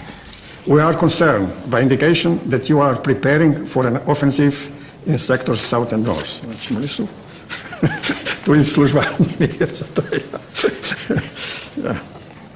We made clear to Tudjman that we did not favor military action. Nakon ovakvog ozbiljnog upozorenja, koje se razumije da sam ja najozbiljnije razmotrio, nisam odustao, jer sam bio uvjeren da mi možemo postići pobjedu. Tudjman had read the signals well. 3 days later, his army began shelling the rebel Serbs' capital, Knin. The Croats had a huge advantage in men and armor. They rolled in with ease. The Serb soldiers had already fled.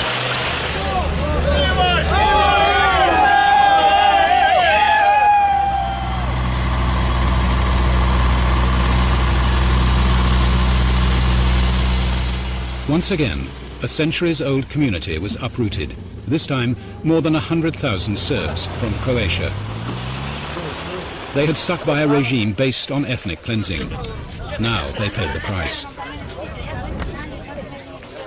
Čini se jednostavno da je velik broj ljudi odraslog srpskog pučanstva bio uključen u te srpske paravojne snage, a drugi dio pučanstva da je bio obmanut da dolaze ustaše, fašisti i da im nema drugo nego da bježe.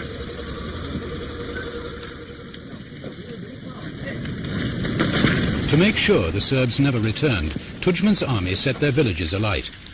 They murdered hundreds of old people who'd hung stubbornly on.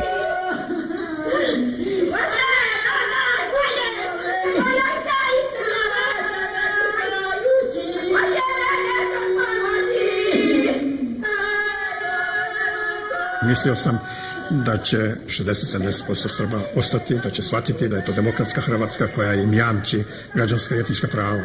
Prema tome, sami su Srbi odgovorni za takvu sudbinu kao što su je doživjeli. President Tudjman had achieved an ethnically pure Croatia. Zastava ovdje znači dovršenje dijela uspostave slobodne i nezavisne Hrvatske. Bosnia's Muslims had joined their Croat ally in the attack. After 4 years of defeats, the president of Bosnia savored his first big victory. Bio je vreo dan, usput na moj rođendan, tamo me je dočekao naravno general Dudaković, jedan slavni general, ovdje veoma popularan. Došli ste u našu državu. Koliko imaš, bola? Ima sad najviše u sportu. Sad si najbolji. Ja sam rekao, nek ti je sretna država Bosna i Hercegovina, a kolika je, jesmo li je proširili malo. Jer da se ona se u stvari širi. Dragi vojnici, pozdrav domovini! Pozdrav! Bilo je jako mnogo naroda tamo koji je bio oduševljen tek. U stvari, osjećalo se svugdje se osjećalo dah slobode na tim krajevima.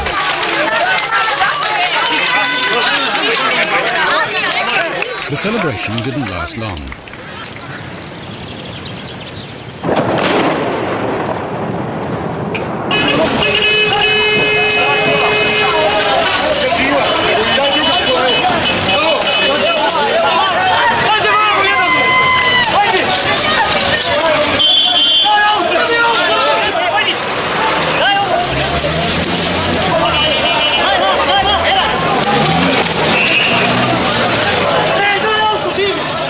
Were killed. The ballistics experts confirmed that the shell came from Bosnian Serb territory. 2800 millième. It was just what the Americans were waiting for.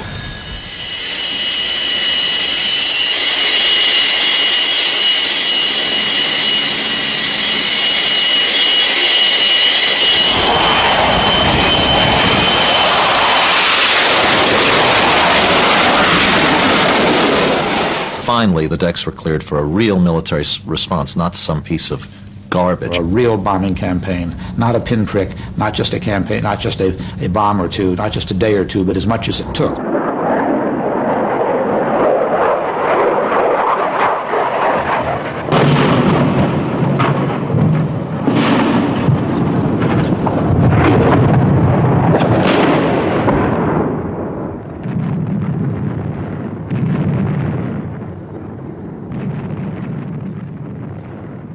I must say that I enjoyed it. I must say that.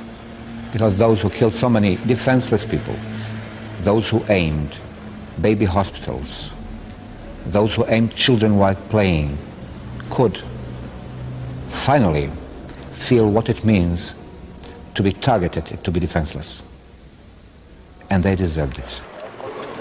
The bombing had hurt the Bosnian Serbs in more ways than one. That morning, when they were at their most vulnerable, they'd been summoned to a secret meeting in the capital of Serbia. Mi smo znali da ćemo mi biti bombardovani. Čak i da smo ispunili, mi bismo morali biti bombardovani.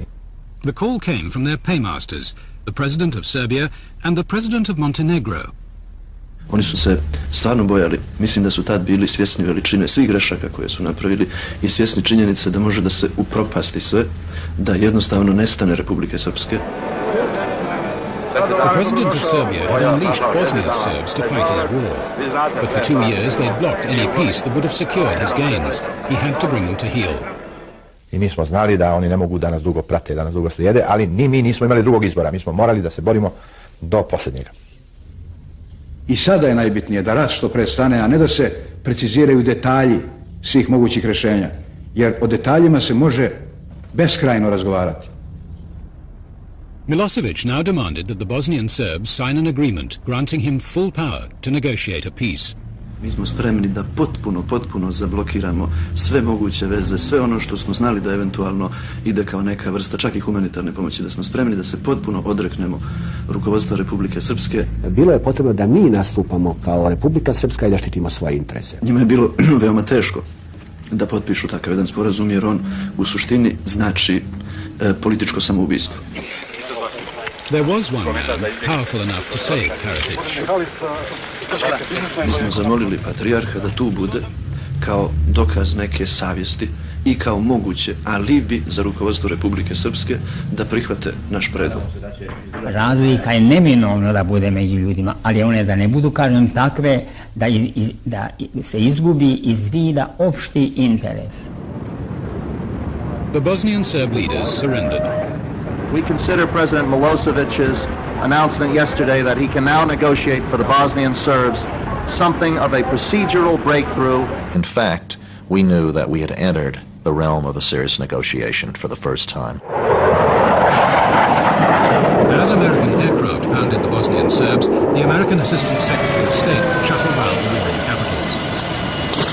President Clinton has set us here today on a mission of peace in a moment of war.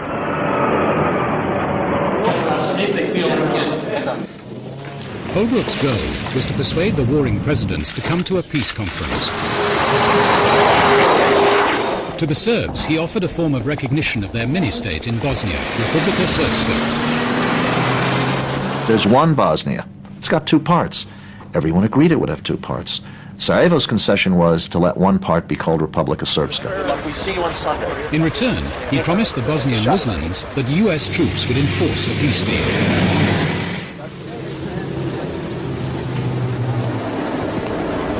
American shuttle diplomacy was backed by American bombing.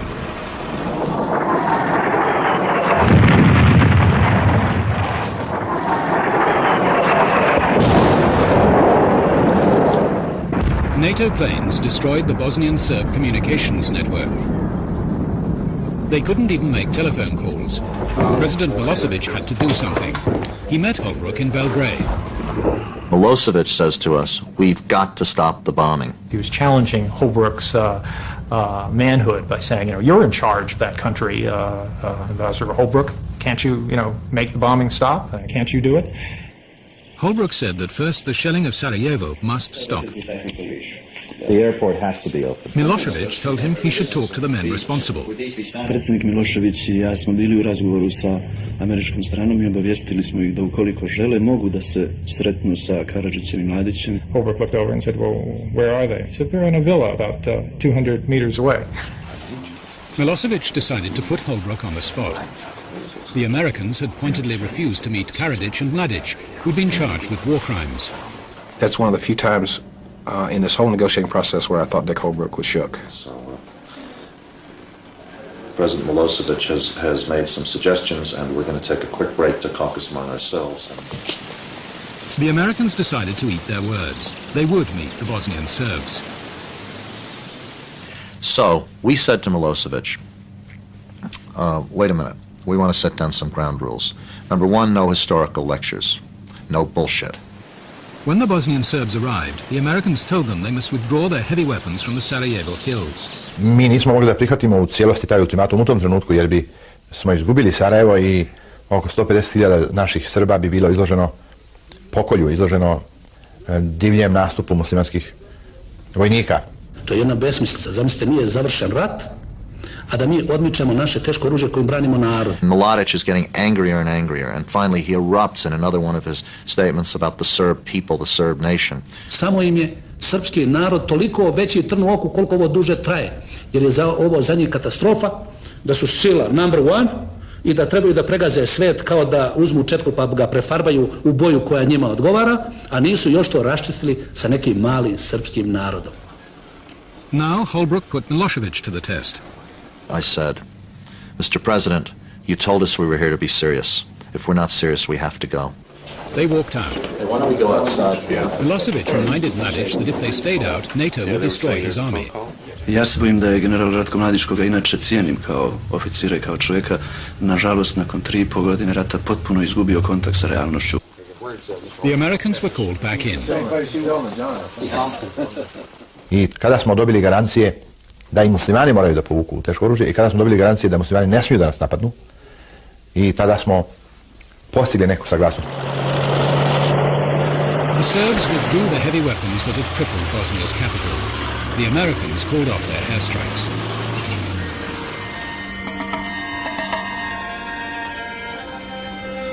All the Americans needed to start their peace conference was a ceasefire in the rest of Bosnia. The Muslims and their Croat ally scrambled to grab territory while they still could. Zapravo, Srbi su još uvijek imali više od 49% u svojim rukama. Jasno je da, kako gospodin Izetbegović, tako i ja, da smo smatrali da taj poraz koji su Srbi doživjeli treba iskoristiti. In the west of Bosnia, Croat artillery and Muslim infantry sliced through Serb lines.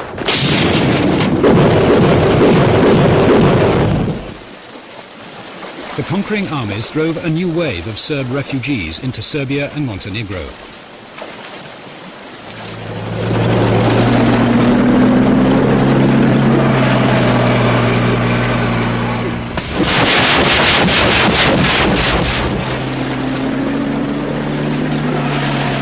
Prije svega Ameriku animirali sa činjenicom da bi taj veliki egzodus naroda radikalizovao političku atmosferu i to više ne bi zavisilo od odluke bilo kojeg rukovodstva, nego bi objektivno događaji tekli prema tome da se mora ući u rat.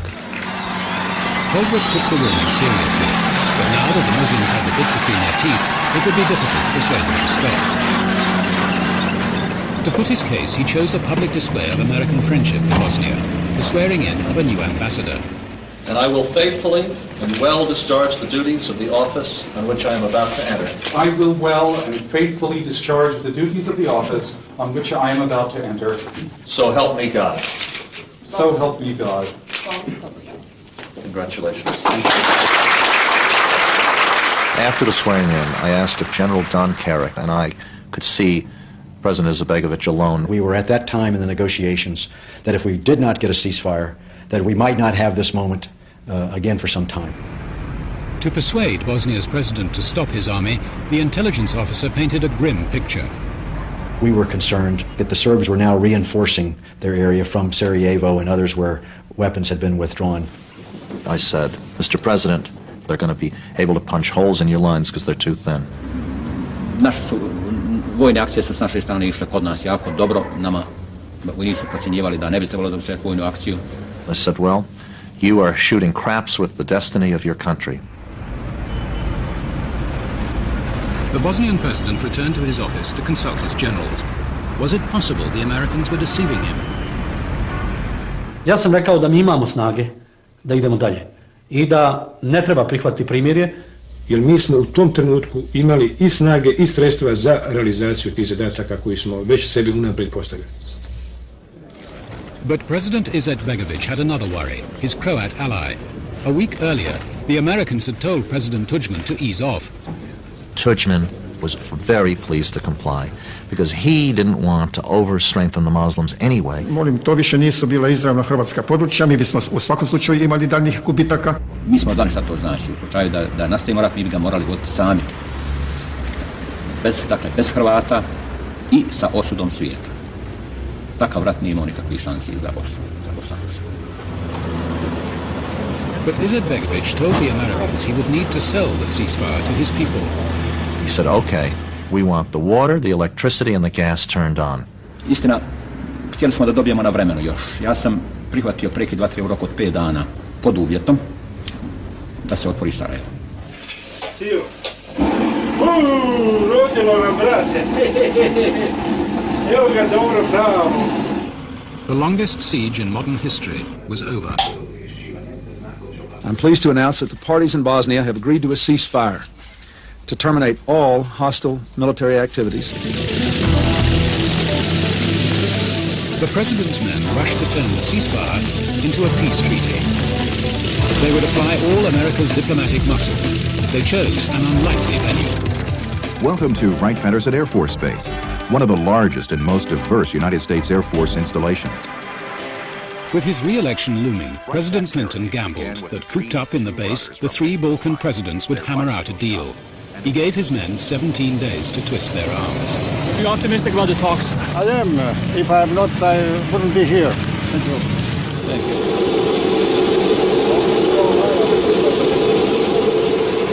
The Americans' hope for peace depended on the man they once called a war criminal. How confident are you the talks will succeed, sir? Come over here. How confident are you the talks will succeed? Well, I'm optimist. I believe the talks will succeed. We attach the great importance to peace initiative of the United States. On behalf of President Clinton, I welcome you to the start of these historic peace talks. If we fail, the war will resume, and future generations will surely hold us accountable. And then I walked around to the other side of the table where they had been carefully placed, and I sort of pushed them together and urged them to shake hands, which they did. Izetbegović knew these talks would ratify the division of his country. He'd already agreed to share half of Bosnia with his dangerous allies, the Croats. The rest would go to the Serbs. Moram reći da su prve karte prvih dana dolazile potpuno neprihvatljive i ja sam komentirao u jednom momentu da su Srbi po svojoj prilici prespavali zadnjih pola godine dana. From the start, Izetbegović told his prime minister to conduct the talks. We cannot survive the death. We cannot survive the 17,000 children dead in Bosnia. But we can get some justice here, and that justice means a fully functional Bosnian state. Integrity, sovereignty, justice, democracy. Thank you. Okay. The constitution of a new Bosnian state was to be drafted here. Powers were stripped from the central government and given to the Muslim Croat Federation and the Serb Republic. No one wanted these ceasefire lines as permanent boundaries, but attempt after attempt to change them led to deadlock. I had always had in my mind a 17-day conference, and here we were on day 16, and we were nowhere further than we've been on day 11. It was a very cold and biting day, but I said to Milosevic, let's walk.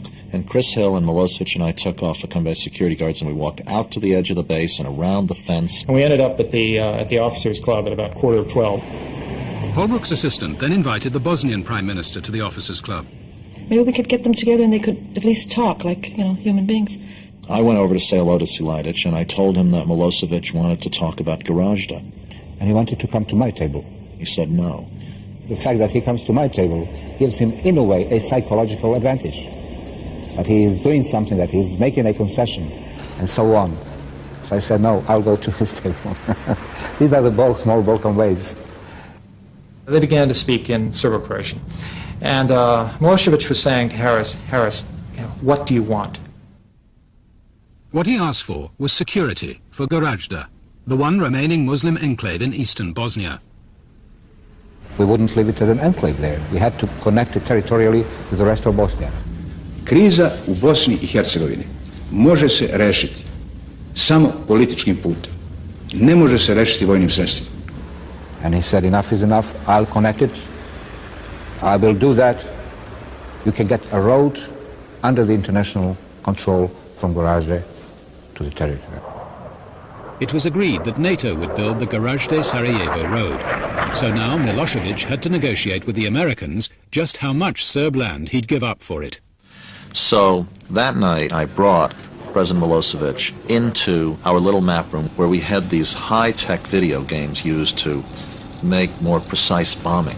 We had the entire aerial photograph of the entire country, and you could fly with a joystick over any part of the country, stop, look straight down, look sideways, go up, go down. Prvo mi je stalno na pameti kad je Holbrook pogledao na ekranu Bosnu. Vidim li ja to ovdje nema ništa, ovdje su samo planine, nema kuće, nema sela. Mi kažemo tačno nema, ali takva je Bosna I on se uhvatio za glavu. They had to find a corridor through the mountains that was wide enough to be made defensible for the new road to Gorazde. And we began to, quote, fly President Milosevic up and down a road that ran through the mountains from Gorazde to Sarajevo, which if upgraded, might do the trick. We did this till about 2 in the morning while a great amount of alcohol was consumed. So finally, Milosevic stuck out his hand to me and said, okay, this is it. And he drank a toast. Richard Charles Albert Holbrook, we have found our road.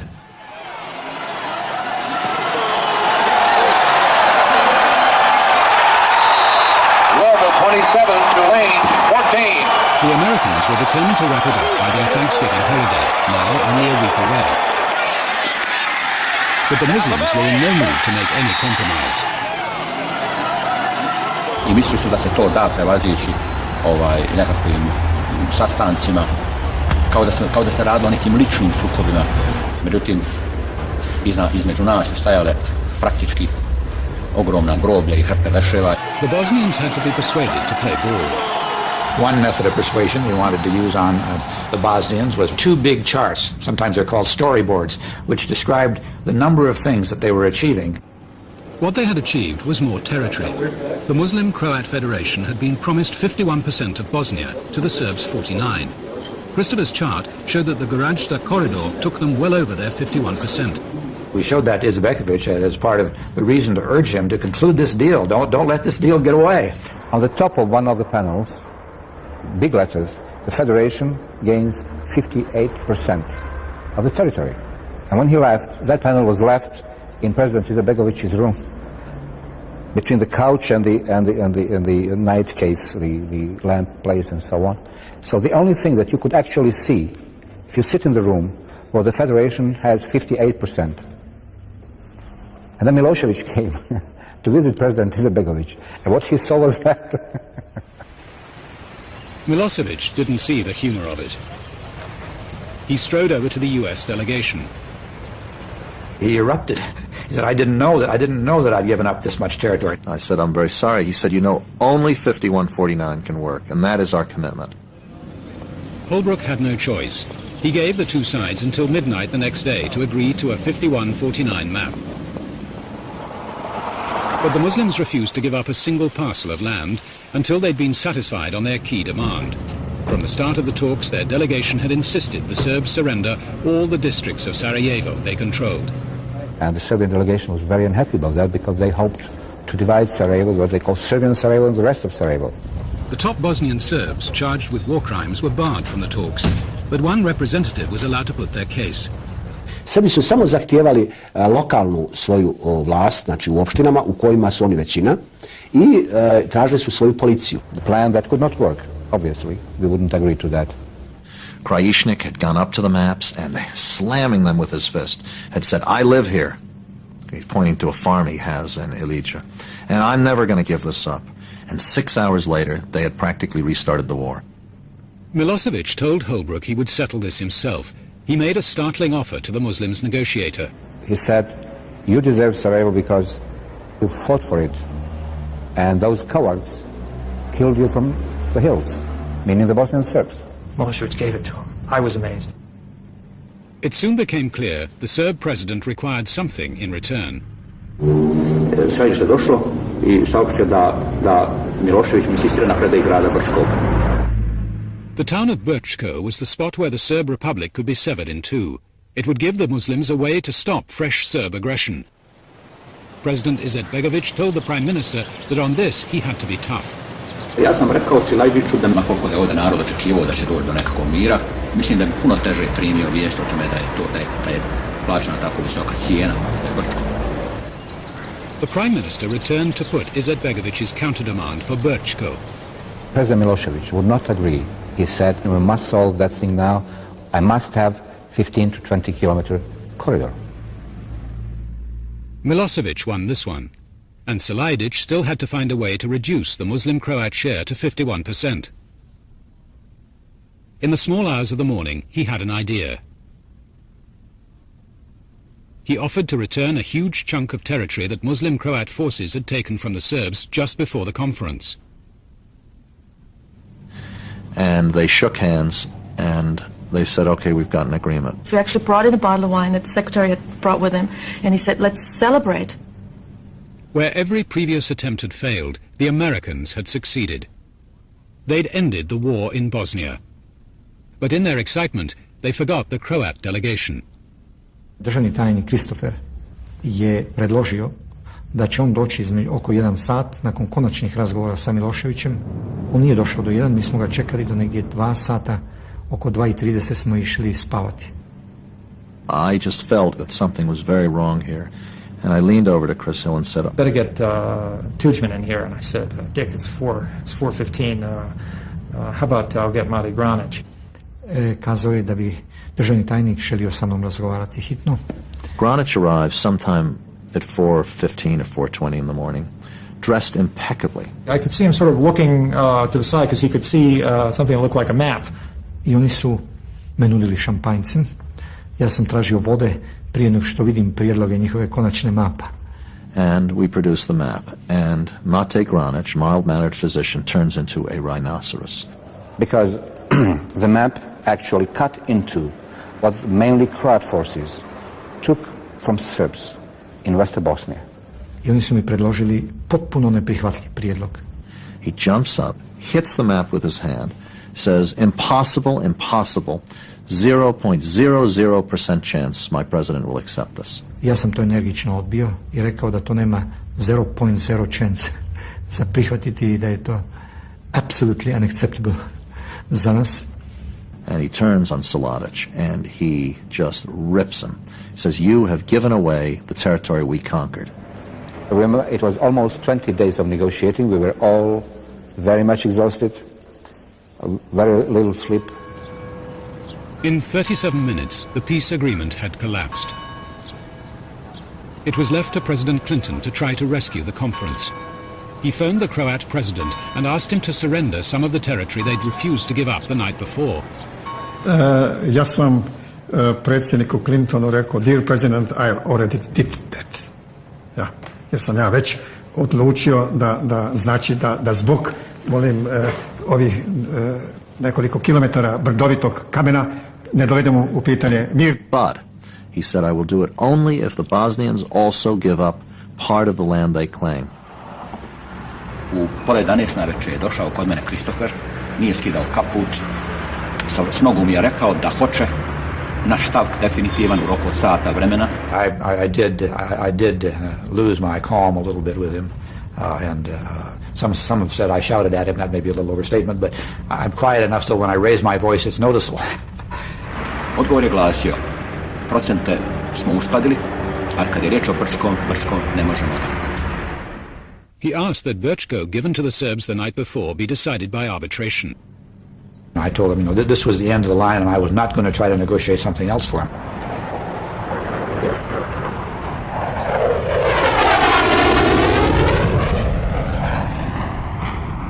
The United States has already told the Balkan delegations the talks will end in a few hours without a Bosnia peace agreement. Milosevic and Tudjman now got together. From the beginning of the crisis in Yugoslavia, they had determined the fate of Bosnia. Milosevic suggested the two of them sign without Izetbegovic. Ja sam ukazao da na to ne mogu pristati. I predsjednik Tudjman je predložio predsjedniku Miloševiću da prihvati prijedlog predsjednika Izetbegovića o arbitraži. Milošević je rekao možda nije mi na taj moj prijedlog. Holbrooke and his team were starting an exhausted post-mortem on the conference when Milosevic burst in. Miloš says, okay, my last offer, the most I can ever do for you, I would agree to put the city of Brčko under international arbitration to be decided in a year. Sigurno da se sve koncesije koje su učinjene ne mogu uporediti sa ostvarenjem rezultata, to je mir.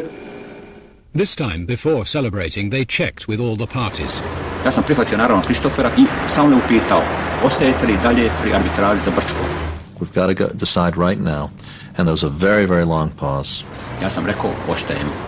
On je samo rekao, onda je sve u redu. I said to Warren Christopher, let's get out of here. Dick Holbrooke looked like he was in front of a gas chamber and they just pulled him back. I hope he watches this. I wonder if we could ask the three presidents to stand up and for us to join them standing and express our appreciation for what they've done in Dayton and our hopes for the future.